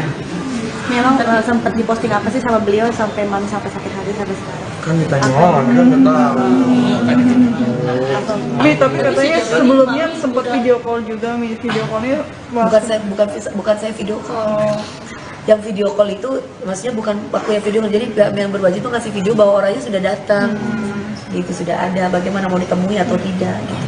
Tapi berarti mami ini sebuah kesalahan ya ketika ada yang menggoreng-goreng bahwa itu fans dari salah seorang artis. Ternyata bukan gitu loh. Ternyata fansnya Mbak Dewi sendiri. Ternyata fansnya mami. Kan tapi ada dua, gitu kan, ada tiga kan. Yang satu sudah ada, ya. Dua lagi yang kita belum tahu ya. Mami sebenarnya sempat surat ke ibu, mungkin mami mengenai hal ini mungkin ada tambahan dari ibu seperti apa? Dari mami yang mungkin udah ada cerita mungkin. Keluarga yang meminta melaporkan kan, makanya aku bertindak tegas gitu bahwa ini pelajaran sebenarnya untuk mengambil seseorang karena melakukan hal yang sifatnya menyalahi aturan seperti undang-undang ITE. Bukan saya tidak bisa bersikap tegas. Kemarin kan banyak berita-berita mengenai aborsi, mengenai sebenarnya mau dicompotin orang satu-satu bisa Mas untuk membuktikan itu semuanya. Tapi kan berita selanjutnya, 1 tahun kepergian Vanessa Angel, Dodi Sudrajat teringat sang anak. Tepat 1 tahun kepergian Vanessa Angel dan Bibi Ardiansyah pada Jumat 4 November 2021 lalu, pihak keluarga pun memiliki cara tersendiri untuk mengenang mereka. Misalnya saja dengan menggelar tahlilan seperti yang dilakukan Dodi Sudrajat, ayah Vanessa Angel. Adapun tahlilan berlangsung di kediaman pribadi Dodi Sudrajat, yakni di kawasan Kemayoran, Jakarta Pusat pada Jumat 4 November 2022 malam. Usai membacakan ayat-ayat suci Al-Quran, Dodi dan putrinya, Mayang Luciana juga memberikan santunan kepada anak yatim piatu. Sementara itu, dalam momen 1 tahun meninggalnya Vanessa Angel, Dodi masih mengingat dan juga teringat dengan kenangan bersama mendiang sang anak Vanessa Angel. Dodi bahkan sampai saat ini masih merasakan kehadiran putrinya. Ia bercerita memang akhir-akhir ini sudah jarang memimpikan Vanessa. Hanya saja, beberapa hari menjelang setahun sang putri meninggal, ia merasa Vanessa ada di sampingnya. Berikut wawancara dengan Dodi Sudrajat dan Maya. Ya Dedi sama Mayang sama Vanessa mereka dari kecil sampai umur 12 tahun ya. Kita selalu bertiga. Ya Dedi menjadi ayah, menjadi ibu juga untuk Mayang dan Vanessa. Tentunya ada perbedaan ya, biasanya ada Vanessa biasa suka chat, biasa suka video call, ya biasa di momen-momen besar seperti Idul Fitri, Idul Adha, ulang tahun Mayang, ulang tahun Dedi, ulang tahun Gala, itu kita selalu merayakan gitu. Walaupun terakhir ini Vanessa sudah menikah, tapi setiap ada momen-momen seperti Lebaran ngumpulnya di sini gitu, di rumah inilah rumah masa kecilnya Vanessa di sini sama Mayang gitu kan. Ini rumah ini penuh banyak sekali memorinya, dimana Vanessa di sini tumbuh berkembang dari kecil sampai dewasa ya di sini gitu. Jadi Karena kalau Dedi sama Mayang ke rumah sini banyak kenangan-kenangan yang ini kita suka merinding gitu, kadang suka ya nangis gitu kan. Kalau masuk kamar ya, kamar yang depan ini kamar juga plus studio ya. Jadi dulu sama Mayang sama Vanessa, jadi mereka masih kecil-kecil satu kamar sama Dedi gitu. Mayang masih bayi, Vanessa masih umur 10 tahun ya, masih satu kamar gitu. Dan sangat-sangat kehilangan. 1 tahun ini benar-benar sudah tidak ada Vanessa di acara ulang tahun Dedi kemarin ya, sudah tidak ada. Dan akhirnya Dedi ingat lagi Idul Fitri, Idul Adha, kemarin tahun baru, pokoknya acara-acara yang 1 tahun ini yang biasanya kita merayakan bersama dengan Vanessa ya, Dedi hanya merayakan sama Mayang aja. Dedi rencana besok mau ke makam, Dek? Ya kalau ke makam ya teman-teman tadi udah denger ya, insya Allah kalau besok waktunya nggak hujan nih, kalau nggak hujan kita akan datang ke makam pada asar ya, jam 3 atau jam 4 kita akan ke makam. Mungkin Dedi sama Mayang sama teman-teman sama keluarga ya, siapa besok mau yang ikut, nanti Dedi akan mau list dari keluarga dan teman-teman, dan besok kita akan ziarah itu ke makam Vanessa dan Bibi, dan kita akan bersama-sama ke sana. Dad, kenapa ngeliat sedih 1 tahun ini merayakannya di rumah ya? Sebelumnya kan sempat di gedung, harus hari kemarin gitu. Oh, enggak sih gitu, yang 7 hari dan 40 hari di gedung juga, di sini juga merayakan gitu. Bukan merayakan, artinya melakukan tahlilan juga gitu. Di 40 hari di sini juga kan. Mungkin teman wartawan media ada yang nggak datang ya, dan 40 hari itu kita merayakan di sini. Dan di gedung Tribrata juga merayakan gitu. Kok merayakan ya, apa sih namanya? Mengadakan tahlilan, mengadakan tahlilan. Jadi ya kalau yang tahun ini ya memang nggak melakukan tahlilan di gedung Tribrata, jadi hanya di rumah Dedi di komplek ini. Dedi mungkin 9 jam yang lalu kan ada rilis lagu soal Goodbye My Love untuk didonasikan untuk Gala, mungkin tahu itu emang lagunya Vanessa yang sebelum meninggal itu udah ada lagunya. Seperti apa sih Dedi? Mungkin tahu. Gimana ada lagu Goodbye My Love. Makan dulu, Cek. Ya itu beberapa waktu yang lalu Alam Purba bicara ke Dedi gitu kan, karena kan ada rencana Dedi akan membuat satu project layar lebar untuk story of Vanessa gitu kan. Jadi ada rencana ke situ membuat layar lebar, dan Dedi ngomong sama Alam gitu kan, ada beberapa teman-teman terus wiki semua. Dedi kan minta informasi jalan cerita kan, termasuk Alam. Terus Alam bilang dia masih punya adalah satu lagu, nanti kalau misalnya memang benar-benar akan rilis itu layar lebar Story of Vanessa, itu lagu itu nanti akan masuk di salah satu film layar lebar itu tentang perjalanan hidup tentang Vanessa gitu. Jadi itu dinyanyikan oleh Vanessa dan baru dirilis kemarin ya, itu hari ini ya, itu karangan Alam Purba. Jadi Alam Purba itu Indah Cintaku sama Goodbye My Love.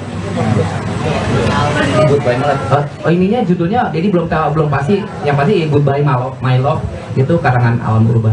Ya memang betul itu suaranya Vanessa, dan belum dirilis selama Vanessa masih hidup ya, belum dirilis dan baru sekarang dirilis. Jadi ya alhamdulillah sudah punya 2 single berarti ya Vanessa, kalau memang ini jadi nanti dirilis oleh Alam Purba, dan labelnya dia belum tahu, jadi masih komunikasi terus sama Alam.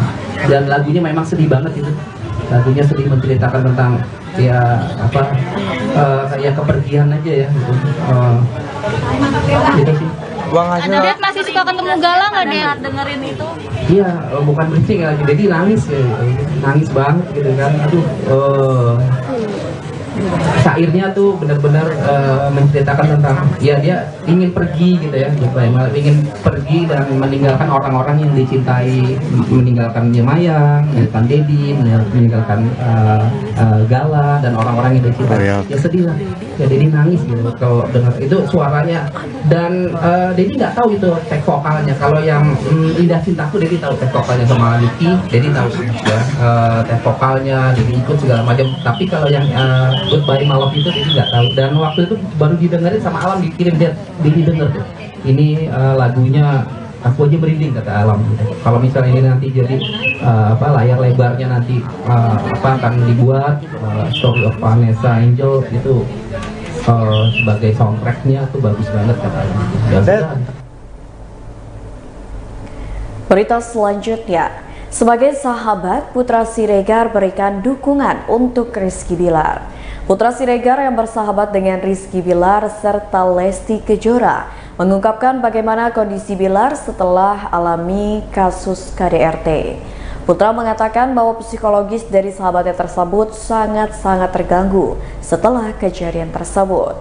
Putra mengatakan bahwa Rizky Bilar sempat mengalami syok karena kejadian itu, namun kini sudah lebih baik. Sebagai seorang sahabat, Putra mengatakan bahwa dirinya membantu untuk memotivasi sang sahabat agar bisa kembali bersemangat. Hal ini dilakukan oleh Putra sendiri karena dirinya pernah di posisi Rizky Bilar yang berada di titik terendah hidupnya. Tak hanya itu saja, Putra juga menjelaskan bahwa dirinya terus memberikan dukungan kepada Rizky Bilar dengan terus merangkul sang sahabat. Berikut wawancara dengan Putra Siregar didampingi oleh sang istri. Remaja udah punya anak, sebentar lagi anaknya udah gede, anaknya seumur. Itu sih aku kasih semangat. Tapi nggak bisa menutup kemungkinan juga, tetap aja seleksi itu masih. Nah itu boleh dicek, boleh dipakai. Nah, jadi benar kata Ali bin Abi Thalib, suka ya suka, ya enggak ya enggak. Tapi memang ada yang enggak, ada yang suka jadi enggak suka. Dan tadi pada saat konser ada Bilarnya nggak sih? Nggak ada, Bilar di rumah jaga di sini. Bilar belum siapa keluar. Lalu akhirnya aku sampai sini, nggak bisa juga kan selalu gini, harus bangkit. Jangan apa? Dia kembali kayak dulu lagi, kita nongkrong main bola lagi. Nongkrong kan teman kita juga tuh. Jadi kalau terlalu mikirin itu boleh dipikirin, tapi jangan terlalu. Akhirnya dia udah mulai main bola. Belum siap, kenapa Bang kalau boleh tahu? Sangat terganggu psikisnya, sangat terganggu, parah terganggu. Seperti apa Bang terganggunya? Terganggu, namanya orang bermasalah kan shock. Tapi alhamdulillah sekarang udah mulai baik-baikan. Jadi saya kasih motivasi. Saya tetap support. Kita karena aku kan pernah di posisi yang di bawah ya.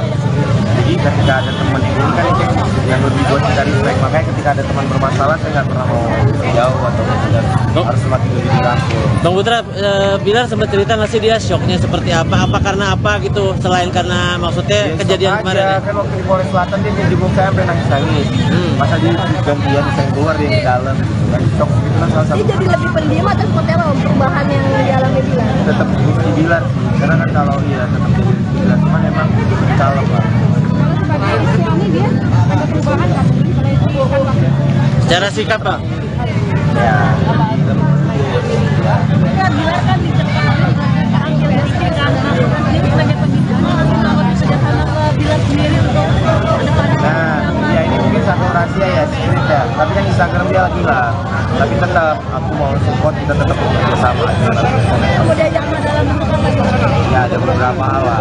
Mau ada proyek lagi kan belum deal, susah kan untuk mengatakan. Jadi rencana yang belum deal itu agak repot kan. Kalau sekarang itu gimana ya Kak? Iya, maksudnya kan dia harus beradaptasi dulu, harus tenang dulu. Jadi teman-teman juga harus ngerti dan kita nggak akan bahas kerjaan, nggak bahas yang aneh-aneh lah, apalagi masalah. Karena saya tahu, saya kan orang yang baru ngalami masalah. Ketika ada orang nanya masalah, saya juga malas. Tapi kita yang pernah nggak jawab apa aja, soalnya aku juga kamu. Biasanya lebih ngobrol Kalau sama Dede itu, pokoknya Dede ngerti teman-temannya kakak, support ya, jangan bahas yang lama, siapa menang siapa salah dan sebagainya. Oke Didi, yang dilarang kadang ya itu memang suka bercandaan kan. Jadi biasa kami ada Haris, namanya Haris yang kami bully, jadi tawa-tawa lagi. Kami ya kayak orang biasa lah. Iya bercandaan, sorry bukan bully ya, bercandaan ada. Tapi karena udah saking dekatnya lah. Benar nggak sih pindah dari rumah yang nggak Kebetulan di luar ada rumah, ada apartemen juga. Mereka tergantung di mana nyamannya. Ada kok, masih ada orang. Tapi kalau yang ditaruh orang tuanya. Oh, ini rumah yang dicepetnya dijual masih bang atau seperti apa bang? Iya.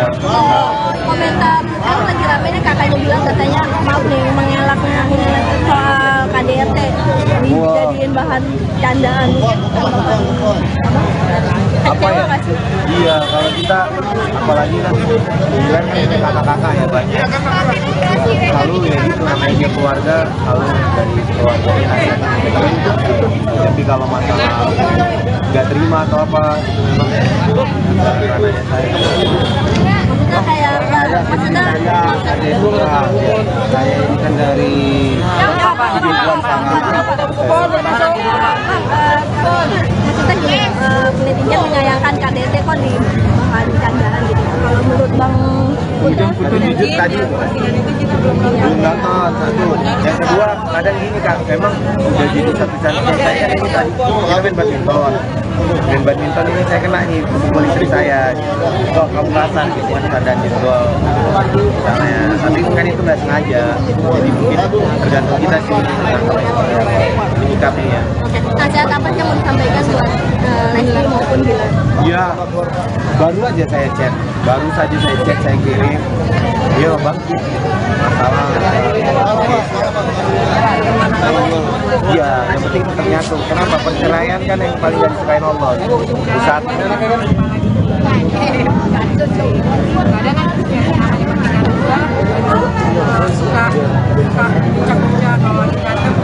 nasihat dari dia sih yang paling penting. Ya, soalnya kan pernikahan pertama ujiannya tuh sampai 5 tahun kan. Terus jadi tergantung kita bisa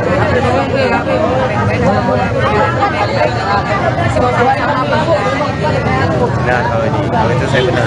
Karena kita juga berantem kok tahun pertama kedua. Ya nggak ada ujian pasti semua.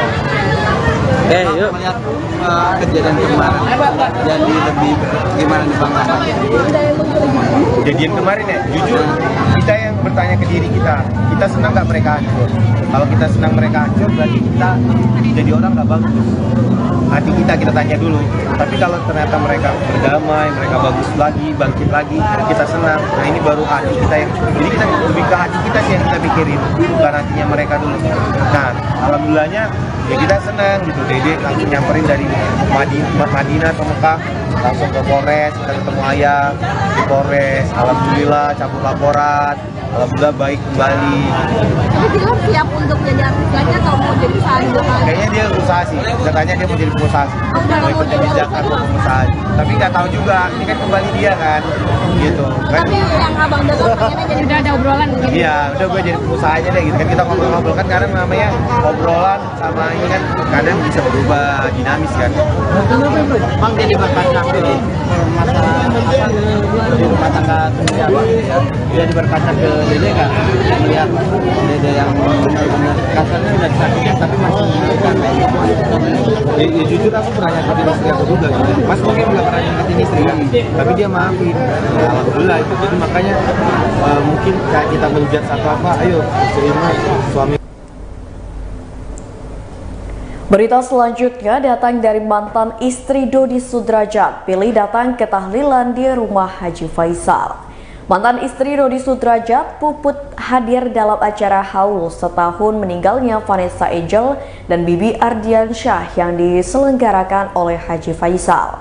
Puput mengatakan hadir dalam haul setahun meninggalnya Vanessa dan Bibi Ardiansyah lantaran mendapat undangan dari Haji Faisal.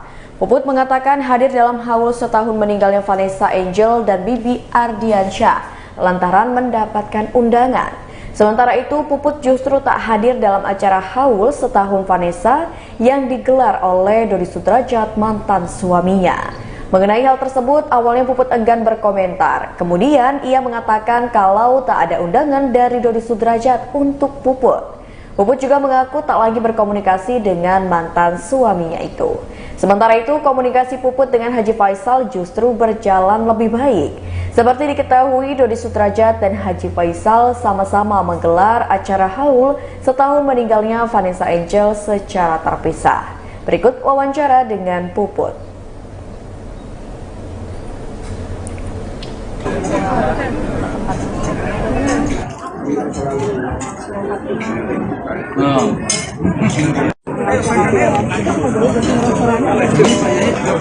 Boleh suaranya agak kenceng. Ya, saya ada di sini.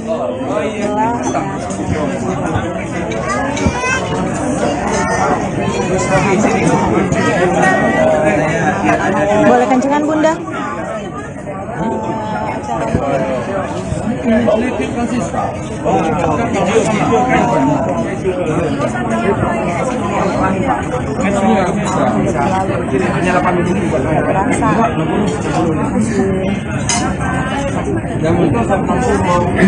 Mungkin menyatu kembali sama segala baru kan yang penting semuanya sehat. ya amin ya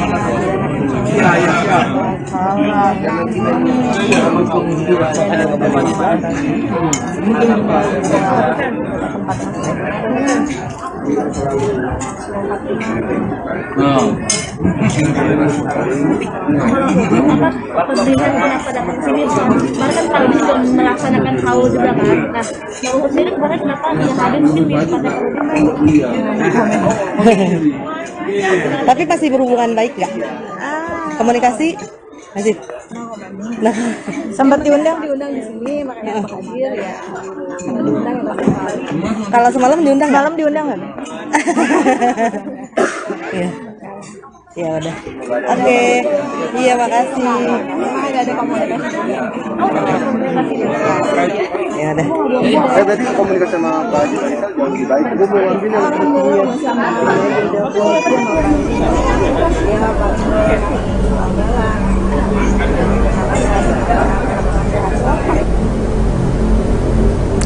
Berita selanjutnya datang dari pedangdut tanah air, Evi Masamba, alami baby blues usai lahirkan anak keduanya.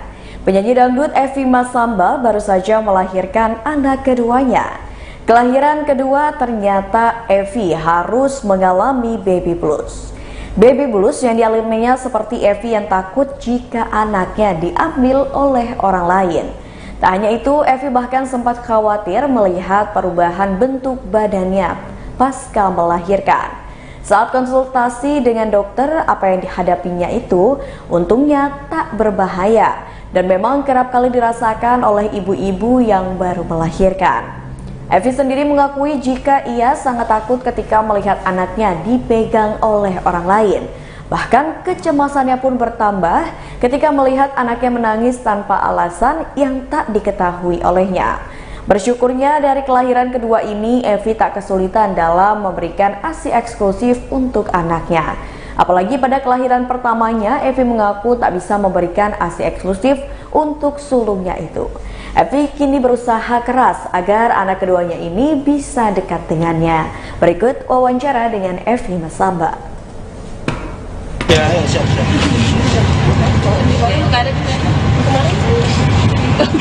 Oh. Ayo, ya aman. Udah, ya Tante, gimana nih pasca melahirkan? Mungkin ada sesuatu yang berubah nggak sih setelah menjadi ibu dari dua orang anak? Oh, luar biasa ya, tentunya bangga banget. Alhamdulillah udah dikasih anak cewek dan cowok, sekarang udah sepasang anaknya Evi. Itu sungguh kebahagiaan yang luar biasa banget sih buat Evi, dan tentunya semakin lebih terasa keibuannya untuk anak-anak Evi ini.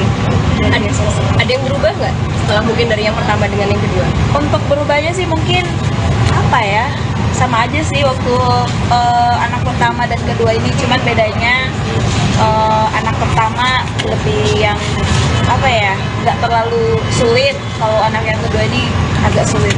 Lahirannya kapan kemarin dan namanya siapa ya? Lahirannya kemarin alhamdulillah tanggal 23 hari Sabtu. Ya Sabtu Minggu lupa gue. Hari Minggu ya guys ya, hari Minggu tanggal 23, berat badannya itu 3,1 dan alhamdulillah lahirannya normal dan jenis kelamin cowok dan itu udah sepasang anak Evi. Mengalami baby blues? Ya, kok bisa tahu sih? Aku baby blues loh guys. Ini baby blues yang ya perbedaan antara anak pertama dan kedua itu adalah Evi yang kedua ini mengalami baby blues. Badannya sempat bengkak-bengkak, ya katanya sih itu normal ya, karena aku kemarin sempat nanya ke dokter Evi bahwa itu biasa untuk ibu yang habis melahirkan, dan aku tanya apakah itu bahaya untuk yang habis melahirkan, dan ternyata itu enggak, itu malah justru buat menambah ASI katanya. Aku juga ngerti ya, katanya itu isinya air yang bengkak-bengkak di badan, nah makanya Evi agak tenang sedikit. Dan baby bluesnya itu lebih kayak takut anaknya diambil orang, jadi kayak Evi tuh nggak mau anak Evi tuh diambil ke orang siapapun gitu kan, dan sempat nangis tiba-tiba nangis kayak yang nggak tahu nangis kenapa, padahal nggak ada masalah loh guys ya, padahal aku bahagia sekali. Tapi membagi tugas dengan suami seperti apa sih? Membagi tugas sih pasti ya namanya orang tua ya, pasti udah masing-masing udah tahu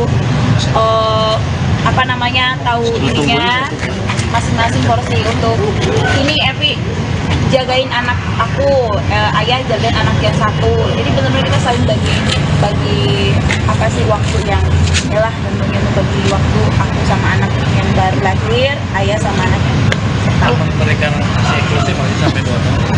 Harus dong, karena aku anak pertama nggak ngasih ASI eksklusif, jadi anak kedua harus ngasih ASI eksklusif.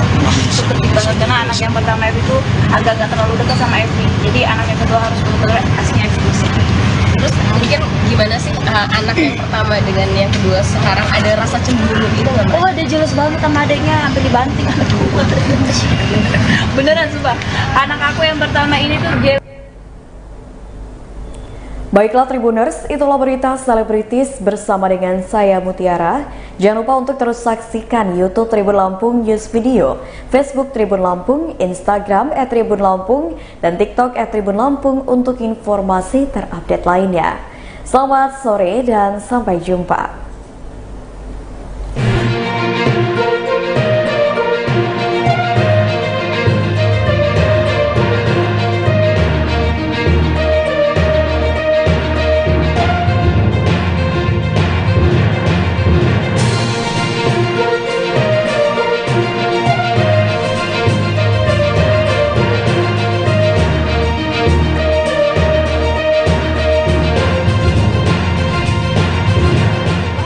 Dalam konser tersebut tidak melebihi batas, sebab konser boyband asal Korea Selatan ini dihadirkan sekira 8.000 orang. Sementara kapasitas ruangan konser disebut mampu menampung hingga 10.000 penonton. Diketahui konser ini dihentikan akibat adanya sejumlah NCTzen berebut mendekati para member NCT 127 hingga terjadi aksi dorong-mendorong. Sejumlah NCTzen yang terhimpit dan kurang napas pun pingsan dalam konser itu.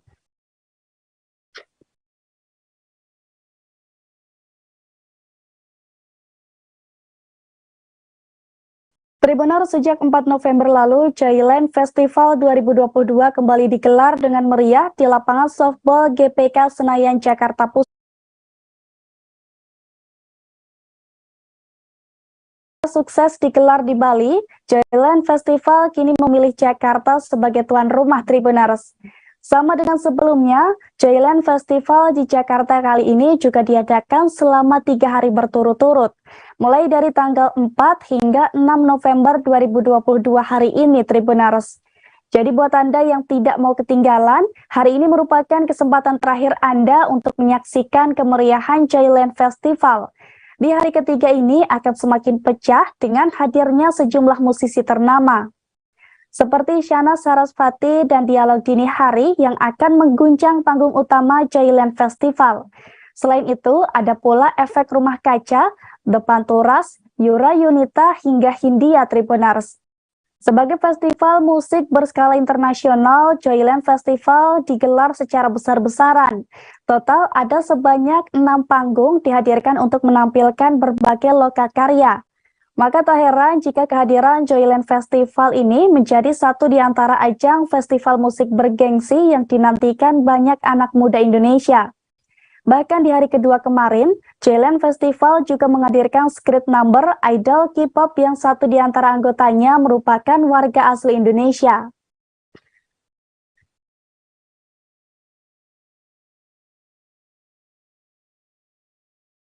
Benar, script number turut memeriahkan konser Joyland Festival 2022. Girl group asal Korea Selatan tersebut diketahui tiba di Jakarta pada Kamis 3 November 2022 lalu. Setiba di Bandara Soekarno-Hatta, fans Script Number alias Loki langsung mengerubungi grup Butusan Five Entertainment tersebut, Tribuners. Terlihat dari sejumlah video, para Loki histeris dan memanggil satu persatu anggota Script Number. Para anggota Script Number pun tampak ramah dan menyapa para penggemar sebelum masuk ke dalam mobil. Dita Karang, Jinny, Lea, Park Minji, Zhu dan Sodam lantas melambaikan tangannya kepada para penggemar seraya tersenyum. Mereka pun mengisyaratkan ucapan terima kasih karena sudah menunggu kedatangan mereka di bandara. Dilansir dari tribunjabar.id, Script Number menjadi satu di antara penampil dalam acara konser Joyland Festival 2022. Tepatnya di hari kedua Joyland Festival yang digelar di GBK Softball Stadion pada Sabtu 5 November 2022 kemarin. Grup yang debut pada 2020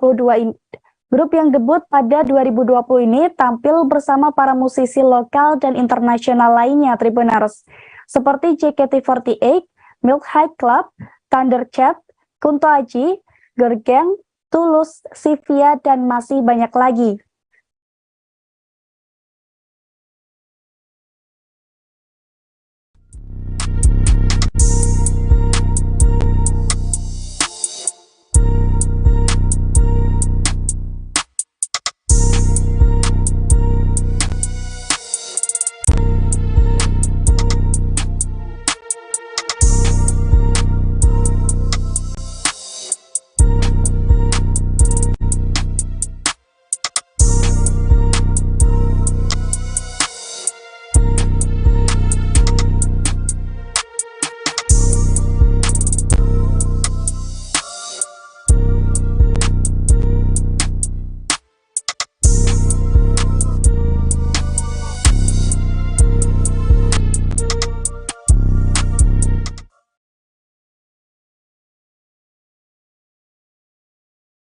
Bagi Anda warga Lampung yang ingin menikmati suasana pedesaan dan kuliner ramai-ramai, Anda tak perlu jauh-jauh. Sebab di sana ada tempat wisata Lampung Saung Junjungan yang menghadirkan konsep dan suasana asri ala pedesaan, Tribuners. Tepatnya wisata ini berlokasi di Dusun 1 Desa Sukabanjar, Kecamatan Gedong, Kabupaten Pesawaran. Dan seperti apa detail tempatnya akan dilaporkan oleh rekan Oki Indrajaya dari Tribun Lampung. Silakan rekan Oki. Oke, selamat siang Tribuners, selamat siang rekan Ariska di studio. Di sini saya akan memberikan rekomendasi bagi warga Lampung, khususnya di Kabupaten Pesawaran, untuk destinasi tempat berlibur, yaitu di Saung Junjungan. Saung Junjungan ini terletak di Dusun 1, Desa Sukabanjar, Kecamatan Gedong Tataan, Kabupaten Pesawaran. Tempatnya itu asik, banyak pohon-pohon dan juga bermacam fasilitas. Fasilitas diantaranya adalah gazebo, pemancingan, balai pertemuan, dan juga lapangan futsal, di mana masing-masing tersebut memiliki daya tariknya tersendiri. Salah satunya adalah tempat kuliner di Saung Junjungan dengan aneka menu, yakni ada sop gurame, ada ayam bekakak, dan juga sup buah pala. Dan Dewi, manajer dari Saung Junjungan ini, mengatakan bahwa semua hasil yang di menu yang disajikan adalah hasil dari Saung Junjungan itu sendiri, Tribuners, di mana para wisata atau para pengunjung bisa bisa mengambil ikan langsung dari pemancingan dan melihat juga proses untuk pemancingannya itu sendiri. Lalu fasilitas lainnya adalah taman untuk anak-anak yang berada di Saung Junjungan. Tamannya seru, ada perosotan dan juga jungkat-jungkit. Lalu untuk fasilitas lainnya adalah lapangan futsal yang biasa menjadi tempat destinasi untuk anak-anak muda untuk bermain futsal atau berolahraga. Di samping futsal itu sendiri ada kantin atau kafe. Kafenya menyediakan aneka menu unggulan seperti kopi, teh, dan juga kuliner makanan ringan lainnya. Lalu ada balai pertemuan. Balai pertemuan ini biasanya digunakan untuk rapat atau pertemuan reuni dan juga acara lainnya. Terus ada juga tempat bersuah foto, yaitu kan di arena gazebo itu sendiri ada bermacam jenis bunga yang memang menjadi tempat suah foto yang indah, dikarenakan memang konsep yang diusung dari Saung Junjungan ini memiliki konsep ala-ala pedesaan, yang mana Dewi mengatakan bahwa biasanya kalau makan di sini akan disajikan dengan konsep pedesaan, sebab biasanya masyarakat jemu dengan konsep makanan yang itu-itu saja. Lalu untuk pelanggan yang ingin datang bisa masuk, dibuka setiap hari dari pagi hingga malam, dan tidak ada tiket masuk selain hanya untuk bermain futsal. Jadi pembayaran hanya untuk bermain futsal, hanya untuk makan dan juga menikmati kuliner di kafe itu sendiri. Kalau untuk datang biasanya paling ramai di hari Minggu atau weekend, hari libur. Nah, itu biasanya rombongan ramai ke sana untuk menikmati waktu libur, khususnya di masyarakat Kabupaten Pesawaran. Kembali ke rekan Ariska. Baik, rekan Oki Indrajaya dari Tribun Lampung, terima kasih atas laporan Anda. Tribuners, informasi tersebut sekaligus mengakhiri perjumpaan kita pada live update travel kali ini. Dan jangan lupa nantikan informasi lainnya hanya di kanal YouTube Tribun News. Saya Ariska Khairina beserta segenap kru yang bertugas pamit undur diri. Terima kasih dan sampai jumpa.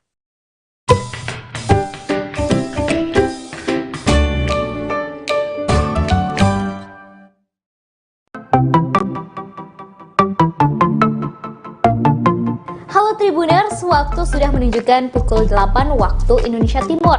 Langit tampak mendung dan tak lama kemudian hujan pun turun. Satu persatu dari kami menaiki speedboat dari Pelabuhan Usaha Mina, Sorong, Papua Barat. Yap, pagi itu Minggu 3 Juli 2022, kami akan berkeliling seharian di Raja Ampat, pulau yang berada di ujung barat Papua. Perjalanan kali ini akan dipandu oleh pemandu wisata kami bernama Randy. Keseluruhan bersama awak kapal berjumlah 14 orang. Mereka berasal dari berbagai daerah seperti Jakarta, Solo, Jawa Barat, Sumatera Utara, juga mereka dari Papua.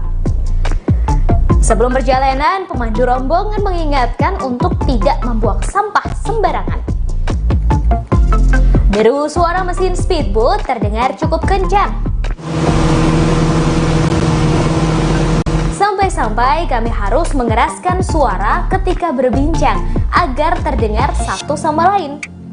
Setelah menempuh perjalanan sekira 2,5 jam, akhirnya kami sampai di lokasi pertama, Piai Nemo. Tempat ini menjadi favorit banyak orang dalam mengabadikan momen. Gerimis tidak menyurutkan kami untuk menaiki tangga berbahan kayu hingga sampai di puncak spot berfoto yang sudah disediakan. Sesampai di puncak, saya langsung menghela napas dalam-dalam. Takjub melihat betapa indahnya deretan batu karang yang tingginya hingga beberapa meter di atas permukaan air. Batu karang tersebut seperti membentuk pulau-pulau kecil dan indah. Pemandangan yang sangat eksotis ini tersohor hingga penjuru dunia loh Tribuners. Piang Nemo sebenarnya sangat akrab dengan masyarakat Indonesia. Karena pemandangan deretan karang berbentuk pulau ini ada di uang kertas Rp100.000. Sayangnya, tiba-tiba hujan turun cukup lebat. Kami pun bergantian turun mencari tempat berteduh di beberapa simpang tangga yang sudah disediakan seperti gazebo. Di tengah hujan, kami beristirahat di shelter sambil menikmati air kelapa. Sejumlah warga pulau sekitar tampak berjualan seperti kelapa muda, pernak-pernik, ikan-ikan kering, kopi, dan lainnya. Kemudian kami kembali ke kapal untuk melanjutkan perjalanan. Syukurlah hujan pun reda sebelum sampai di lokasi kedua Tribuners. Kami tiba di Telaga Bintang. Untuk meraih puncak pun tidak sejauh Piang Nemo, namun medannya cukup berat. Kami harus menaiki batu-batu karang yang keras dan tajam. Harus bergantian lantaran jalurnya hanya cukup untuk satu orang. Sampai di atas, kami bisa melihat batu karang tinggi yang membentuk seperti pulau-pulau kecil. Dan seperti namanya, kami bisa menyaksikan telaga berbentuk bintang. Di bawah airnya terlihat sangat jernih. Kami bisa melihat batu karang serta ikan-ikan dengan mata telanjang. Tak lama rombongan melanjutkan perjalanan menggunakan kapal, yaitu ke kampung wisata Arborek. Menurut Putu, fotografer wisata kami, lokasi ini adalah kampung wisata pertama yang ada di Raja Ampat loh. Arborek masuk 10 besar desa. Selain tempat ini adalah memiliki dasar laut yang sangat menawan. Anda bisa bersnorkeling, melihat karang dan berbagai biota laut.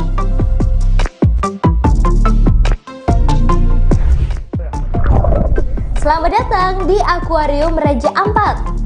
Yap, inilah Pulau Sawandarek. Pemandu rombongan mengajak untuk langsung bersnorkeling. Peralatan sudah disiapkan, seperti kacamata hingga masker snorkeling. Para wisatawan langsung melompat dari kapal untuk bersnorkeling. Di bawah terlihat ikan-ikan berparas cantik, biota laut, dan berbagai rupa batu karang.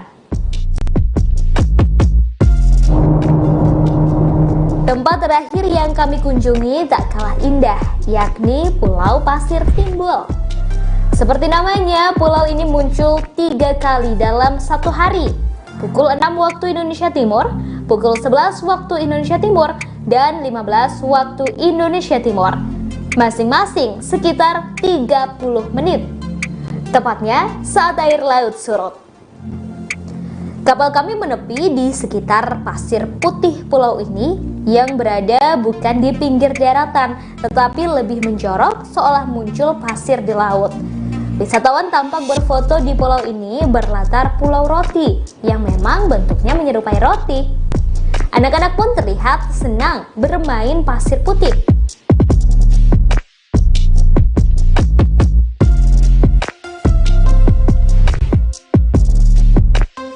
Sayangnya hari sudah semakin sore, air mulai pasang dan Pulau Pasir Timbul akan kembali hilang tertutup air. Kami bergegas naik ke kapal dan menuju arah pulang. Lokasi ini adalah destinasi terakhir kami di Raja Ampat.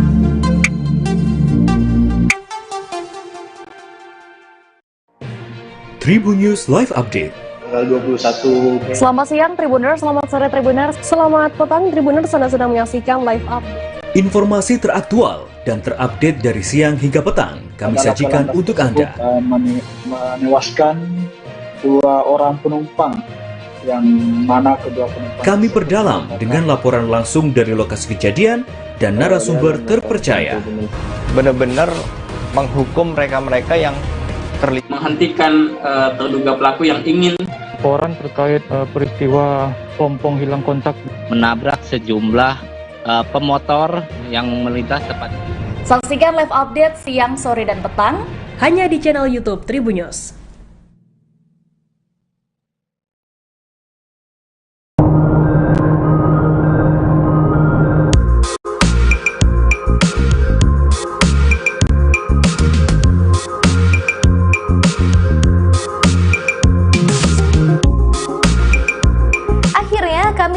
Pulau Pasir, Timbul, Raja Ampat, Papua Barat. Hamparan pasir tersebut memang benar berada agak ke tengah lautan. Kami semua turun dan berlarian. Bahkan seorang wanita tampak asyik berjoget dan sang suami merekam aksinya menggunakan ponsel. Semua wisatawan sibuk mengabadikan momen menggunakan ponsel, kamera, dan drone. Kami tiba sekira pukul 15 waktu Indonesia Timur, waktu di mana air surut dan pasir putih ini benar-benar seperti muncul. Menurut pemandu wisata kami, Randy, Pulau Pasir Timbul muncul 3 kali dalam satu hari, yaitu pukul 6 waktu Indonesia Timur, 11 waktu Indonesia Timur, dan 15 waktu Indonesia Timur, masing-masing sekitar 30 menit, tepatnya saat air laut surut. Yang lebih menarik lagi, di ujung Pulau Pasir Timbul ini terdapat pulau kecil menyerupai roti hingga disebut Pulau Roti. Sebelum ke Pulau Pasir Timbul, kami sempat ke lokasi wisata lain di Raja Ampat yang juga tak kalah indah, yakni Pieng Nemo, Telaga Bintang, Arbore, dan Sawandareng. Kami memulai perjalanan dari kota Sorong menggunakan speedboat sejak pukul 8 waktu Indonesia Timur. Pulau Pasir Timbul menjadi destinasi terakhir kami dalam trip seharian di Pulau Raja Ampat.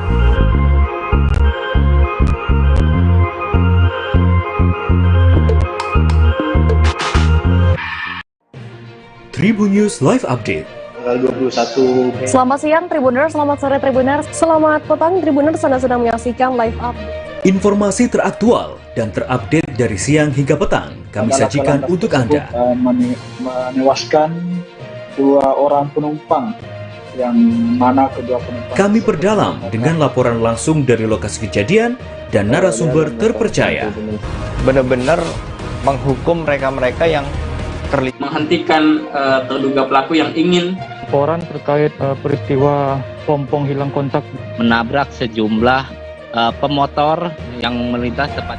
Saksikan live update siang, sore, dan petang hanya di channel YouTube Tribun News.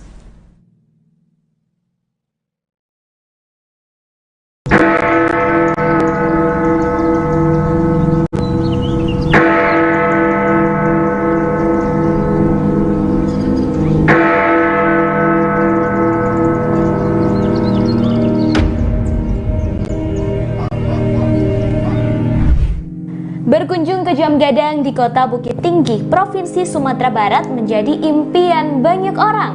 Sebagai bangunan bersejarah yang menjadi ikon pariwisata Indonesia, hampir tak banyak orang yang tak kenal dengan menara itu. Terkadang berpose di depan Jam Gadang menjadi sebuah keharusan bila berkunjung ke Sumatera Barat, terutama kota Bukit Tinggi.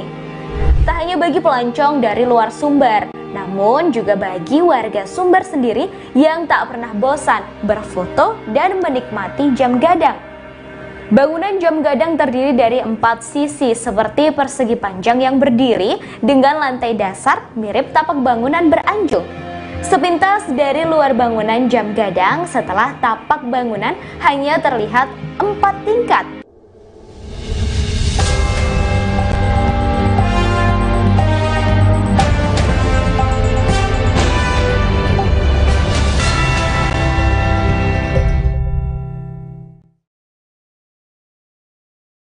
Halo, selamat sore Tribuners, Anda sedang menyaksikan live update mancanegara, edisi hari ini Minggu 6 November 2022.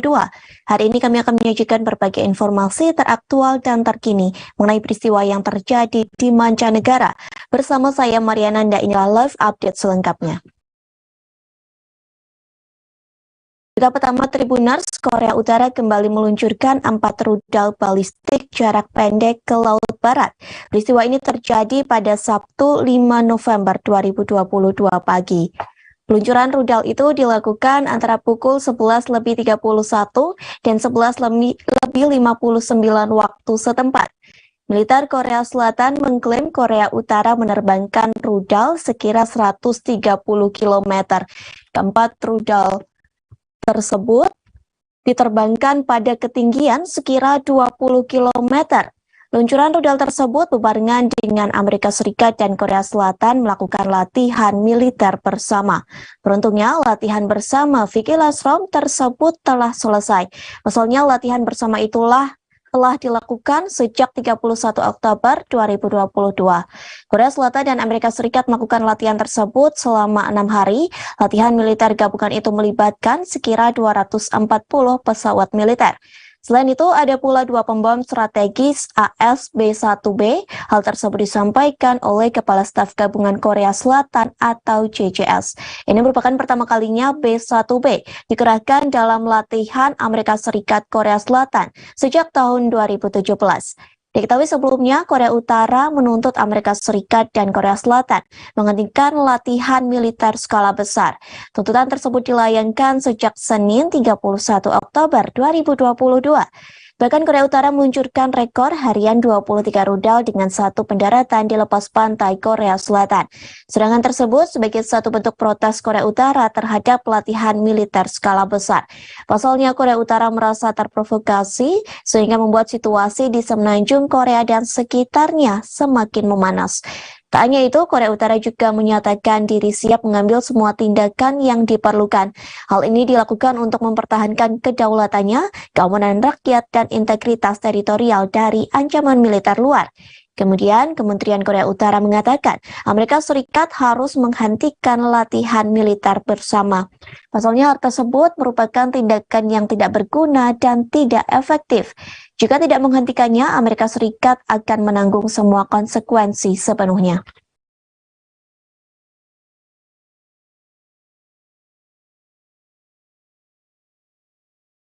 Angkatan Udara Amerika Serikat mengumumkan rencana untuk membalas dendam kepada Korea Utara. Amerika Serikat akan mengerahkan 1 senjata mematikannya.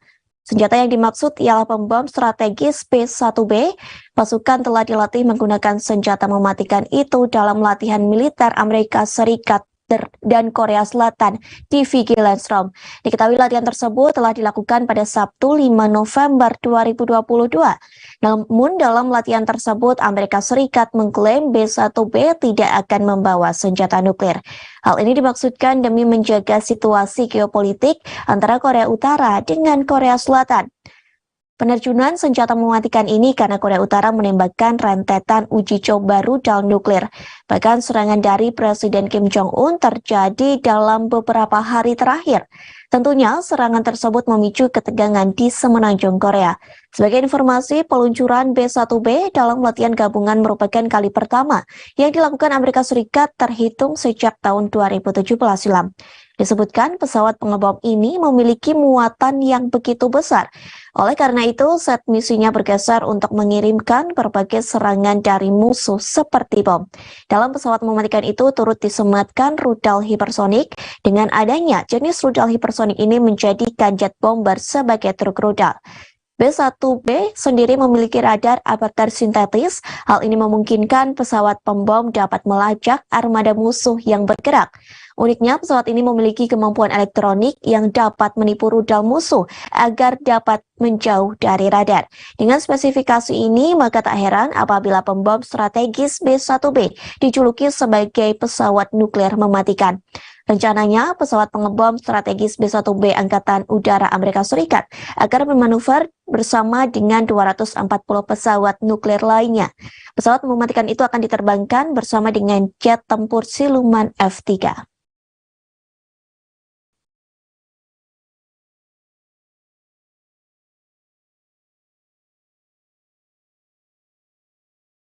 Rusia dan Korea Utara disebutkan memiliki hubungan yang sangat dekat.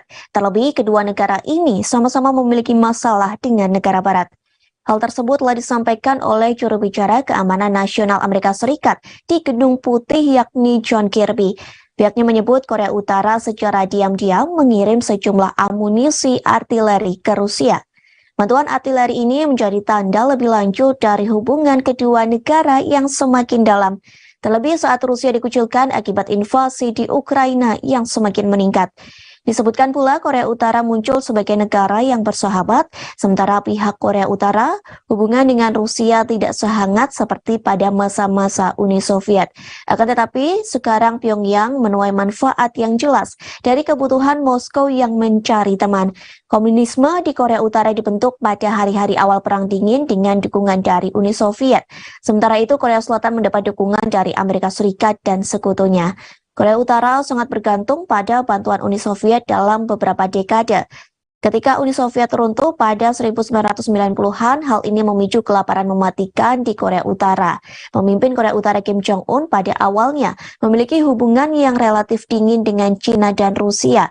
Pasalnya, China dan Rusia sama-sama bergabung dengan Amerika Serikat dalam menjatuhkan sanksi tegas kepada Korea Utara atas uji coba nuklirnya.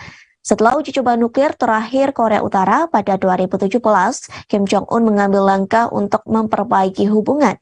Pihaknya bertemu Presiden Rusia Vladimir Putin pada 2019 untuk pertama kalinya. Pertemuan tingkat tinggi ini dilakukan di kota Vladivostok, Rusia. Kedekatan di antara kedua pemimpin negara ini juga ditunjukkan pada Oktober 2022 silam. Saat itu, Kim mengirim ucapan selamat ulang tahun kepada Putin, bahkan Kim menyampaikan selamat kepada Putin karena menghancurkan tantangan dan ancaman dari Amerika Serikat. Di satu sisi, Rusia mengikuti jejak China dalam menentang sanksi baru terhadap Korea Utara, termasuk memveto usulan Amerika Serikat terhadap Pyongyang pada Mei dalam Dewan Keamanan PBB atau DKPBB. Kemudian Korea Utara membalasnya dengan dukungan publik untuk Moskow setelah Rusia menginvasi Ukraina. Korea Utara merupakan satu-satunya negara yang mengakui kemerdekaan wilayah Ukraina yang memisahkan diri. Rival Korea Selatan ini juga menyatakan dukungan untuk pencaplokan Rusia atas wilayah-wilayah di Ukraina. Dia menambahkan Pyongyang juga mulai menggunakan frasa baru, yakni kolaborasi taktis dan strategis untuk menggambarkan hubungannya dengan Rusia. Baik Moskow dan Pyongyang membantah klaim Amerika Serikat bahwa Rusia berusaha untuk membeli jutaan amunisi dan senjata lainnya dari Korea Utara.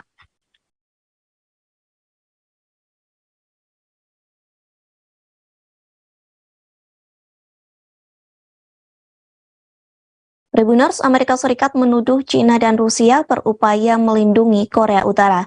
Pasalnya, Dewan Keamanan PBB mengecam Korea Utara atas peluncuran rudal balistiknya ke Korea Selatan.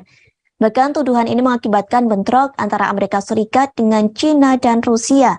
Cekcok tersebut terjadi di forum Dewan Keamanan PBB pada Jumat 4 November 2022 silam. Ke-15 anggota Dewan Keamanan gagal menyepakati pernyataan bersama untuk mengutuk serangan rudal balistik yang telah diluncurkan Korea Utara. Kendati demikian, sejumlah negara mengutuk uji coba rudal milik Pyongyang. Sejumlah negara itu termasuk Perancis, Inggris, dan Amerika Serikat. Hal tersebut telah disampaikan oleh Duta Besar Amerika Serikat untuk PBB, yakni Linda Thomas Greenfield. Ia mengatakan 13 dari 15 anggota Dewan Keamanan telah mengutuk peningkatan peluncuran rudal balistik Korea Utara. Namun pada Pyongyang dilindungi oleh dua negara, yakni China dan Rusia. Meski begitu, Greenfield tak menyebutnya secara langsung. Mendengar tuduhan tersebut, China dan Rusia berupaya membenarkan tindakan Republik Rakyat Demokrat Korea atau DPRK. Namun, China dan Rusia memiliki hubungan yang buruk dengan negara barat. Hal ini terjadi lantaran semakin parahnya invasi Rusia ke Ukraina. Bahkan kedua negara ini mengatakan Amerika Serikat yang harus disalahkan atas ketegangan di semenanjung Korea. Sebelumnya, Sekretaris Jenderal PBB Antonio Guterres telah mengutuk peluncuran rudal Korea Utara. Bahkan pihaknya mendesak Pyongyang agar menghentikan tindakan provokatifnya. Guterres juga mendesak melanjutkan pembicaraan untuk denuklirisasi semenanjung Korea. Korea Utara telah lama dilarang melakukan uji coba nuklir dan peluncuran rudal balistik oleh Dewan Keamanan PBB. Badan PBB itu menjatuhkan sanksi kepada Korea Utara setelah rezim Kim Jong-un itu menggelar uji coba nuklir pertama pada tahun 2006. Sanksi itu diperketat selama bertahun-tahun guna mengendalikan program nuklir dan rudal balistik Pyongyang serta memotong pendanaan. Namun dalam beberapa tahun terakhir, 15 anggota terpecah dalam menanggapi negara tertutup itu.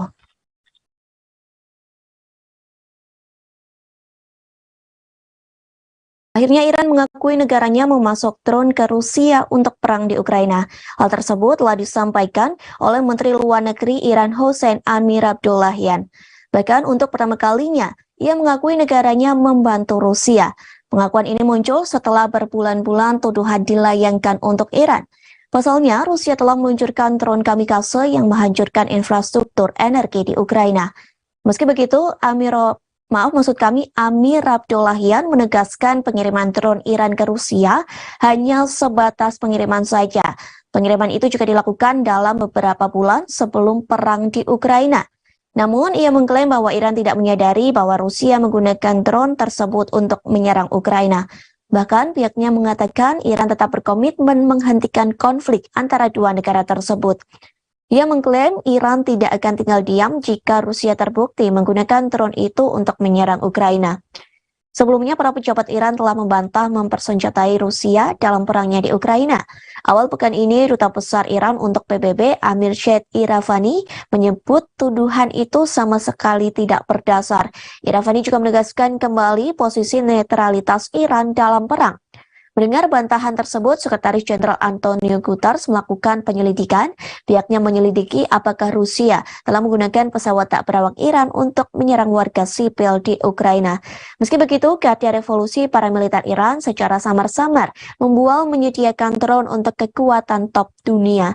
Pemimpin tertinggi Ayatollah Ali Khamenei telah memuji kemanjuran pesawat tak berawak dan mengolok-olok Barat atas bahayanya.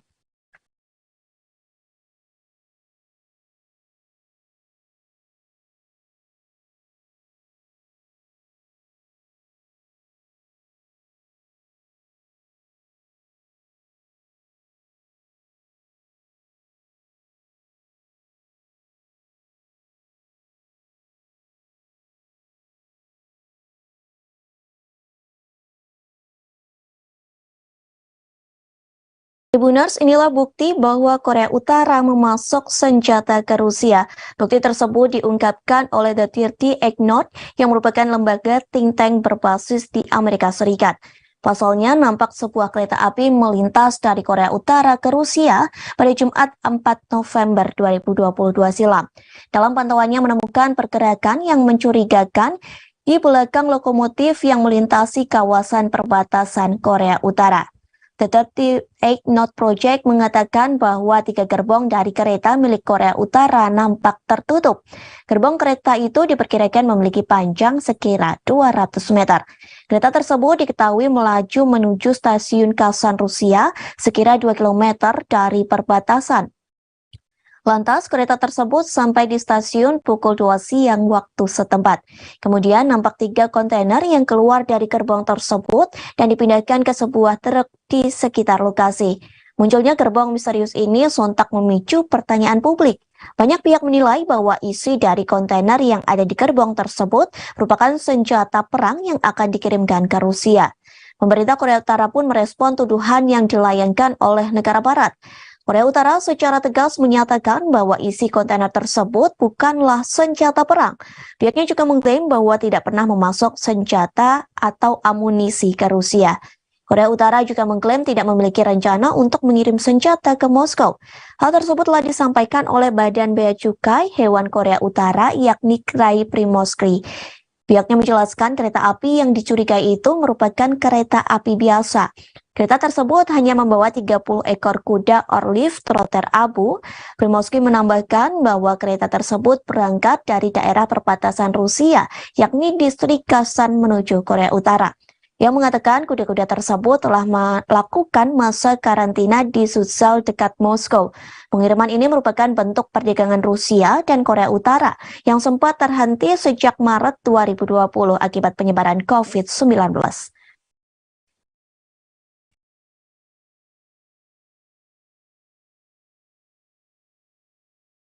Mantan Presiden Rusia Dmitry Medvedev menyebut invasi Rusia di Ukraina sebagai perang suci melawan setan. Medvedev yang merupakan sekutu dekat Presiden Rusia Vladimir Putin memperingatkan bahwa Moskow bisa saja mengirim musuhnya ke neraka. Hal tersebut disampaikan Medvedev lewat aplikasi perpesan Telegram untuk memperingati Hari Persatuan Nasional Rusia. Pihaknya mengatakan bahwa Moskow memerangi nasi pecandu narkoba di Ukraina yang didukung Barat. Ia mengatakan merupakan tugas tanah air untuk menghentikan penguasa tertinggi neraka. Menurutnya, musuh menggunakan senjata setan yang berupa kebohongan rumit. Medvedev menerangkan Rusia memiliki berbagai jenis senjata yang berbeda. Ia mengklaim senjata yang dipakai negaranya merupakan kebenaran. Oleh karenanya, tujuan Rusia sudah benar. Medvedev menuturkan Rusia akan mencapai kemenangan. Sebagaimana diketahui sejak perang dimulai, retorika Medvedev menjadi semakin keras. Pandangannya terhadap perang Rusia dan Ukraina terkadang berbeda dengan pemikiran para elit di Kremlin. Bahkan belakangan ini ia mencerca ribuan warga negaranya yang melarikan diri dari Rusia setelah Moskow mengirim pasukan ke Ukraina. Medvedev menyebut mereka sebagai pengkhianat pengecut. Ia juga mengucap mereka sebagai pembelot yang serakah. Saking kesalnya kepada warga yang kabur, Medvedev berujar tulang mereka membusuk di tempat asing. Bahkan ia mengatakan bahwa Rusia lebih kuat dan lebih bersih tanpa mereka.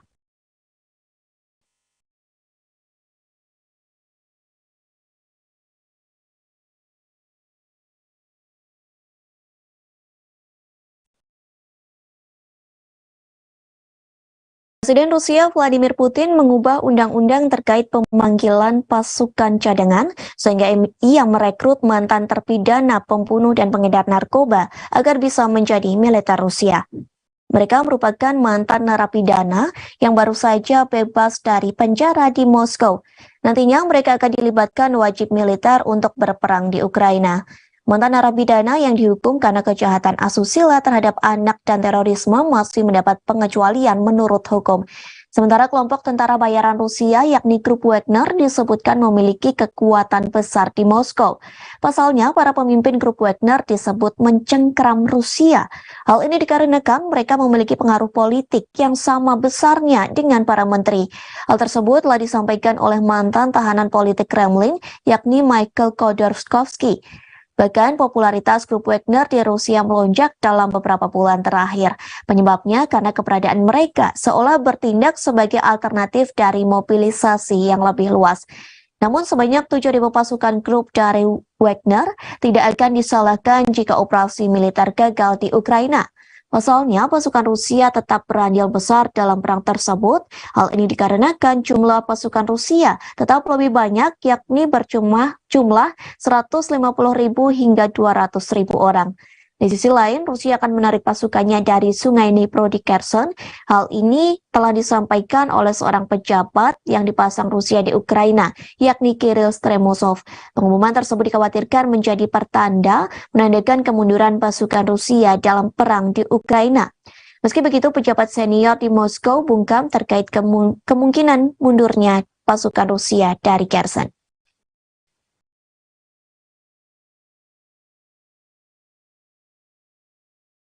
Tribuners disebutkan grup Wagner kini sedang mencengkram Rusia. Pasalnya, grup tersebut memiliki akses langsung ke Presiden Rusia Vladimir Putin. Bahkan posisi grup Wagner disebut setara dengan para menteri di Rusia. Tak cukup sampai di situ, kini grup Wagner resmi membuka kantornya dengan nama Pusat Teknologi Militer Wagner Center. Kantor yang berada di St. Petersburg, Rusia telah diresmikan pada Jumat 4 November 2022 silam. Kemudian dalam pembukaan itu nampak sebuah truk diparkir di luar gedung Wagner Center dengan simbol Z yang digunakan oleh pasukan Rusia di Ukraina. Wagner Center berupa gedung dengan konstruksi baja dan kaca yang besar. Pembukaannya dihadiri berbagai kalangan, mulai dari veteran berseragam militer hingga profesional di bidang teknologi. Hal tersebut disampaikan oleh Sekretaris Pers Wagner Center Anastasia Vasilevskaya.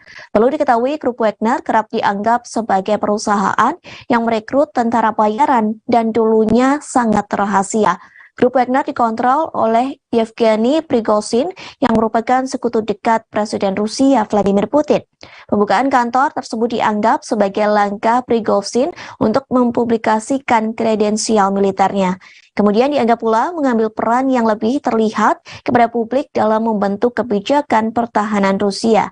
Sebelumnya, grup Wagner beroperasi dalam bayang-bayang dan Prigozhin kerap menyangkal bahwa ia merupakan sosok di balik grup Wagner. Prigozhin untuk kali pertama secara publik dikonfirmasi pada September bahwa ia merupakan pendiri grup Wagner. Grup ini didirikan pada 2014 untuk mendukung separatis pro-Rusia di Ukraina Timur.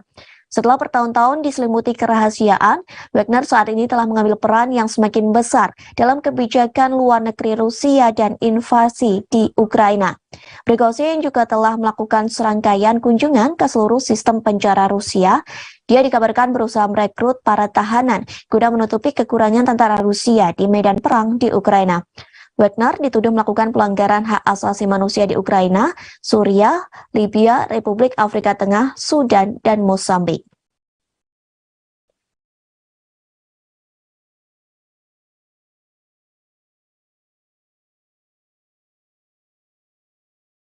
Disebutkan tingkat kepercayaan warga terhadap Presiden Rusia Vladimir Putin mengalami penurunan. Hal tersebut diketahui melalui survei yang dilakukan Pusat Penelitian Opini Publik seluruh Rusia. Survei tersebut telah dilakukan sejak 24 hingga 30 Oktober 2022. Survei tersebut melibatkan 1.600 responden. Dari ribuan responden tersebut mengatakan tingkat kepercayaan terhadap Putin menurun 0,3%. Saat itu, proporsi kepercayaan warga Rusia terhadap Putin mencapai 80,1%. Sementara untuk Perdana Menteri Rusia, Michael Mushtin mendapatkan kepercayaan warga mencapai 63,4% responden. Mereka yang disurvei juga mengungkapkan keyakinannya kepada para ketua berbagai fraksi di parlemen. Survei ini dilaporkan seiringan dengan kabar kekuasaan Putin yang semakin melemah. Kondisi ini diakibatkan keputusannya untuk menyerang Ukraina. Hal tersebut disampaikan oleh seorang pejabat barat yang enggan disebutkan namanya. Kelemahan Putin ini membuat pertanyaan akankah invasi Rusia ke Ukraina akan segera selesai. Namun pejabat barat itu mengatakan jangan sampai memiliki harapan di balik kelemahan Putin. Pasalnya, jangan harap Putin bisa jatuh dalam waktu dekat karena sifat otokratis dari sistem politiknya. Pejabat itu menuturkan perang justru memperkuat kenegaraan Ukraina. Kawasan lanjut dari NATO sehingga melemahkan Putin. Di satu sisi, Putin sudah menyampaikan bahwa ia tidak menyesal meluncurkan apa yang ia sebut sebagai operasi militer khusus di Ukraina.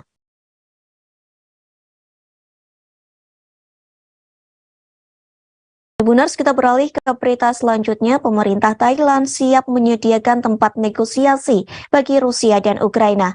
Diharapkan dialog langsung antar dua negara ini bisa segera menyelesaikan perang yang masih berlangsung. Hal tersebut telah dikatakan oleh Duta Besar Thailand untuk Rusia, yakni Sasiwat Wongsinsawat.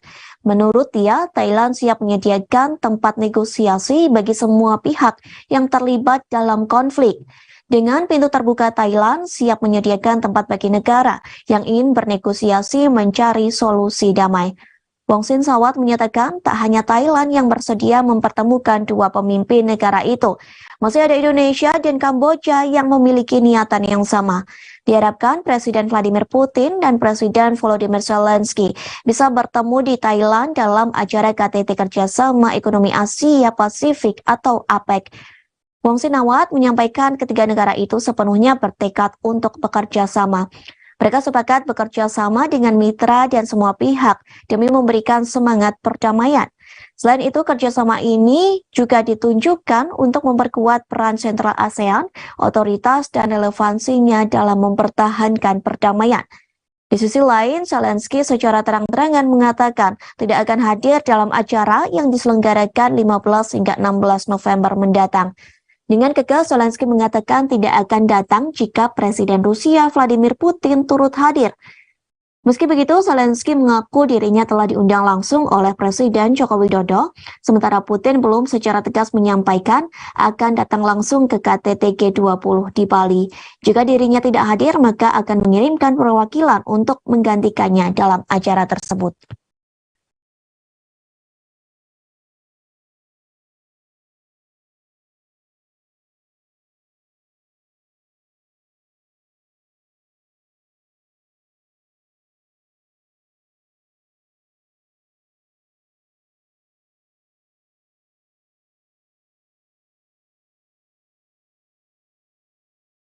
Ini Rusia dan Iran merekrut mantan pasukan khusus dari Afghanistan. Namun rupanya pasukan tersebut bukan merupakan tentara yang biasa saja. Pasalnya mereka sudah pernah dilatih oleh pasukan dari Amerika Serikat. Mereka pun ditawarkan bayaran $1.500 Amerika Serikat per bulan atau sekira 23 juta rupiah. Tak hanya itu, namun mereka juga dijanjikan diberi perlindungan berupa rumah bagi diri sendiri hingga keluarganya. Diketahui sebagian mantan anggota pasukan khusus Afghanistan itu telah melarikan diri ke Iran.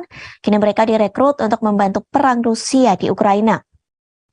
Hal tersebut disampaikan oleh mantan Panglima Militer Afghanistan, Jenderal Haibatullah Alizai. Ia mengatakan Iran memanfaatkan kerentetan mantan pasukan Afghanistan yang kini tinggal di negara tersebut. Kemudian mereka direkrut untuk memperkuat barisan pemberontak Houthi di Yaman. Mantan pasukan khusus Afghanistan itu kini terlibat di 6 wilayah kritis tetapi dalam kelompok yang kecil. Hal tersebut telah disampaikan pula oleh mantan Komandan Korps Komando Tentara Nasional Afghanistan, yakni Muhammad Farid Ahmadi.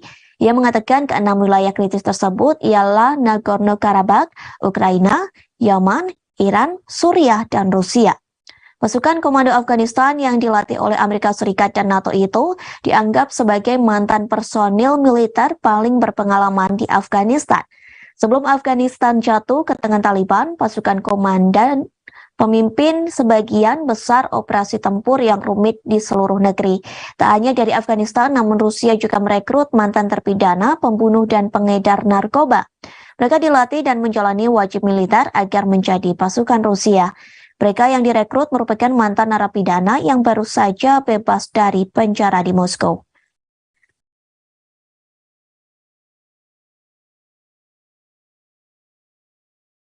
Tribuners, kita beralih ke berita selanjutnya. Presiden China Xi Jinping mendesak para pemimpin dunia.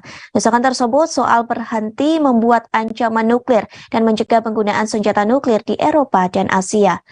Desakan tersebut disampaikan oleh Xi setelah bertemu kanselir Jerman yakni Olaf Scholz. Mereka baru saja bertemu di Beijing pada Jumat 4 November 2022 silam.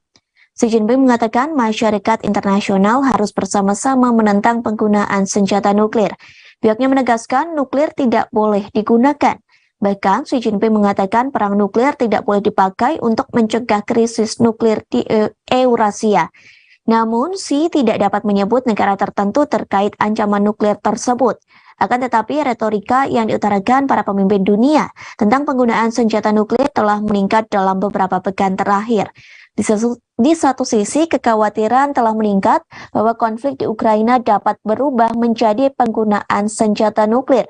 Sementara itu, G7 memperingatkan bahwa Rusia akan menghadapi konsekuensi berat jika menggunakan senjata kimia, biologi, atau nuklir dalam perang di Ukraina. Di sisi lain, NATO menggelar latihan yang menyimpulkan dijatuhkan bom nuklir taktis B-61 di Eropa.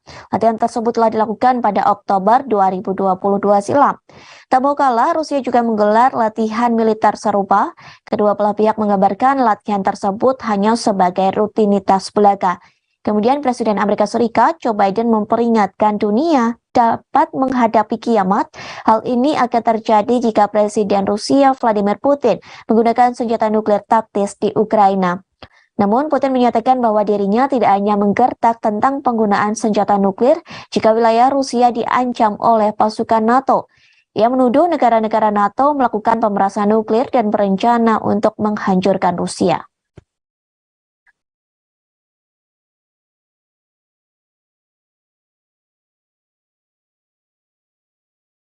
Rishi Sunak mendapat tantangan baru seusai menjabat sebagai Perdana Menteri Inggris. Pasalnya ratusan ribu perawat di Inggris akan melakukan mogok kerja. Aksi ini dilakukan di tengah krisis ekonomi yang berkepanjangan terjadi di Inggris. Sebanyak 300.000 perawat mengumumkan bahwa mereka akan menggelar aksi mogok kerja. Pengumuman tersebut disampaikan organisasi Ikatan Perawat Inggris Royal College of Nursing atau RCN. Sebelumnya, para pekerja dari beberapa industri di Inggris sudah terlebih dahulu menggelar aksi mogok selama beberapa bulan terakhir. Mereka menuntut kenaikan upah lantaran gaji mereka tidak mampu mengimbangi inflasi. Para pekerja di sektor pendidikan juga berencana akan menggelar aksi mogok kerja. RCN mengatakan bahwa para anggotanya telah menghadapi pemotongan gaji secara nyata selama 10 tahun terakhir ini. Ia menambahkan pemungutan suara selama 4 pekan terakhir untuk memutuskan mogok kerja merupakan yang terbesar dalam 106 tahun sejarah berdirinya RCN. Surat kabar Observer melaporkan para perawat akan melakukan aksi mogok kerja sebelum Natal.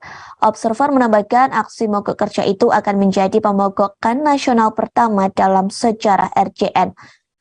Diketahui sebelumnya Rishi Sunak telah resmi terpilih sebagai Perdana Menteri sekaligus pemimpin Partai Konservatif Inggris pada Senin 24 Oktober 2022. Ia pun menggantikan Liz Truss yang mengundurkan diri sebagai Perdana Menteri Inggris meski baru 1 bulan menjabat. Sehingga dalam jabatan baru ini Rishi Sunak berjanji akan memimpin negara keluar dari krisis ekonomi.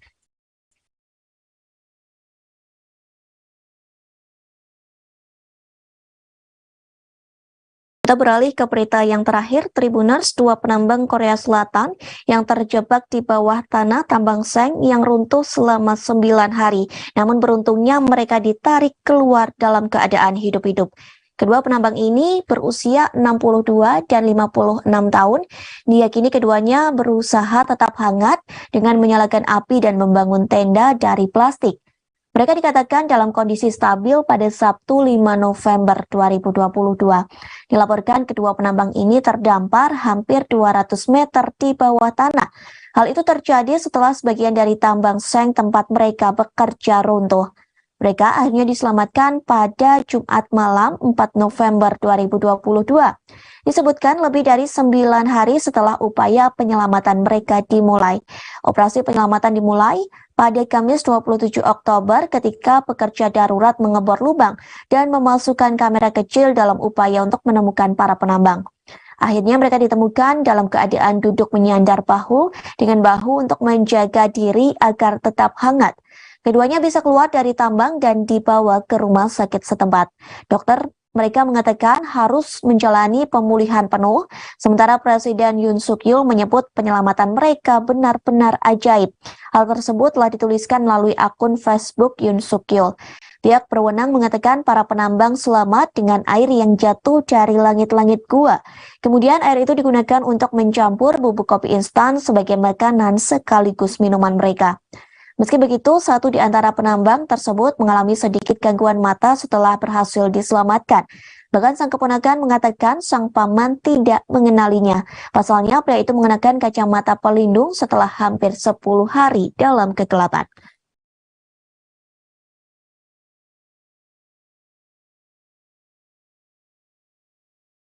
Informasi tadi sekaligus menutup perjumpaan kita dalam live update mancanegara hari ini. Jangan lupa saksikan terus live update di seluruh kanal YouTube dan Facebook Tribun Network. Saya Mariananda beserta kru yang bertugas pamit undur diri. Terima kasih dan sampai jumpa.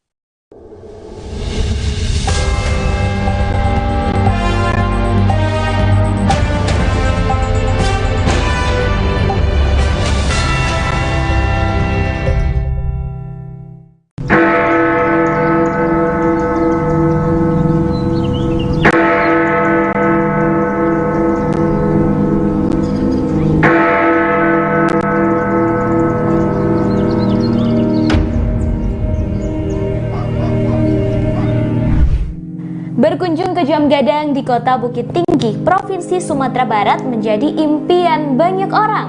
Sebagai bangunan bersejarah yang menjadi ikon pariwisata Indonesia, hampir tak banyak orang yang tak kenal dengan menara itu. Terkadang berpose di depan Jam Gadang menjadi sebuah keharusan bila berkunjung ke Sumatera Barat, terutama Kota Bukit Tinggi. Tak hanya bagi pelancong dari luar Sumber, namun juga bagi warga Sumber sendiri yang tak pernah bosan berfoto dan menikmati Jam Gadang. Bangunan Jam Gadang terdiri dari 4 sisi seperti persegi panjang yang berdiri dengan lantai dasar mirip tapak bangunan beranjung. Sepintas dari luar bangunan Jam Gadang, setelah tapak bangunan hanya terlihat 4 tingkat. Namun aslinya dari dalam terdapat 6 tingkat. Hal itu karena pandangan mengikuti tiang bangunan yang berjumlah 4 buah setelah tapak dan jendela kaca yang ada pada keempat sisinya.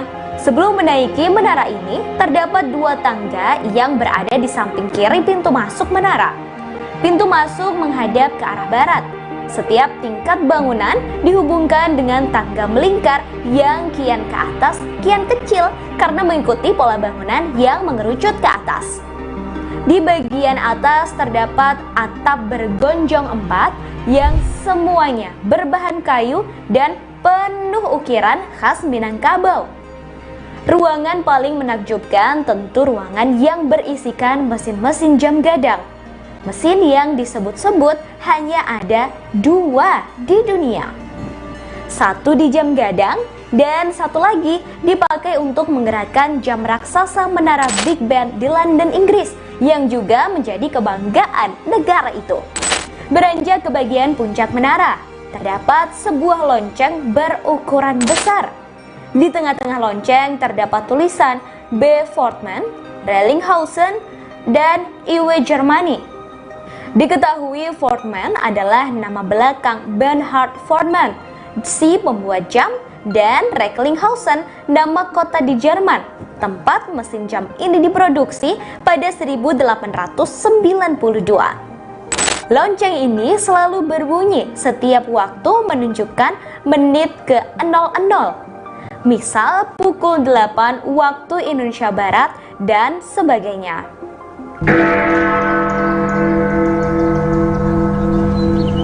Tak hanya lonceng, di bagian puncak juga terdapat sebuah serambi melingkar yang bisa melihat kota Bukit Tinggi dari berbagai sisi. Dari puncak ini tentu bisa melihat bagaimana keramaian pengunjung di pelataran jam gadang serta padatnya rumah penduduk di kota Bukit Tinggi. Dari sini juga bisa melihat dengan jelas Gunung Marapi dan Singgalang yang mengapit kota Bukit Tinggi. Yang menjadi generator kota ini adalah jam gadang. Oke, jam gadang. Wali Kota Bukit Tinggi Erman Safar mengatakan bangunan jam gadang ini didirikan pada 1926 dan selesai pada 1927 pada masa kolonial Belanda. Pembangunannya diprakarsai oleh Hendrik Roelof Roekmaker yang ketika itu menjabat sebagai sekretaris di Fort de Kock atau yang kini Bukit Tinggi. Sementara bangunan didesain oleh seorang arsitek asal Koto Gadang Agam bernama Yasid Raijo Mangkuto. Erman mengatakan pembangunannya memakan biaya 21.000 gulden, 15.000 untuk bangunannya dan 6.000 untuk pekerja. Orang nomor 1 di Bukit Tinggi itu menyebut menara jam gadang ini dibangun tanpa menggunakan besi sebagai penyangga. Sama halnya dengan menara masjid tua di Minangkabau, bangunannya dibangun hanya menggunakan bata merah dengan kapur putih bercampur pasir sebagai perekat. Diketahui mesin jam gadangnya didatangkan dari Jerman oleh Ratu Belanda Wilhelmina sebagai hadiah karena berhasil merebut Fort de Kock ketika itu. Setelah dibangun, jam gadang ini pernah mengalami perubahan bentuk saat pendudukan Jepang dengan bangunan khas negeri Sakura. Pasca kemerdekaan, bangunannya juga mengalami perubahan ke bentuk yang sekarang ini. Hingga berdiri kokoh saat ini, bangunan jam gadang sudah melewati berbagai perbaikan dan renovasi. Berdasarkan catatan yang ada pada gempa darat 2007, bangunan jam gadang pernah mengalami kerusakan cukup parah. Bandul di dalam mesin raksasa patah yang membuat jam terhenti. Dampak gempa juga membuat bangunan miring 2 derajat dan retak kecil di beberapa bagian. Otoritas setempat melakukan perbaikan serius untuk menanganinya hingga pulih.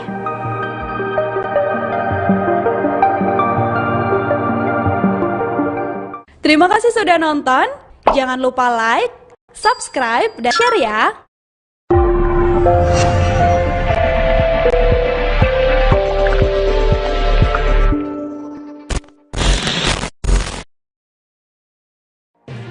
Tribun News Live Update tanggal 21 Mei. Selamat siang Tribuners, selamat sore Tribuners, selamat petang Tribuners, Anda sedang menyaksikan live up.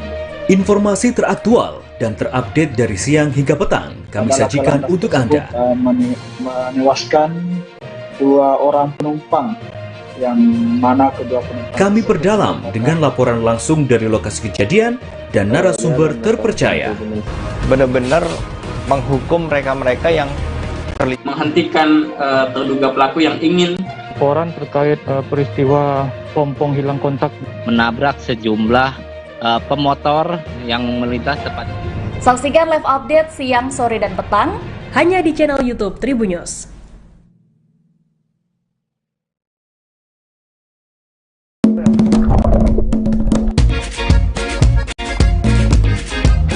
Selamat datang di Akuarium Raja Ampat, Pulau Sawandarek.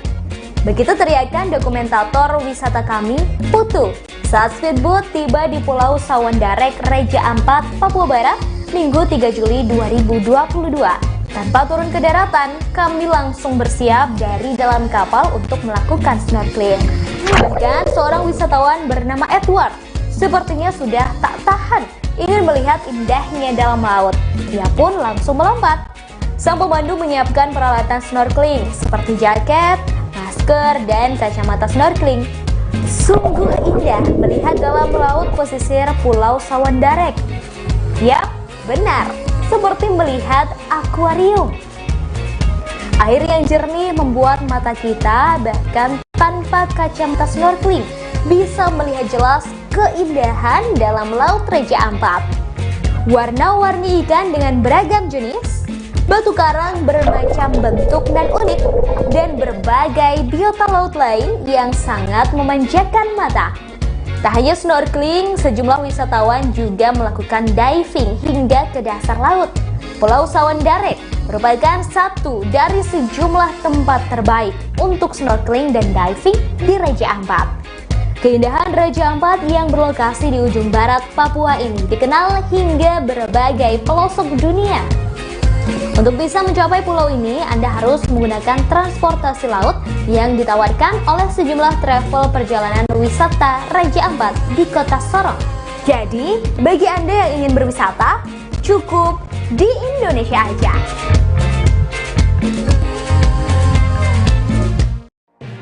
Tribunnews Live Update.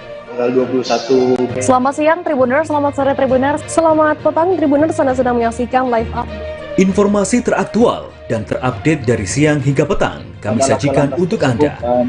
Menewaskan 2 orang penumpang yang mana kedua penumpang. Kami perdalam dengan laporan langsung dari lokasi kejadian dan narasumber terpercaya.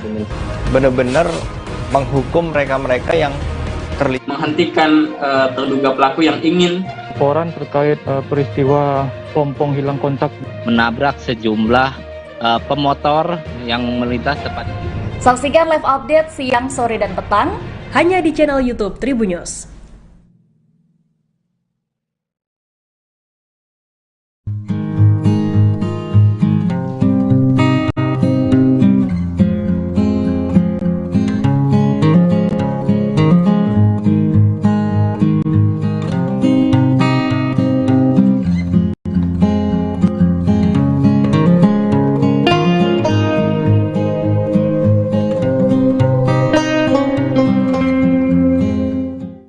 Kota Padang memiliki destinasi wisata yang menarik untuk dijelajahi. Dari wisata alam, budaya, hingga kuliner. Mengunjungi Kota Padang belum lengkap rasanya kalau belum datang ke Jembatan Siti Nurbaya.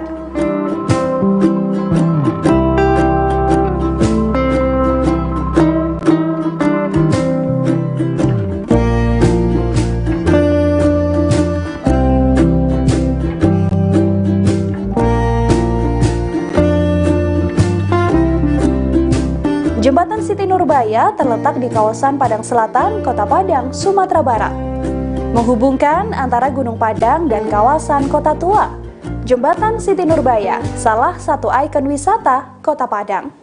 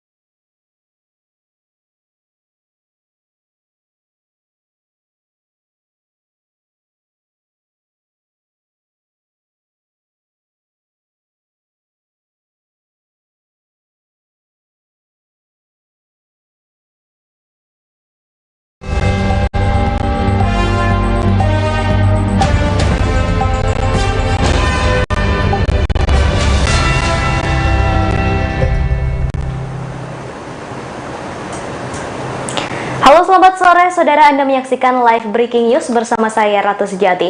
Viral di media sosial sebuah pengakuan seorang pria bernama Ismail Bolong yang menyebut menyetorkan uang atau menyogok petinggi Polri untuk tambang ilegal. Jumlah uang yang disetorkan cukup fantastis, mencapai 6 miliar rupiah. Uang tersebut diberikan terkait bisnis tambang ilegal di Kalimantan Timur.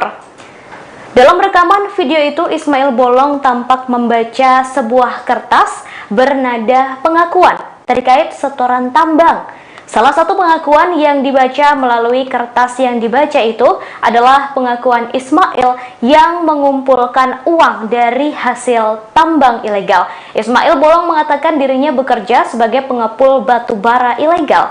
Ia mengungkapkan telah menyetor uang senilai 6 miliar rupiah dari hasil penjualan dan pengepulan batu bara ilegal setiap bulannya.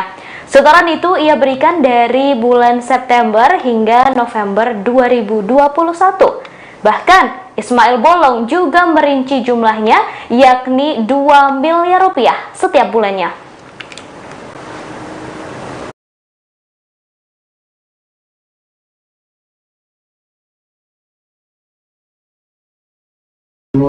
Bahwa benar saya bekerja sebagai pengepul batu bara yang berasal dari konsesi tanpa izin, dan kegiatan tersebut tidak dilengkapi surat izin penambangan di daerah Desa Santanhulu, Kecamatan Morangkayu, Kabupaten Kukar, wilayah hukum Polres Bontang sejak bulan Juli tahun 2020 sampai dengan bulan November 2021. Dalam kegiatan pengumpulan batu bara ilegal ini tidak ada perintah dari pimpinan, melainkan atas inisiatif pribadi saya. Oleh karena itu, saya menyampaikan permohonan maaf yang sebesar-besarnya atas tindakan yang saya lakukan. Keuntungan yang saya peroleh dari pengumpulan dan penjual batu bara berkisar sekitar 5 sampai dengan 10 miliar. Dengan setiap bulannya. Terkait kegiatan yang saya laksanakan, saya sudah berkoordinasi dengan Kabar Eskrim, yaitu ke Bapak Kabar Eskrim Komjen Pol Agus Adrianto dengan memberikan uang sebanyak 3 kali, yaitu pada bulan September 2001 sebesar 2 miliar, bulan Oktober 2021 sebesar 2 miliar, dan bulan November 2021 sebesar 2 miliar. Uang tersebut saya serahkan langsung kepada Komjen Pol Agus Adrianto di ruangan kerja beliau setiap bulannya sejak bulan Januari 2021 sampai dengan bulan Agustus, yang saya serahkan langsung ke ruangan beliau. Sedangkan untuk koordinasi ke Polres Bontang, saya pernah memberikan bantuan sebesar 200 juta rupiah pada bulan Agustus 2021 yang saya serahkan langsung kepada Kasat Reskrim Bontang AKP Asriadi di ruangan beliau. Saya mengenal saudara dan Tampolin dan pernah menjual batu bara ilegal yang telah saya kumpulkan kepada saudari Tampolin sejak bulan 2 Juni tahun 2020 sampai dengan bulan Agustus tahun 2021. Demikian yang dapat saya sampaikan. Terima kasih, Jenderal. Bismillah. Baik, setelah video pengakuan yang dibuat oleh Ismail Bolong viral di media sosial, ia kemudian membuat video permintaan maaf sekaligus klarifikasi serta menjelaskan kronologi video tersebut dibuat. Ia mengaku video itu dibuat pada Februari 2022 lalu di sebuah hotel di Balikpapan, Kalimantan Timur dalam posisi terintimidasi. Dalam video itu Ismail menyampaikan permintaan maaf kepada Kabar Reskrim Polri Komjen Pol Agus Andrianto atas testimoninya soal penyerahan uang. Ia kemudian menjelaskan perekam video merupakan anggota Paminal dari Mabes Polri. Ismail menambahkan testimoni itu direkam menggunakan ponsel milik 1 dari 6 anggota Paminal Mabes Polri yang datang khusus ke Balikpapan. Sebelum direkam, Ismail mengaku diperiksa di ruang Propam Polda Kalimantan Timur di Balikpapan. Ia diperiksa mulai pukul 22 waktu Indonesia Tengah hingga pukul 2 waktu Indonesia Tengah dini hari. Dalam kamar hotel di lantai 16 tersebut, seorang bintara sudah menulis konsep yang harus ia baca. Kemudian konsep tulisan itu dibaca dan direkam olehnya. Berikut adalah video permintaan maaf sekaligus klarifikasi dari Ismail Bolong. Selengkapnya untuk Anda.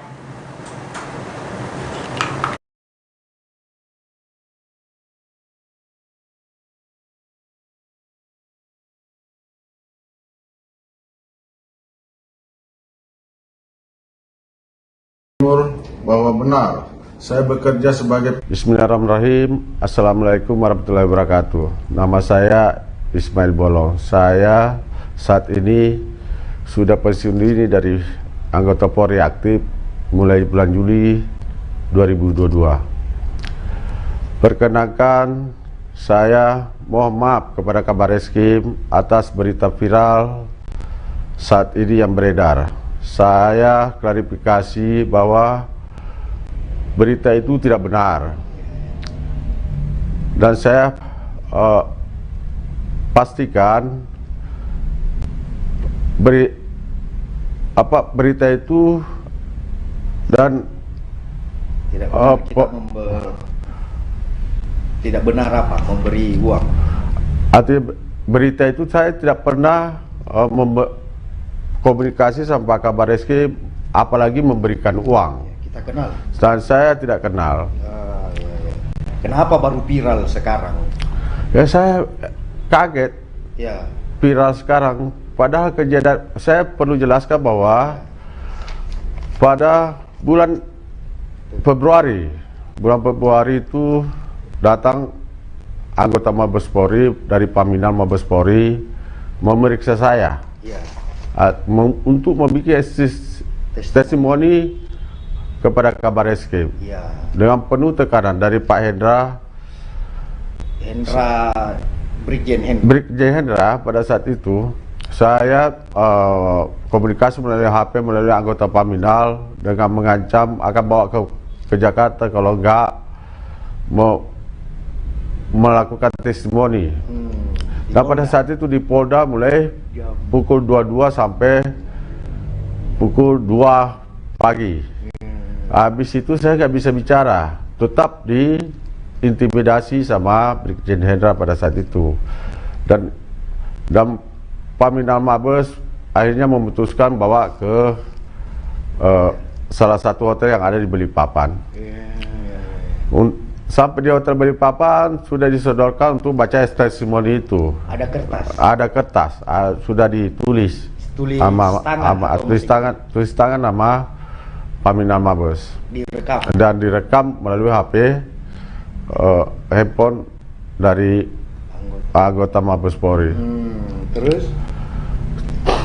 Jadi saya dalam hal ini klarifikasi, saya nggak pernah memberikan uang kepada Kabareskrim. Apalagi pernah saya ketemu Kabareskrim. Ya, itu kita ditanya waktu itu ditelepon sama Pak Hendra berapa kali? Saya ditelepon 3 kali melalui HP, salah satu HP Paminal Mabes. Kamu harus baca bikin testimoni katanya. Ya. Saya tidak bisa bicara masalah itu, masih Polda pada saat itu. Polda. Akhirnya pindah di hotel. Di hotel sudah ada kertas. Sudah ada kertas untuk membaca. Isinya itu. Isinya itu. Dari saya mohon maaf kepada Pak Kabareskrim atas kejadian berita viral yang ada sekarang. Itu waktu ditelepon itu 3 kali, apa saja yang dikatakan Pak Brigjen Hendra itu? Ya harus membaca testimoni itu, harus melakukan testimoni. Kalau kita siap besok bawa ke Mabes Polri. Itu jadi perasaan saat itu terintimidasi. Ya pasti terintimidasi. Artinya itu saya nggak pernah kenal sama Pak Kabareskrim, apalagi memberikan uang. Iya. Karena kita tertekan itu, setelah itu selesai pertemuan itu kita pulang sudah.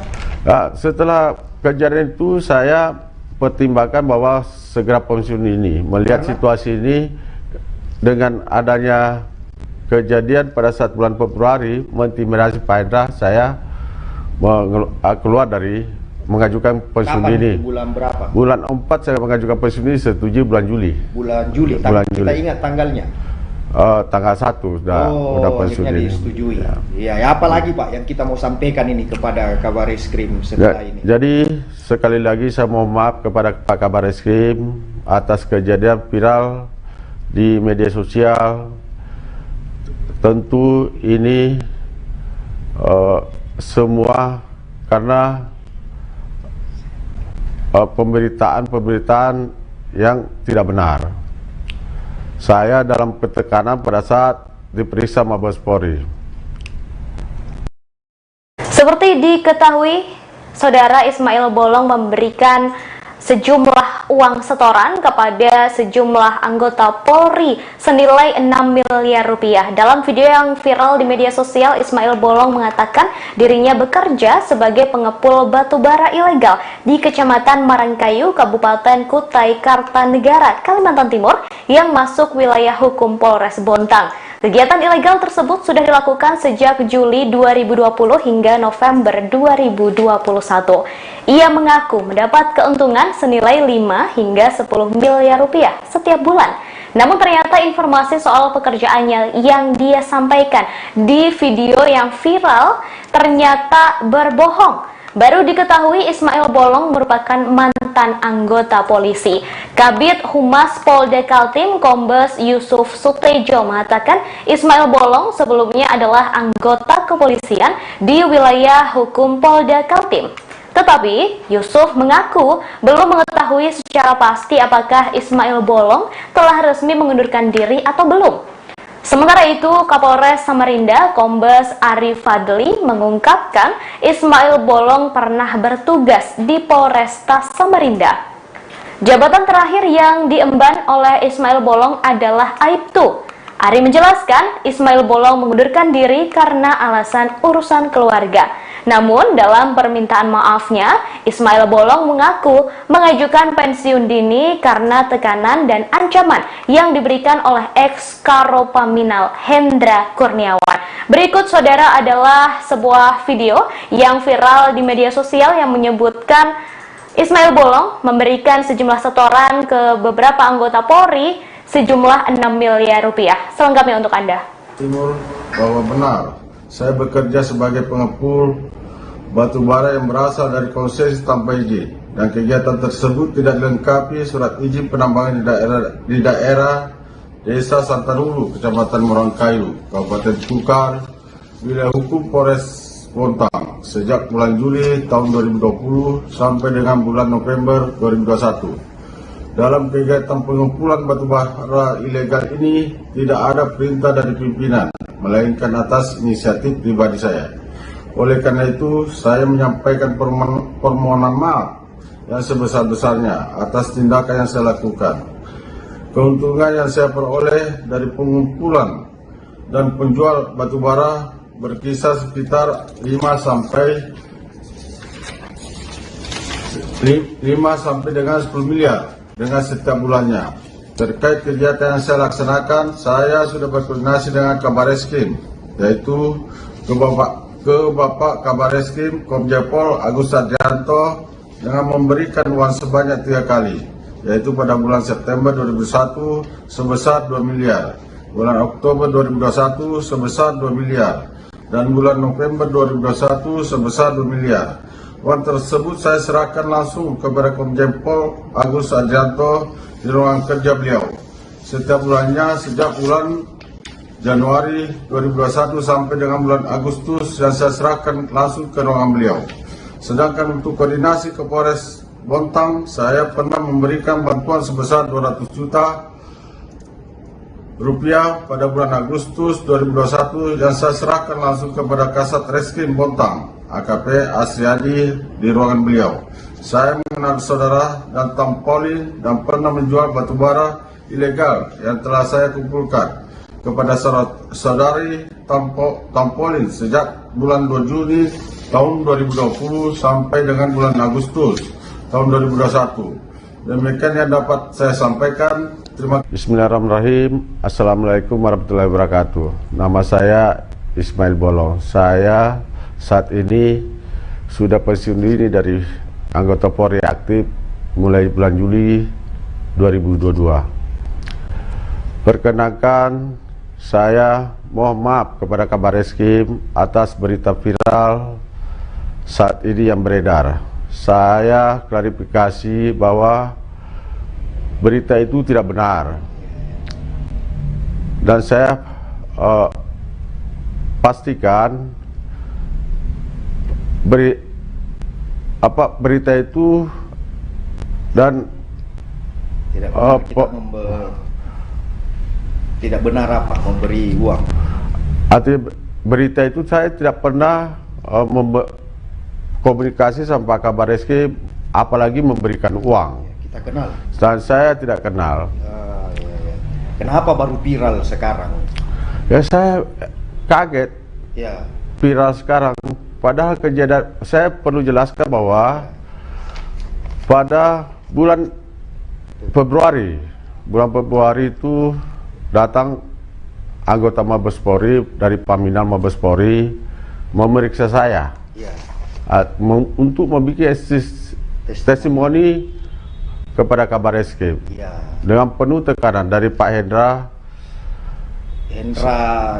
Brigjen Hendra. Pada saat itu saya komunikasi melalui HP melalui anggota Paminal dengan mengancam akan bawa ke Jakarta kalau enggak mau melakukan testimoni.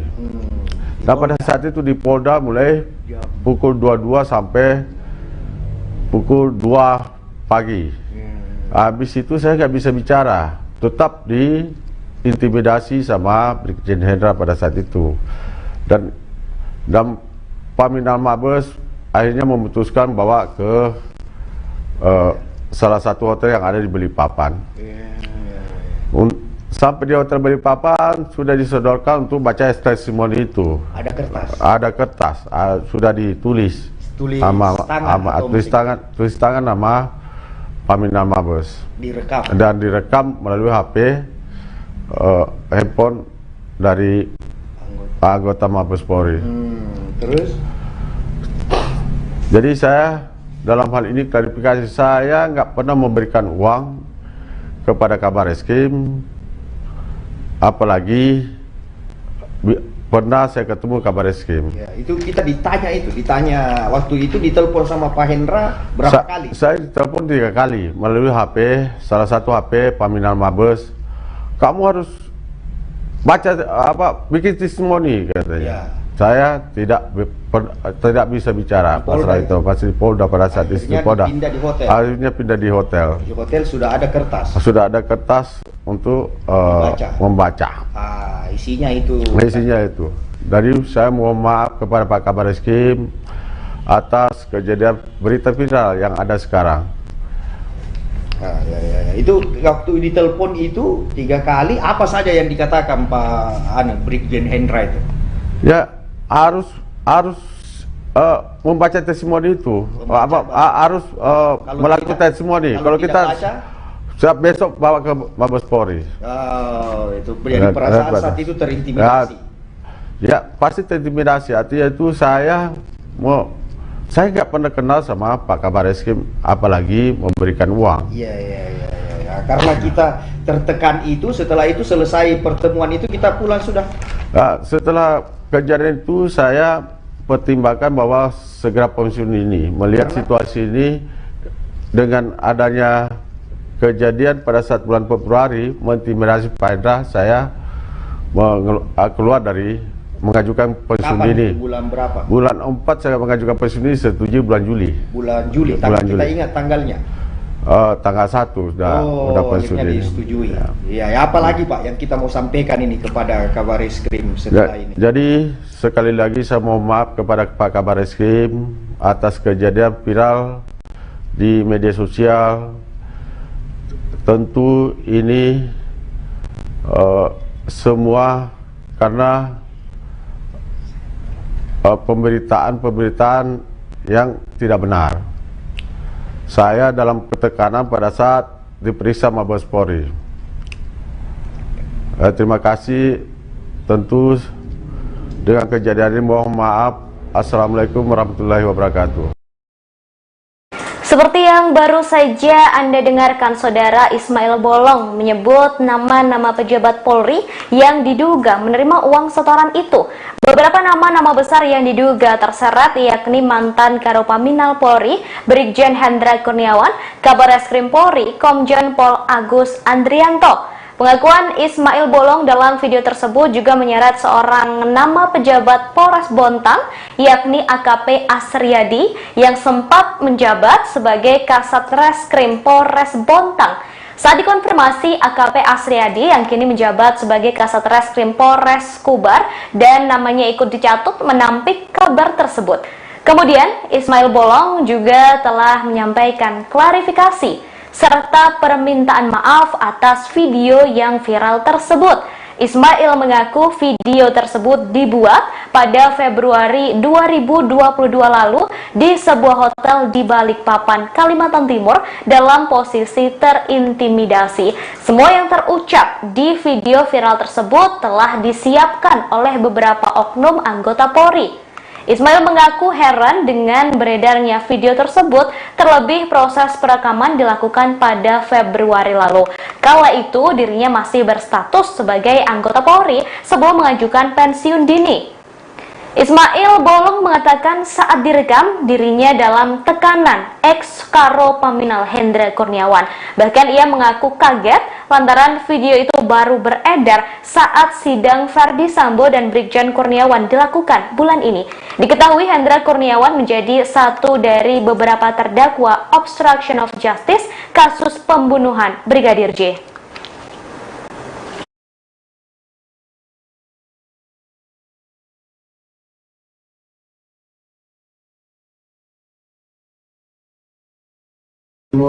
Bahwa benar saya bekerja sebagai pengepul batu bara yang berasal dari konsesi tanpa izin dan kegiatan tersebut tidak dilengkapi surat izin penambangan di daerah Desa Santanulu, Kecamatan Morangkayu, Kabupaten Kukar, wilayah hukum Polres Bontang sejak bulan Juli tahun 2020 sampai dengan bulan November 2021. Dalam kegiatan pengumpulan batu bara ilegal ini tidak ada perintah dari pimpinan, melainkan atas inisiatif pribadi saya.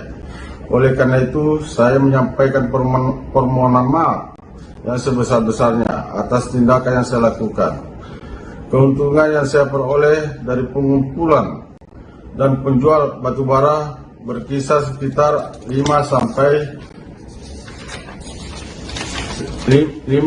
dengan 10 miliar. Dengan setiap bulannya.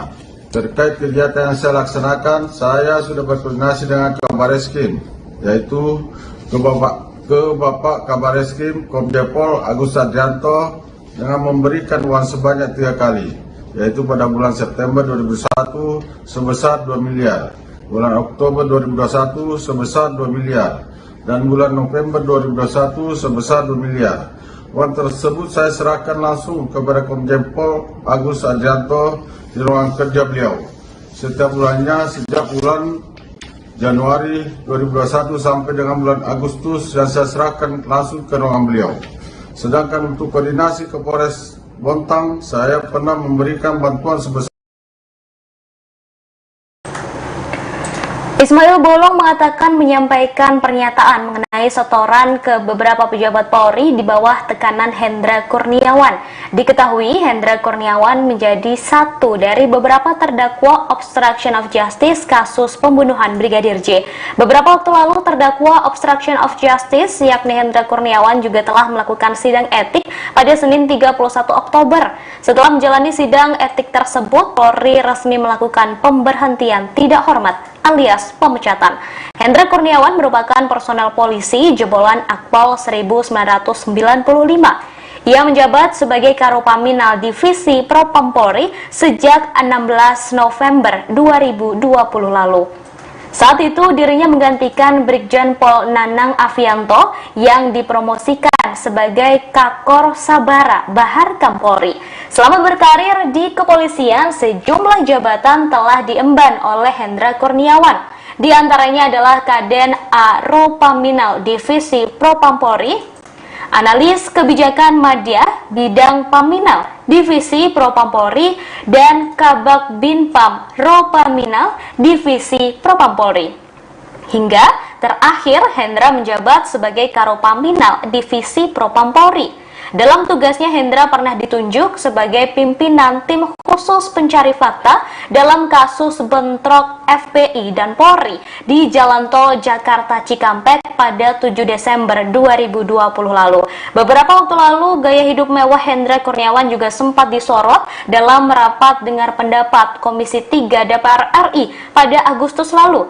Hendra disebut sering gonta-ganti mobil dan dianggap di luar kemampuan seorang Karopaminal. Bismillahirrahmanirrahim. Assalamualaikum warahmatullahi wabarakatuh. Nama saya Ismail Bolong. Saya saat ini sudah pensiun dini dari anggota Polri aktif mulai bulan Juli 2022. Perkenankan saya mohon maaf kepada Kabar Reskrim atas berita viral saat ini yang beredar. Saya klarifikasi bahwa berita itu tidak benar, dan saya pastikan berita itu dan tidak benar apa memberi uang. Artinya berita itu saya tidak pernah komunikasi sama Pak Kabar Reskrim, apalagi memberikan uang. Kita kenal. Dan saya tidak kenal. Kenapa baru viral sekarang? Ya saya kaget. Ya. Viral sekarang. Padahal kejadian, saya perlu jelaskan bahwa pada bulan Februari itu datang anggota Mabes Polri dari Paminal Mabes Polri memeriksa saya. Ya. Untuk membuat testimoni kepada Kabar Reskrim, ya, dengan penuh tekanan dari Pak Hendra Brigjen Hendra. Pada saat itu saya komunikasi melalui HP melalui anggota Paminal dengan mengancam akan bawa ke Jakarta kalau enggak mau melakukan testimoni. Dan pada saat itu di Polda mulai pukul 22 sampai pukul 2 pagi. Habis itu saya nggak bisa bicara, tetap diintimidasi sama Brigjen Hendra pada saat itu. Dan Paminal Mabes akhirnya memutuskan bawa ke salah satu hotel yang ada di Balikpapan.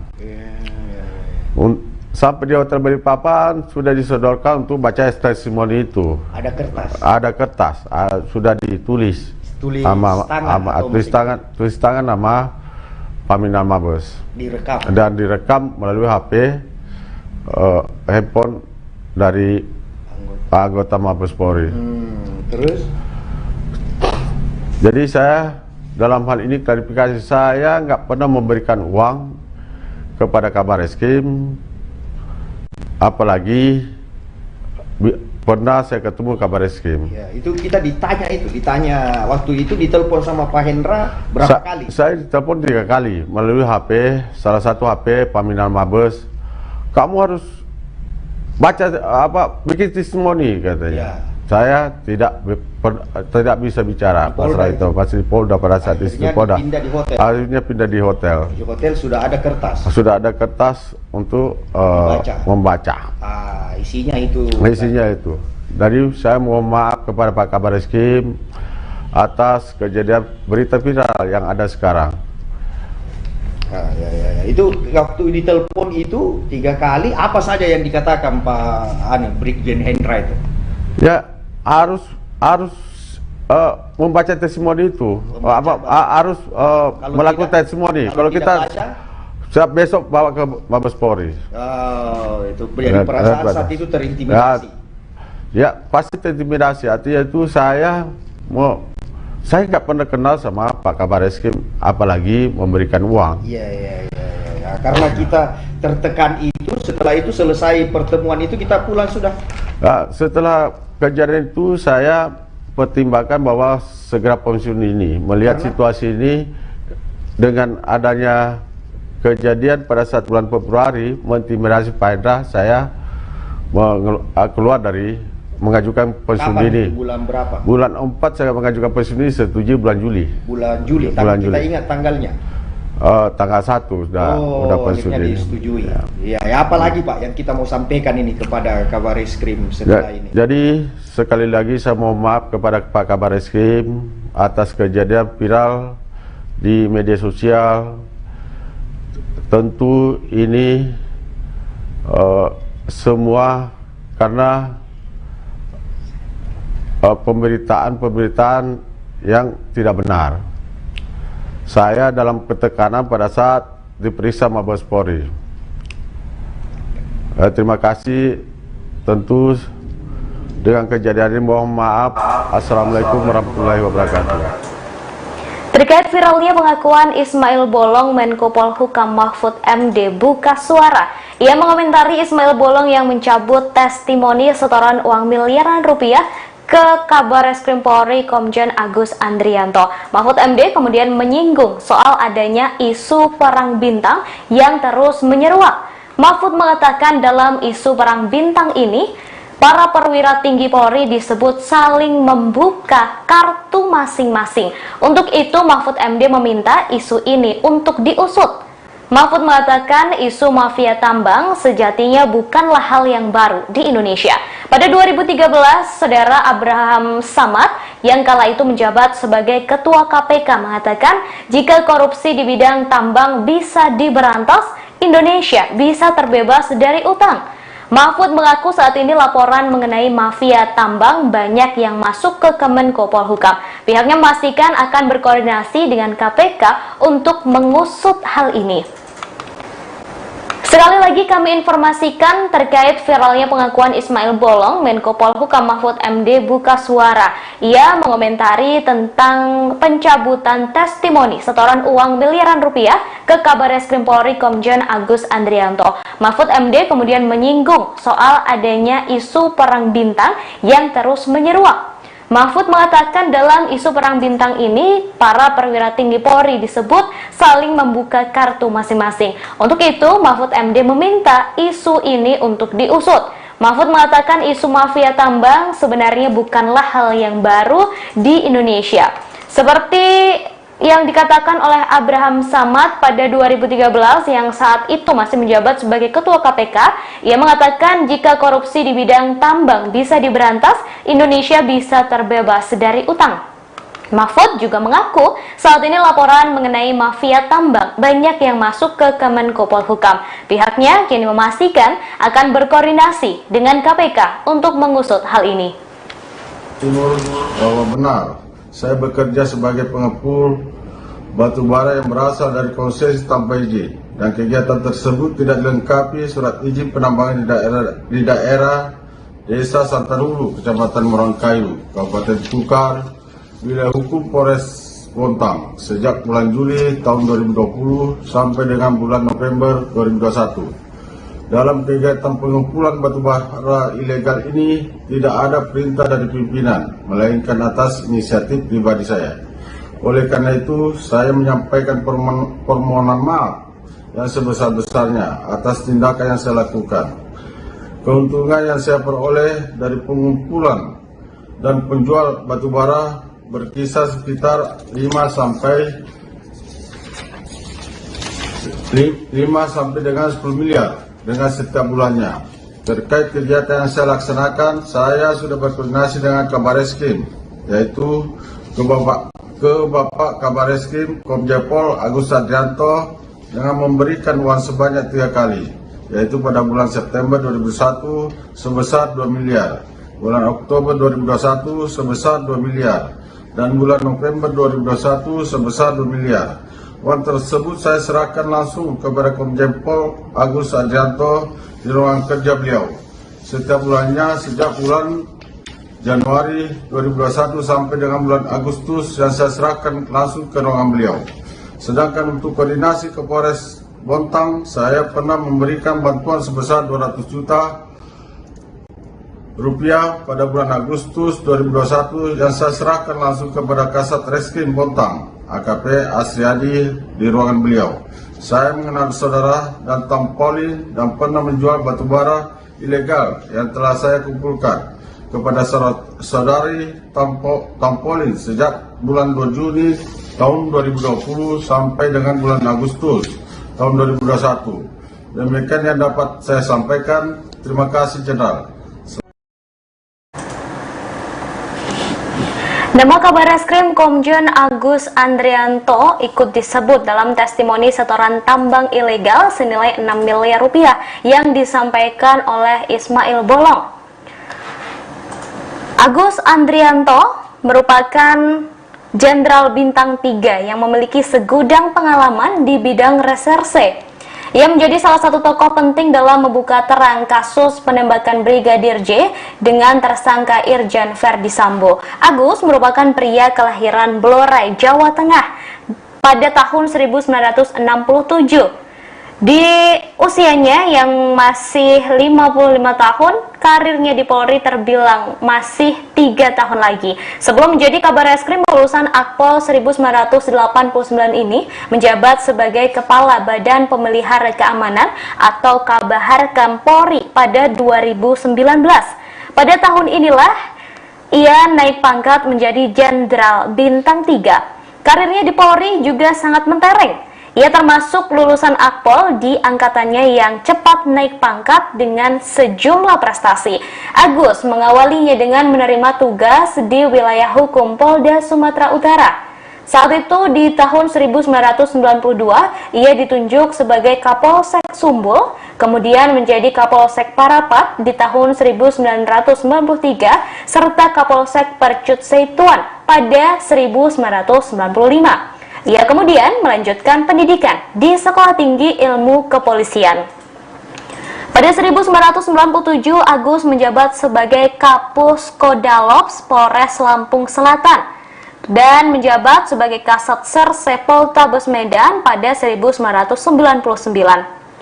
Pada 2001, ia menjabat sebagai Kasubag Binops Bak Serse Ek Polda Jatim.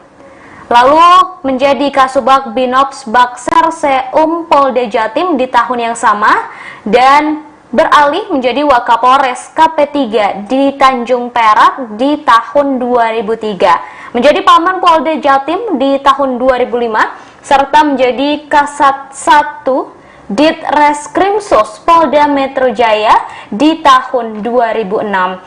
Tak hanya itu, saudara, ia juga pernah menjabat sebagai Dir Psikotropika dan prekursor Deputi Bid Pemberantasan BNN di tahun 2015. Kemudian menjadi Dirtipidum Barreskrim Polri di tahun 2016 dan menangani kasus dugaan penistaan agama dengan terdakwa Basuki Cahayapurnama atau Ahok. Kemudian Komjen Agus Andrianto ini juga menjadi Wakapolda Sumatera Utara di tahun 2017 dan Kapolda Sumatera Utara di tahun 2018 hingga 2019.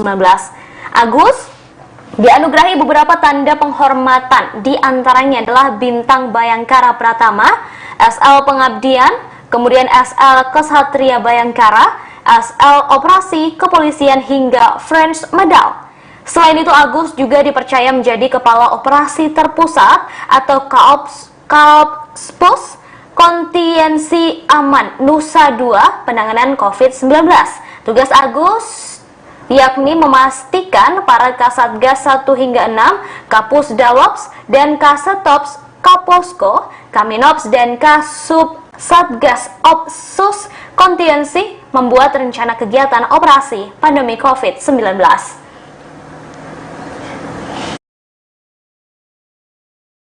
Bismillahirrahmanirrahim. Assalamualaikum warahmatullahi wabarakatuh. Nama saya Ismail Bolong. Saya saat ini sudah pensiun dini dari anggota Polri aktif mulai bulan Juli 2022. Perkenankan saya mohon maaf kepada Kabarreskrim atas berita viral saat ini yang beredar. Saya klarifikasi bahwa berita itu tidak benar. dan saya pastikan berita itu dan tidak benar kita tidak benar apa memberi uang. Artinya berita itu saya tidak pernah komunikasi sama kabar reskrim, apalagi memberikan uang. Kita kenal. Dan saya tidak kenal. Kenapa baru viral sekarang? Ya saya kaget. Ya.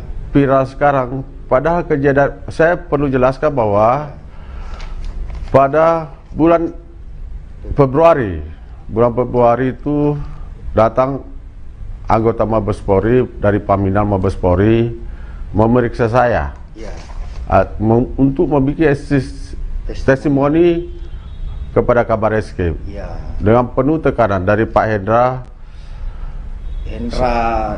Brigjen Hendra. Pada saat itu saya komunikasi melalui HP melalui anggota Paminal dengan mengancam akan bawa ke Jakarta kalau enggak mau melakukan testimoni. Nah pada saat itu di Polda mulai pukul 22 sampai pukul 2 pagi. Habis itu saya nggak bisa bicara, tetap diintimidasi sama Brigjen Hendra pada saat itu. Dan Paminal Mabes akhirnya memutuskan bawa ke salah satu hotel yang ada di Balikpapan. Sampai di hotel Balikpapan sudah disodorkan untuk baca testimoni itu. Ada kertas. Ada kertas, sudah ditulis. Tulis tangan nama Paminal Mabes. Direkam. Dan direkam melalui HP handphone dari anggota Mabes Polri. Terus?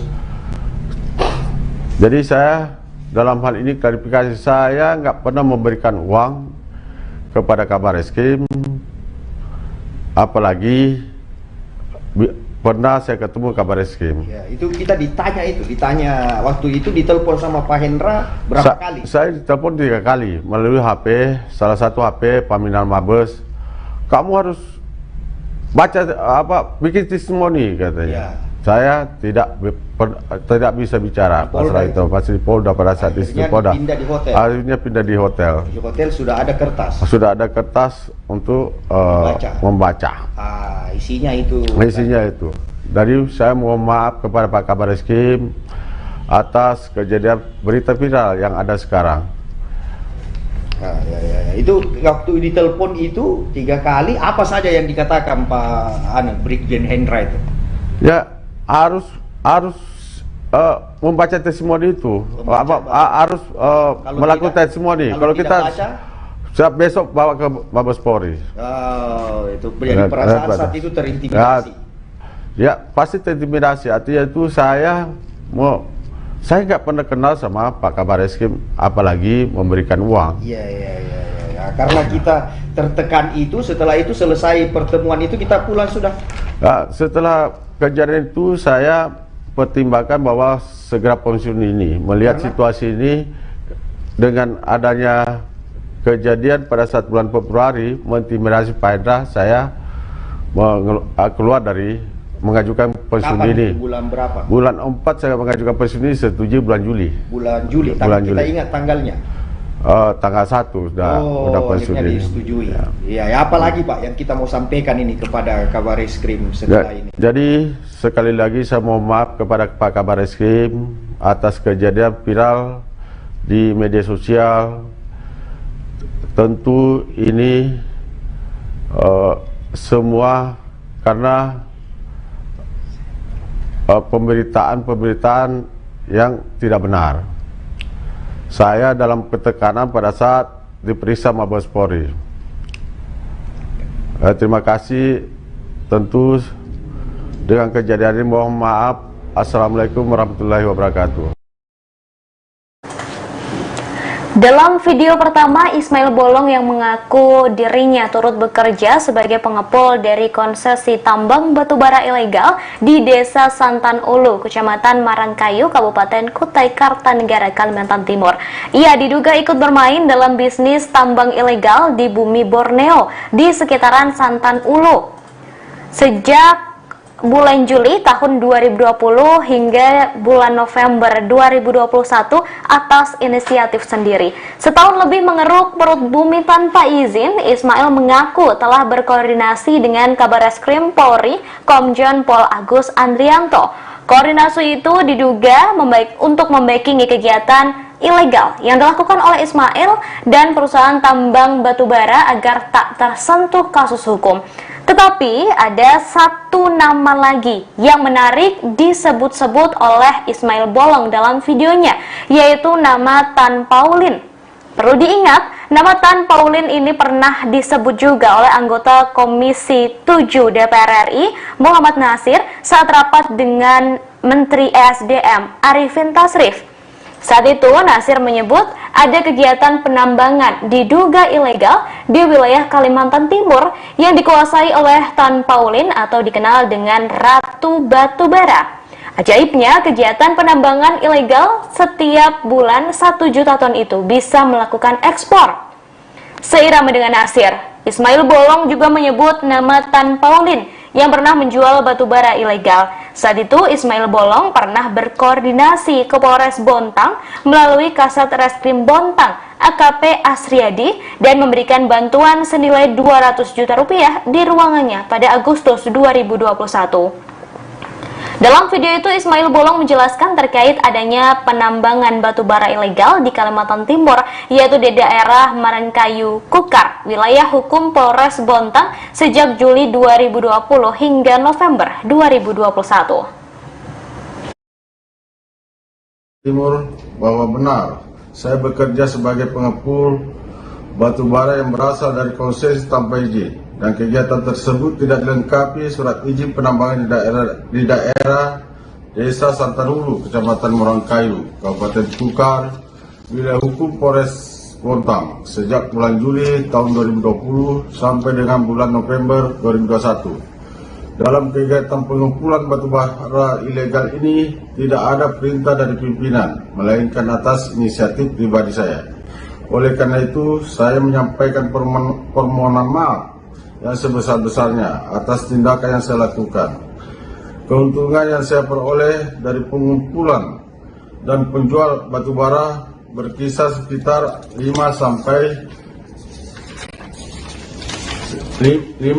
dengan 10 miliar dengan setiap bulannya. Terkait kegiatan yang saya laksanakan, saya sudah berkoordinasi dengan Kabareskrim, yaitu ke Bapak Kabareskrim Komjen Pol Agus Andrianto dengan memberikan uang sebanyak 3 kali, yaitu pada bulan September 2021 sebesar 2 miliar, bulan Oktober 2021 sebesar 2 miliar, dan bulan November 2021 sebesar 2 miliar. Uang tersebut saya serahkan langsung kepada Komjen Pol Agus Andrianto di ruangan kerja beliau setiap bulannya sejak bulan Januari 2021 sampai dengan bulan Agustus, yang saya serahkan langsung ke ruangan beliau. Sedangkan untuk koordinasi ke Polres Bontang, saya pernah memberikan bantuan sebesar 200 juta rupiah pada bulan Agustus 2021 yang saya serahkan langsung kepada Kasat Reskrim Bontang AKP Asriadi di ruangan beliau.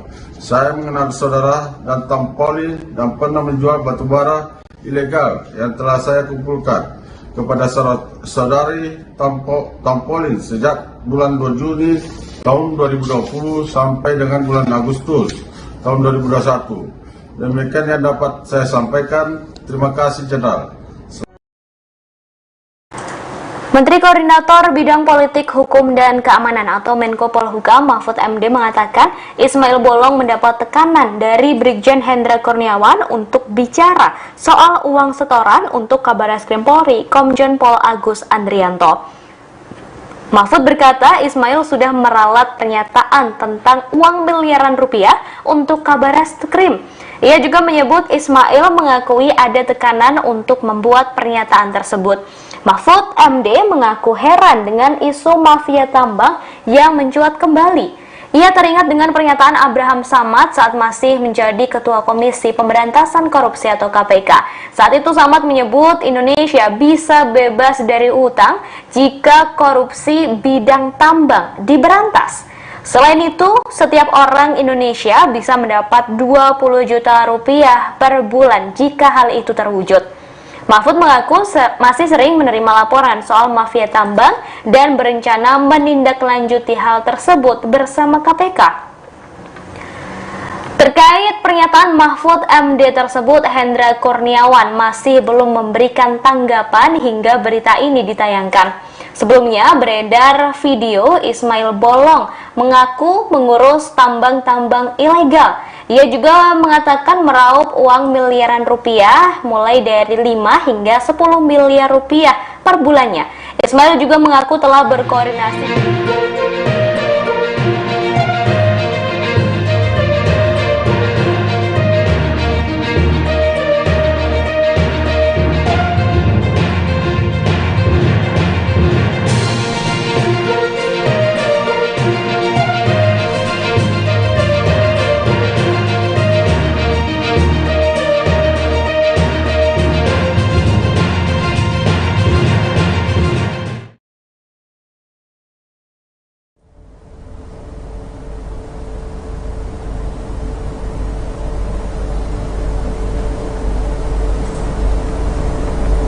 Selamat malam Tribuners, jumpa lagi bersama dengan saya Mutiara dalam tayangan berita terkini Lampung di Tribun Lampung. Kami akan menyajikan informasi menarik dan terkini untuk Anda dari berbagai daerah di Provinsi Lampung. Dan inilah berita terkini selengkapnya. Harga cabai di Metro turun, daya beli masyarakat rendah. Harga cabai di sejumlah pasar di Metro mengalami penurunan yang cukup drastis. Pantauan dari Tribun Lampung, harga cabai di Metro saat ini berkisar di angka Rp10.000 per kilogram. Tanti pedagang cabai di Pasar Kopindo Metro mengatakan, pekan lalu harga cabai rawit hijau mencapai Rp30.000 per kilogram. Namun kini mengalami penurunan drastis dalam beberapa hari terakhir. Puncaknya, harga cabai menjadi Rp10.000 per kilogram. Turunnya harga cabai menurutnya justru membuat daya beli masyarakat rendah. Hal senada juga diungkapkan oleh Winardo, pengecer cabai di Pasar Kopindo, membenarkan bahwa harga cabai rawit hijau saat ini hanya di angka Rp10.000 per kilogram. Ia mengatakan untuk harga cabai rawit merah seharga Rp20.000 per kilogram. Ia juga mengeluhkan turunnya harga cabai tidak berdampak pada tingginya minat pembeli. Sementara itu, pedagang di Pasar Cendrawasih Haji Maksum mengatakan saat ini pasokan cabai rawit sedang banyak. Ia mengatakan di lapaknya tersebut merupakan agen penjualan cabai rawit hijau. Selain cabai rawit hijau, lapaknya juga terdapat cabai caplak. Untuk harga cabai caplak yakni Rp30.000 per kilogram. Sebelumnya, Kepala Dinas Perdagangan Metro El Manani mengatakan penurunan harga cabai ini dapat berubah secara cepat. Penurunan dapat disebabkan oleh beberapa faktor, yaitu seperti kebijakan nasional, faktor cuaca, dan faktor permintaan pembeli.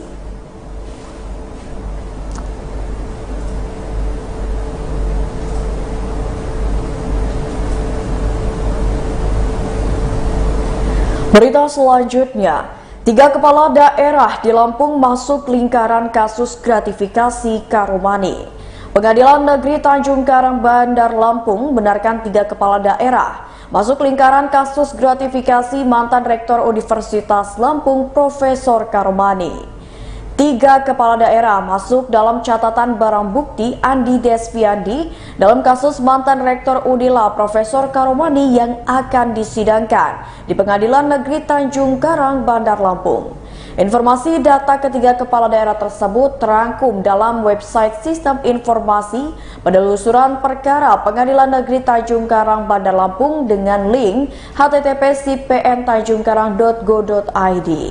Humas PN Tanjung Karang Hendro Wicaksono membenarkan ada 3 kepala daerah masuk di dalam catatan barang bukti suap yang dilakukan Andi Desviandi. Ia menjelaskan catatan dimaksud adalah bagian dari BB yang dilampirkan oleh Jaksa Penuntut Umum KPK. Ia juga menjelaskan barang bukti di dalam website resmi PN Tanjung Karang tersebut berbunyi 2 buah buku agenda warna coklat kulit dengan embos logo Universitas Lampung. Ia mengatakan sementara itu barang bukti lainnya tertera di dalam website SIP PN Tanjung Karang. 1 lembar dokumen tabel berkop Yayasan Lampung Nahdien Center. Ia menjelaskan sepanjang ada tertera di SIP PN bahwa benar itulah barang buktinya. Ia melanjutkan Andi Despiandi akan disidang oleh Majelis Hakim dengan Ketua Majelis Arya Veronica. Hendro menjelaskan Andi Despiandi akan menjalani sidang pertamanya pada Rabu 9 November 2022 pada pukul 10 waktu Indonesia Barat di ruang Bagirmanan. Ia menjelaskan dengan penuntut umum Agung Satrio Wibowo dari Jaksa Komisi Pemberantasan Korupsi, Hendro mengatakan pendaftaran perkara di Pengadilan Negeri Tanjung Karang pada 1 November 2022.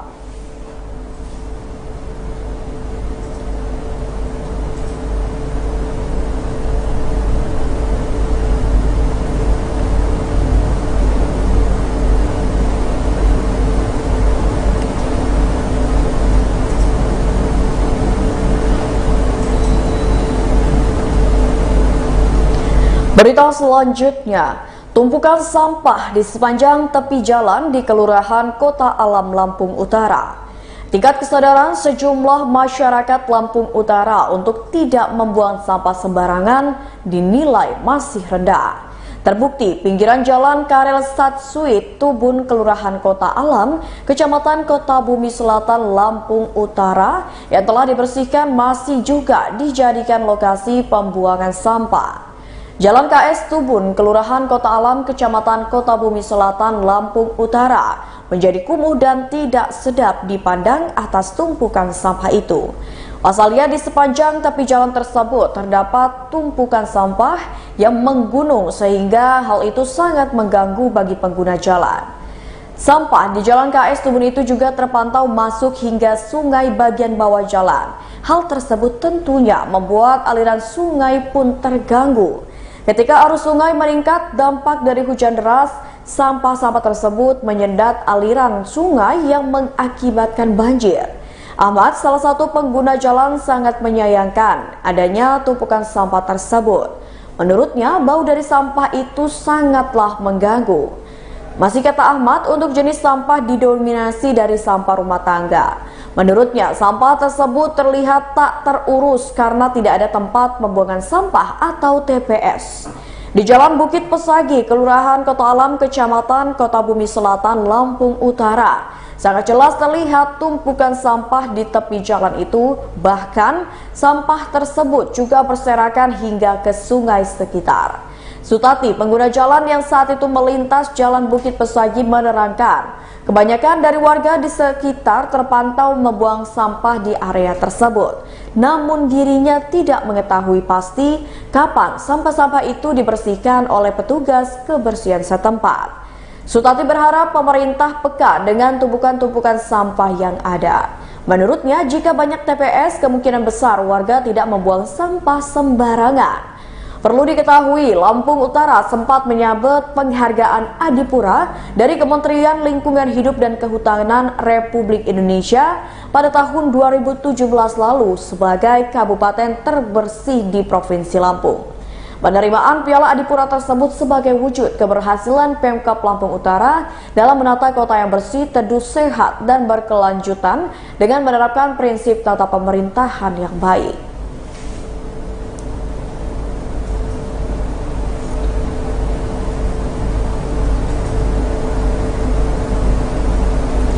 Berita selanjutnya, penyaluran BSU melalui kantor pos di Bandar Lampung capai 11.040 penerima. PT Pos Indonesia mulai melakukan penyaluran bantuan subsidi upah atau BSU 2022 di sebuah kantor pos sejak Rabu 2 November 2022 lalu. Di Provinsi Lampung, alokasi penerima penyaluran bantuan subsidi upah berjumlah sekitar 68.527 orang. Berdasarkan data kantor pos cabang utama Bandar Lampung hingga Jumat 4 November 2022 kemarin, penyaluran bantuan subsidi upah sudah disalurkan kepada 11.040 penerima. Jika dipresentasikan jumlah bantuan subsidi upah yang telah disalurkan ke penerima oleh kantor pos sebanyak 16,11%. Eksekutif General Manager Kantor Pos Bandar Lampung Risdayanti mengungkapkan, penyaluran memang baru dimulai beberapa hari belakangan. Penyaluran dilakukan secara serentak di seluruh kantor pos Indonesia sejak Rabu 2 November 2022 lalu.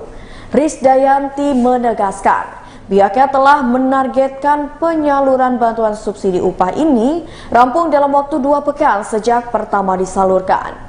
Dirinya juga tak memungkiri jika semakin cepat disalurkan maka akan semakin baik bagi penerima.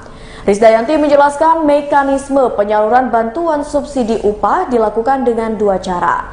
Pertama, penerima bisa datang langsung ke setiap cabang kantor pos Indonesia, sementara mekanisme kedua penyaluran bantuan subsidi upah dengan cara pihaknya mendatangi langsung ke tempat penerima bekerja. Risdayanti menambahkan dalam penyaluran bantuan subsidi upah tersebut, pihaknya berkoordinasi dengan instansi terkait, yakni pemerintah daerah setempat, BPJSTK, dan pihak perusahaan tempat di mana penerima bantuan subsidi upah ini bekerja. Menurutnya, perusahaan yang memiliki banyak penerima bantuan subsidi upah bisa mengajukan penyaluran dengan didatangi oleh pihak Pos Indonesia. Memaksimalkan penyaluran bantuan subsidi upah, pelayanan di kantor pos buka lebih longgar. Bahkan pada hari Sabtu dan Minggu, pihak Pos Indonesia tetap membuka pelayanan untuk penyaluran bantuan subsidi upah, di mana untuk melayani penyaluran bantuan subsidi upah setiap cabang kantor pos buka mulai pukul 9 pagi hingga 6 sore.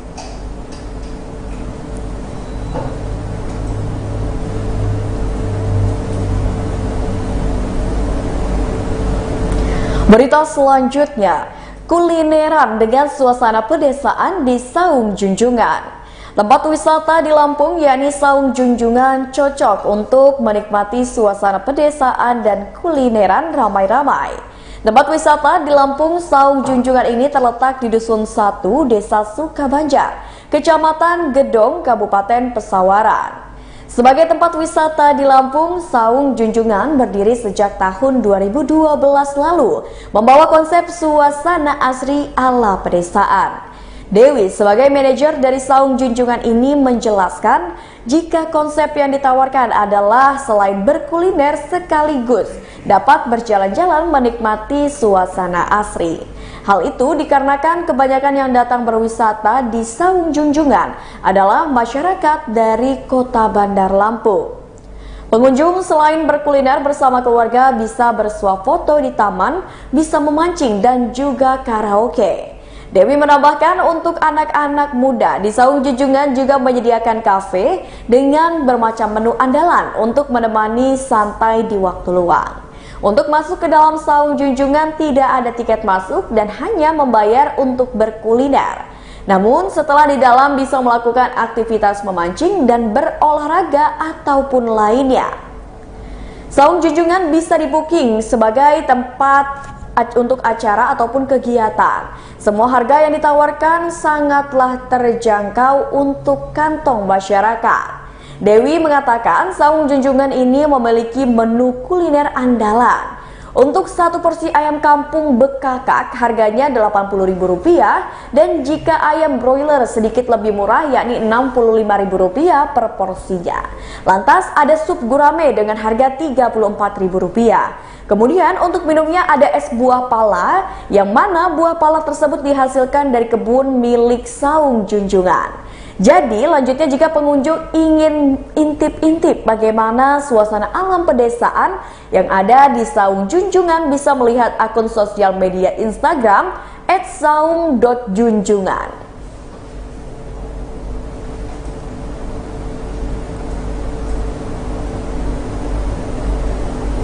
Berita selanjutnya, Hokben MBK berikan promo spesial khusus di bulan November 2022. Hokben Mall Bumi Kedaton atau MBK sedang ada promo yang berlaku di bulan November 2022. Supervisor Hokben Mall Bumi Kedaton Asri Arum Kinanti mengatakan kalau promo ini adalah potongan harga dari Rp51.000 menjadi Rp42.000 dan gratis nasi. Promo ini berlaku untuk pembelian 2 Hokben Fried Chicken. Promo berlaku setiap hari Jumat, Sabtu, dan Minggu. Promo potongan harga dari Rp56.000 menjadi Rp45.500 untuk pembelian 2 Hokben Fried Chicken, lemon tea, dan nasi. Promo ini berlaku setiap Senin hingga Jumat. Selanjutnya ada harga spesial untuk Super Bowl yakni Rp38.000 yang berlaku setiap Kamis hingga Minggu.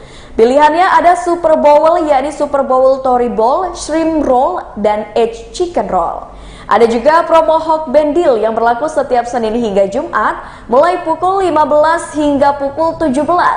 Di promo ini ada harga spesial yakni Rp25.000 untuk simple set 1 dan 2.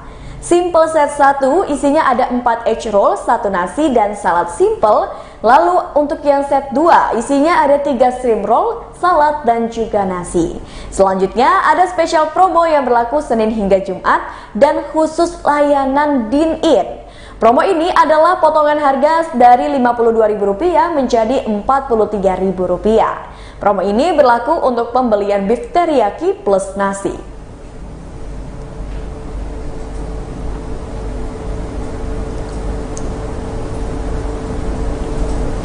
Baiklah Tribuners, itulah berita terkini Lampung bersama dengan saya Mutiara.